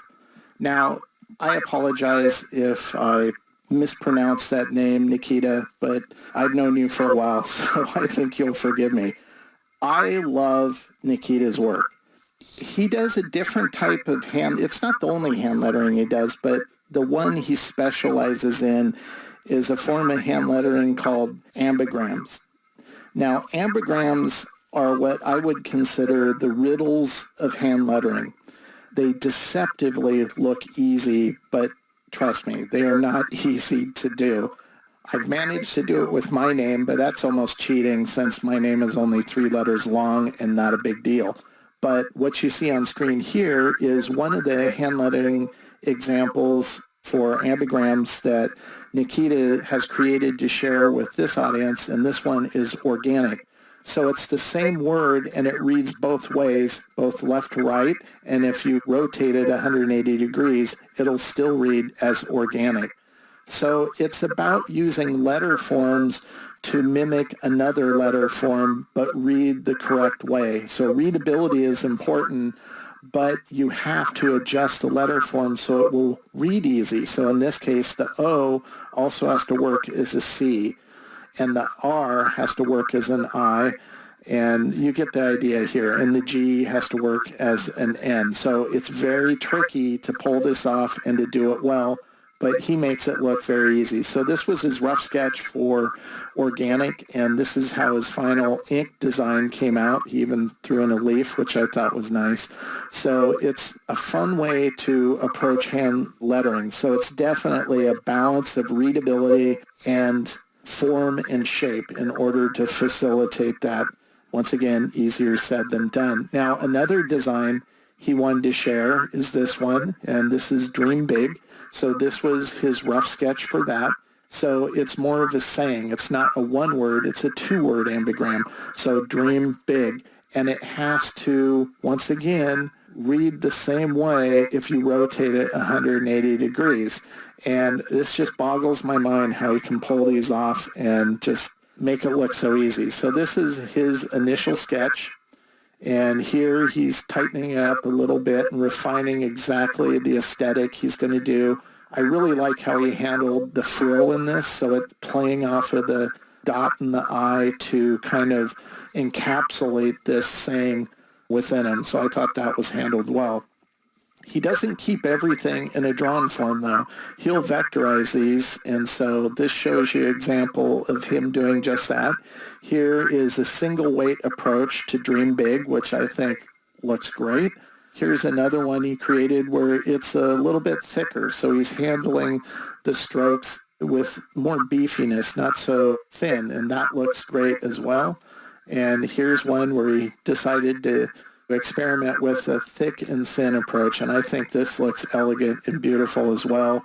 And he also created a version where he's nested it within a shape. So here's a nesting shape again, and I think any of these approaches look good. And once you have it in vector, obviously, what you can do with an ambigram design like this can look really, really cool. So Nikita is a very talented hand letterer, and his ambigrams are just jaw-dropping. So Make sure to check out his other ambigram designs on Nikita's website to see other incredible examples of how he creates hand lettering that can read both ways on a design like this. It really is a fun way to approach hand lettering, and he's one of the true masters, in my opinion.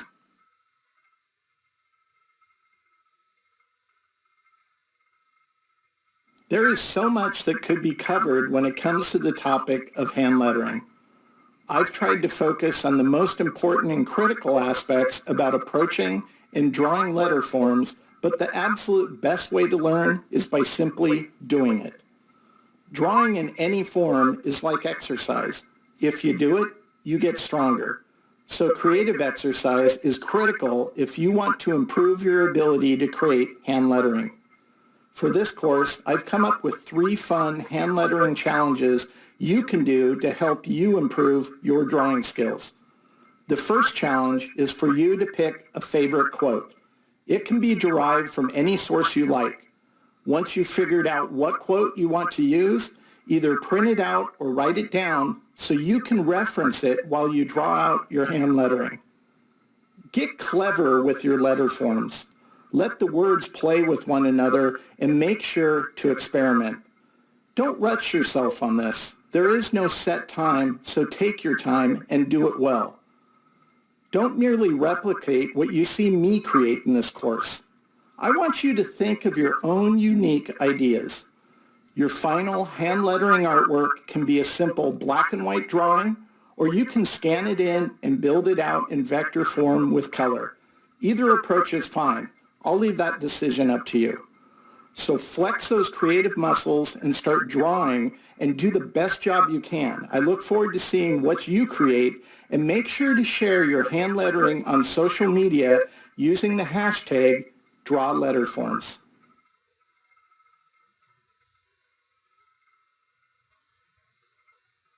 So, how did your hand-lettered quote come out?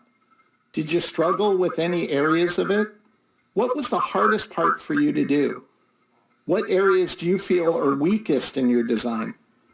Asking yourself these types of honest questions regarding anything you do, creatively speaking, will help you learn to art direct yourself. If you find something hard, frustrating, or maybe it just doesn't feel right, then more than likely that is an area you can improve on. So don't ignore it. Just realize it and learn from it. It's normal. That's how you improve. Let me share with you the quote I hand-lettered. It's a pretty funny one from the legendary Groucho Marx. The specific quote that I'm going to create from was from Groucho Marx, and I'm going to tell you what that quote is because you need to know that as I'm showing you the artwork, or it won't make any sense whatsoever. But the quote goes like this. It says, "Outside of a dog, a book is a man's best friend. Inside of a dog, it's too dark to read." So when I first read that quote, it made me laugh, and it really painted a wonderful picture in my head of what that could look like in terms of a visual sense. So if I zoom in on this sketch, you can see what that inspired me to create. And actually, I have to give some props here to my wife, because when I told her what the quote was, and I was showing her my drawing, and she said, "You should have him holding a flashlight." And I go, "Oh, that's perfect. That's funny." So she played a part in what I came up with for kind of the central element in this hand-lettered design. So with this artwork, I created it first because I wanted my hand lettering to wrap around it. And so I needed to know what shape that artwork was going to be before I could do this. So my base vectors and then my final black and white. So I'm going to zoom out here a little bit. And this is what I ended up with. And it's at this point that I just printed out this artwork at 100%, meaning 100% of what I'm building my artwork at. And then on that, I just started drawing. This is what I call bone work, where I'm just working out my rough letter forms, not in terms of their volume, in terms of how thick and thin certain parts of the letters are, but just the composition, how they're going to correspond with the artwork of this dog and with the other letter forms around it. I needed to figure out this long sentence, this quote, how it's going to wrap around this artwork and kind of encapsulate it. So this is where I started with, and I worked on this for probably a good hour, erasing, redrawing, until I got what I thought would guide me as I refined it. And so it was from this point that I created a refined sketch, and you can see how I've taken the cues from my rough stage, and I've now worked out my letter forms in terms of their volume and how they interplay with other letter forms and fit in around the artwork. Not to say I won't make any changes as I build the digital art, but this gives me a framework and a foundation to start from. So this is where I started, and my refined sketch ended up looking just like this. So I draw it out again, and this is where I make any little changes in terms of the composition of thicks and thins and how shapes interplay with one another. Now, this is a lot of lettering to do. It's not just one word. It's like a paragraph of sorts. And it's nothing that goes fast. It just takes time. Now, anywhere where I have shapes like the O's, these are just elliptical shapes. Those are easy to build. But anything else like this E, this was just point-by-point building. The T, same difference. So I'm using a combination of point-by-point building and shape building to formulate all the base shapes that make up my base vectors for this design. And the final art in terms of the coloring of it looks like this. And I really like how this came out. I think this would make a great kind of art print that's framed and put up on a wall or a poster. And the more I looked at this, I wanted a little more organic flair to it. So this is where, using other methodologies that I cover in other courses, I don't segment or categorize methodologies when I'm working on a project. If it works for a project, it works for a project. So this is where I bring textures in. So I'm just going to show you how I applied textures. So you can see how it's just subtle little flecks that I'm adding in, whether it's white on top of the brown or subtle brown flecks on top of the other colors and in the background. And I'm just adding in white to knock out certain things, just to add a nice aesthetic to the overall design, and another one on top of that. And these are blue, and they're multiplied in terms of the TIFF images. All of these are bitmap TIFF images placed inside of Illustrator, colored in terms of this one being blue, and the opacity set to 70 and set to the blend mode of multiply. So you can deconstruct this file to see exactly how I set those up. But this is how my final hand-lettered quote turned out for this challenge. And it was just a lot of fun. When I develop these creative exercises, I know full well that I'll be doing them along with you. So I try to make them challenging for me as well. This wasn't easy for me. This took a lot of time to kind of work out how the composition was going to fit together with my artwork. So I combined two distinctly different things, hand lettering with illustration, in order to formulate my final design. I really had fun with this. Originally, I was going to hand letter a quote from Mark Twain, but then I stumbled upon this quote while reading an article one day, and just the picture it painted in my head just compelled me to create this one, so that's why I chose this.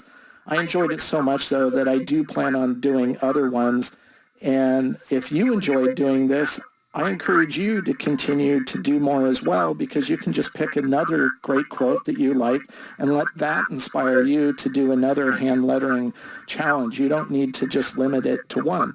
That's how you're going to improve. That's how you're going to get better. So I look forward to seeing whatever you create, and make sure to share your hand lettering on social media using the hashtag #DrawLetterForms.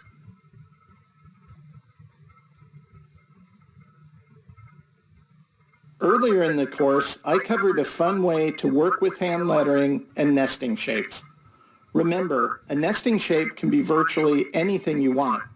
So this second challenge is for you to create a hand-lettered design utilizing a nesting shape.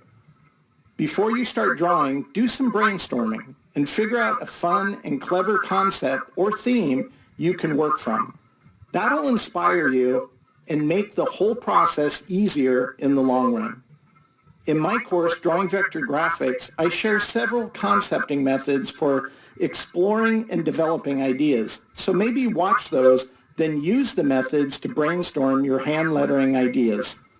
If needed, review the Nesting Shapes movie from earlier in the course before you begin this challenge. I don't want you to replicate what you see me create in this course. I want you to think of your own unique ideas. Your final hand lettering artwork can be a simple black and white drawing, or you can scan it in and build it out in vector form with color. Either approach is fine. I'll leave that decision up to you. So flex those creative muscles and start drawing and do the best job you can. I look forward to seeing what you create, and make sure to share your hand lettering on social media using the hashtag #DrawLetterForms.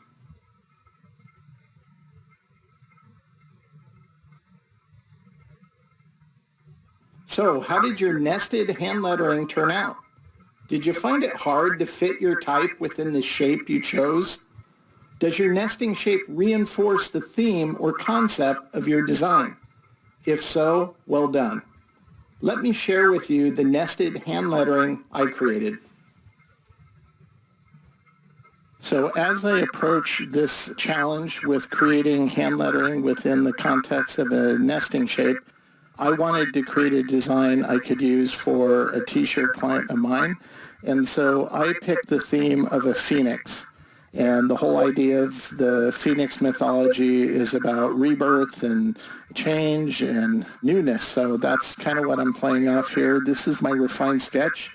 And I tried to match that thematic quality of my motif in the letter forms themselves by drawing them out in almost as flames within the bird itself, since the bird mythology is all about rising from the ashes and burning up. So this is where my refined sketch started, and I built all my base shapes. Once again, I don't try to create everything as one distinct path, but on some instances, such as the body of this bird, you can see where almost the entire bird is one single path.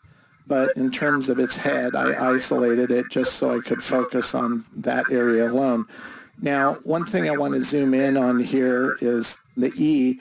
You can see that I've gone ahead and made some subtle changes when I created the letter forms from my sketch to these base vector shapes. I added a nice kind of area that it comes to a point here on the side of the E, just because I felt it looked better than having a curve come all the way down. So those are the type of areas that I tend to art direct myself on and look for to make improvements. Now, as I was creating this, if you look at the N, I didn't mind this, but as I started to critique it in context of all the other letter forms in my design, I realized that I didn't like how this was formed. And so I went back in on some of my letter forms, and I'm going to turn on this layer called Compare. And you can see how I've gone in and I've revised some of my letters. I've changed the thick and thins, such as on the N now. Instead of this wisp of the flame pointing upwards, it's pointing downwards. I've changed the angling on some of these curves, especially on the O.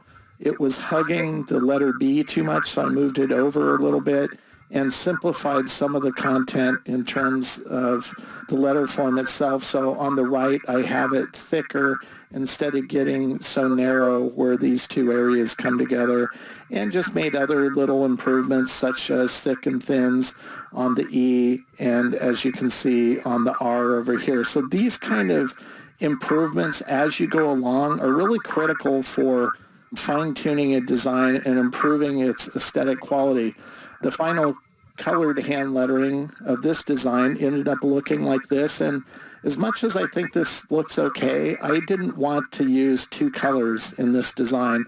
I see this being printed on a black t-shirt, so I wanted to simplify the overall motif. I think it looks fine like this, but it's such a complex design with a lot of little areas of flames, and the letter forms are a little bit complex, and I didn't want to add to that complexity by having it two distinct colors. So I simplified my color palette down into one distinct color. Since it's going to be on black, I decided to go with red. And now here's where I bring in other elements of design into it, and that is textures once again, just because I thought even though this will look good on a t-shirt, I think it'd look even better if there's some nice degrading specks of the black showing through, so it's not such a wide plane of the red pigment being printed on the shirt. And then I added some little flecks of color outside of the area of the bird itself, just to bring in a little bit of context of that color into black areas. So that's how you can utilize textures in a hand-lettered project like this. And I really like approaching type in this manner, mainly because it gives me an excuse to work in some illustrative visuals that probably doesn't surprise anyone watching this video, I guess.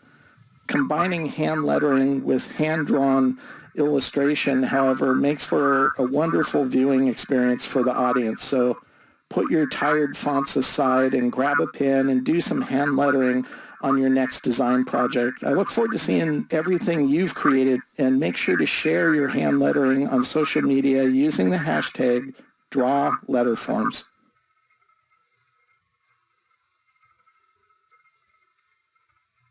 The third hand lettering challenge is for you to use shape recognition in your hand lettered design. You can pick any subject matter or genre you prefer.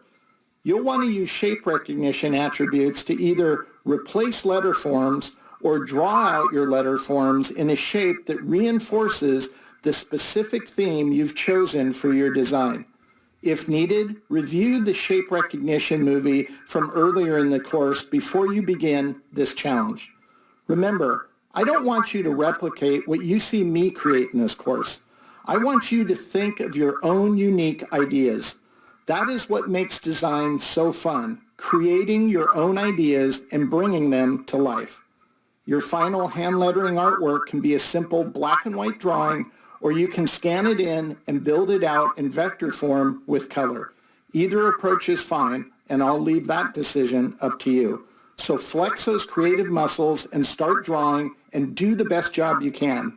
I look forward to seeing what you create, and make sure to share your hand lettering on social media using the hashtag #DrawLetterForms.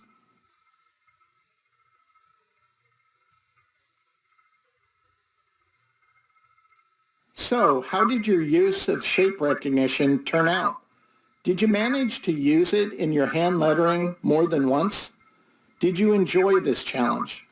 Let me share with you how I use shape recognition through hand lettering on my design.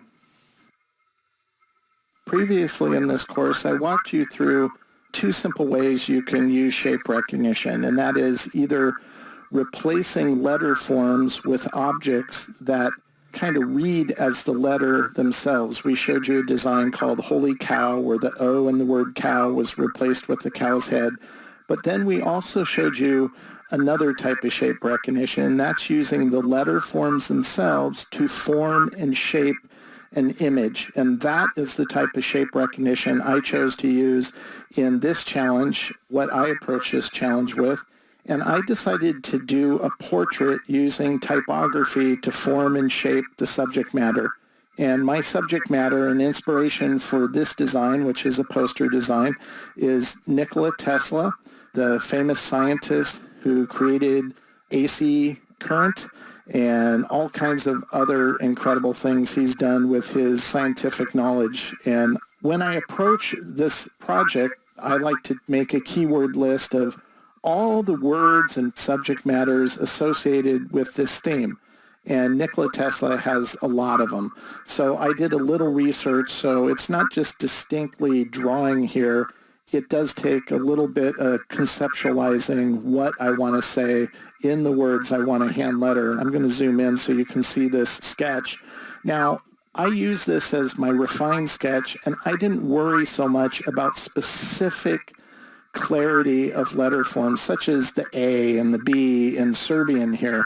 I just wanted words that reflect who this person was, what he did, and what he accomplished. So he was a futurist that shapes and forms his mustache He was from Serbia. That's where he was born. So that creates the shadowing on the side of his nose. He was an inventor. So that forms and shapes his eyelid, his eyebrow, that is.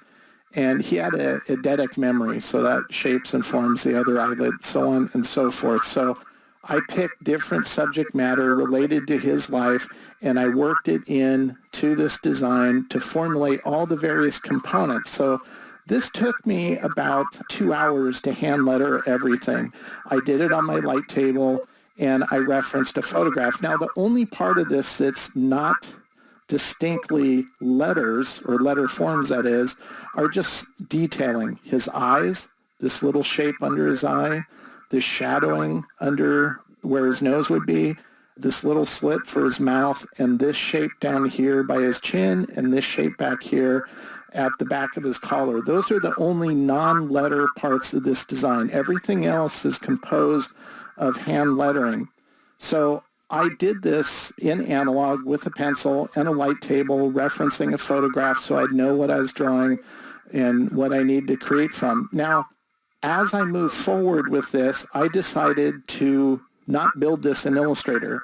I drew this out using Adobe Draw on my iPad, so I'm going to show you the raw art as it was exported out of Adobe Draw and brought into Illustrator, and this is what you end up with. This allowed me to zoom in on my iPad and create these letter forms with more ease, I should say, than it would be trying to do it in Illustrator. And it gave me that nice hand-drawn quality to it that I couldn't have achieved if I built it point by point in Illustrator. Now, as I pointed out in a previous movie, you will have to clean up this art before you move forward. I wouldn't want to just move forward on this, and there's one major reason for that. I'm going to Command-A, select everything, and you'll just see just the immense amount of anchor points. I mean, it's just really unbelievable how many anchor points are here. And the best way to demonstrate this and to show you kind of the absurdity of the anchor point situation is I have the plugin Vector Scribe installed, and one of the tools is called Path Scribe, and you can see it's displaying how many anchor points I have selected right now. 86,000. Anytime you go over the 3,000 mark threshold within a vector illustration, you might run into some PostScript problems in terms of printing. So we couldn't use this as is. We really need to clean it up. There's no way around it. And it's not because I did something wrong in Adobe Draw. It's just the way it is. That's how it formulates what the shape is going to be based off of what I drew.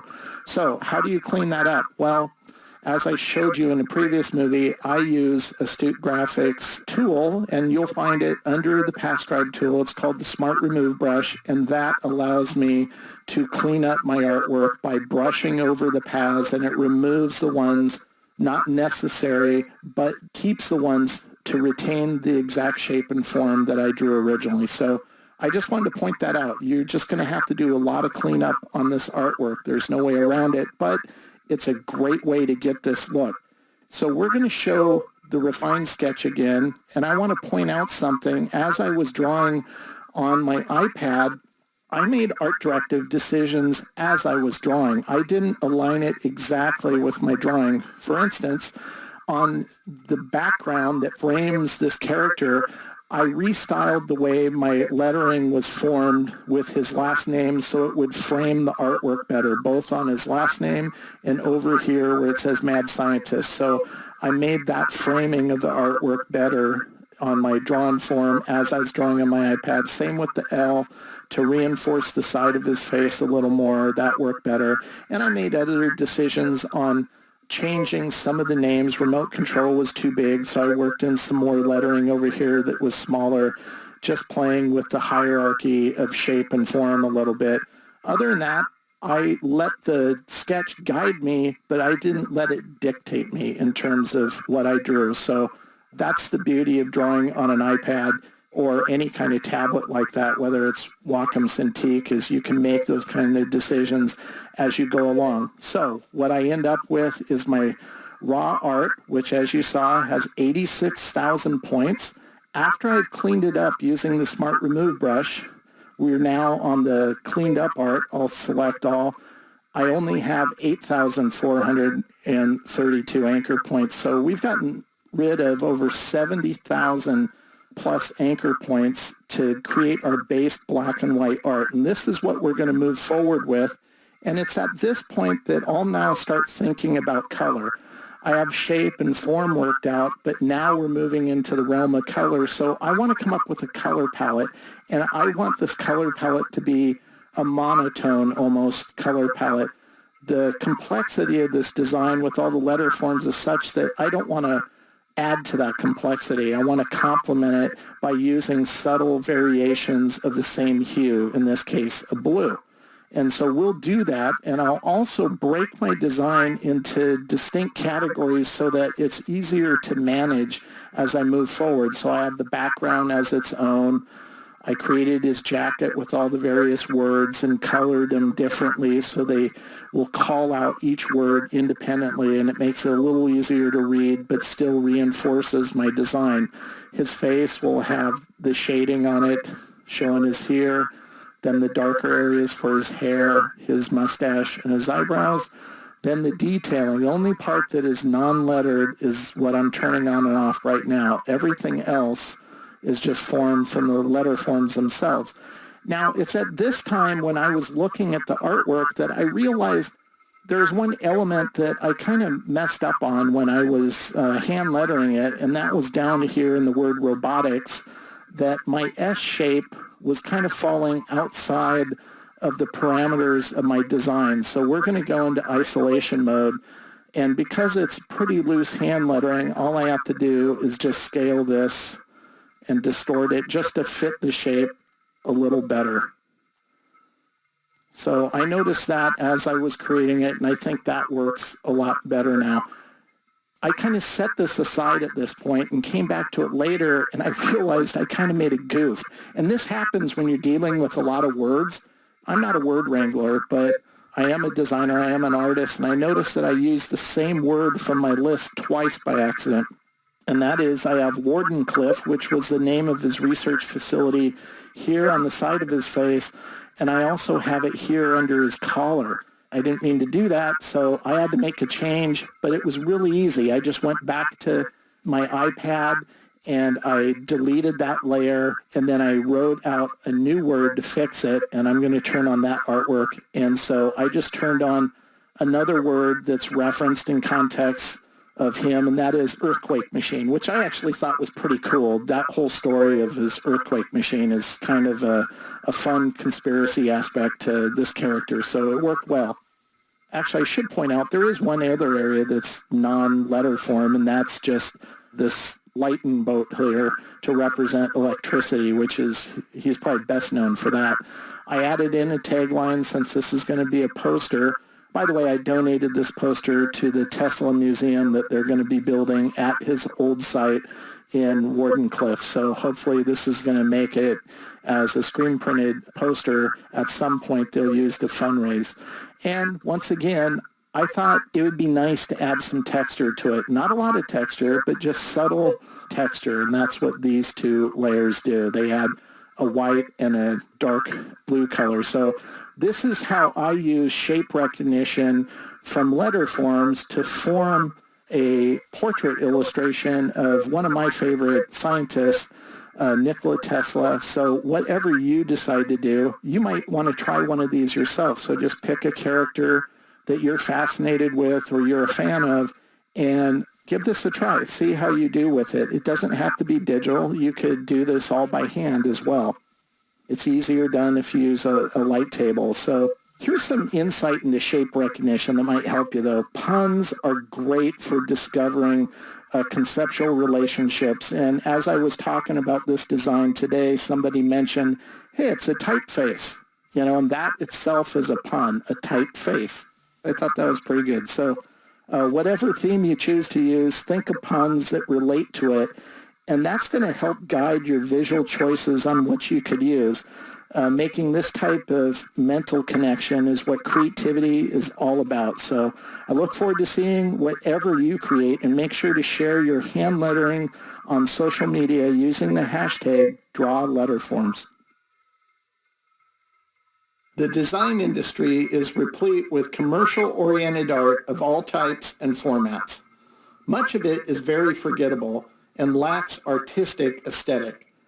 The beauty of hand lettering is it can be used for commercial purposes, but also brings an authentic artistry that is handcrafted, genuine in feel, and that resonates on a deeper level with those it communicates to. People love type, and the more you draw hand lettering, the more you'll love it and find practical uses for it in your own creative work. But don't wait for someone to hire you to create hand lettering. Grab a pencil or pen and start practicing it on your own. That's the only way you'll grow this skill. So enjoy the struggle. Don't get frustrated if you're not as good as you'd like to be. Just don't quit and keep drawing. If this course inspires you to create more hand lettering moving forward, that's awesome. When you share your designs on social media, make sure to add the hashtag #DrawLetterForms so everyone can see what you created. Don't forget to check out the exercise files for this course, which contains source vector files, additional creative resources, and inspirational links regarding hand lettering. Thank you for watching, and remember, drawing is design's best friend, so never stop drawing.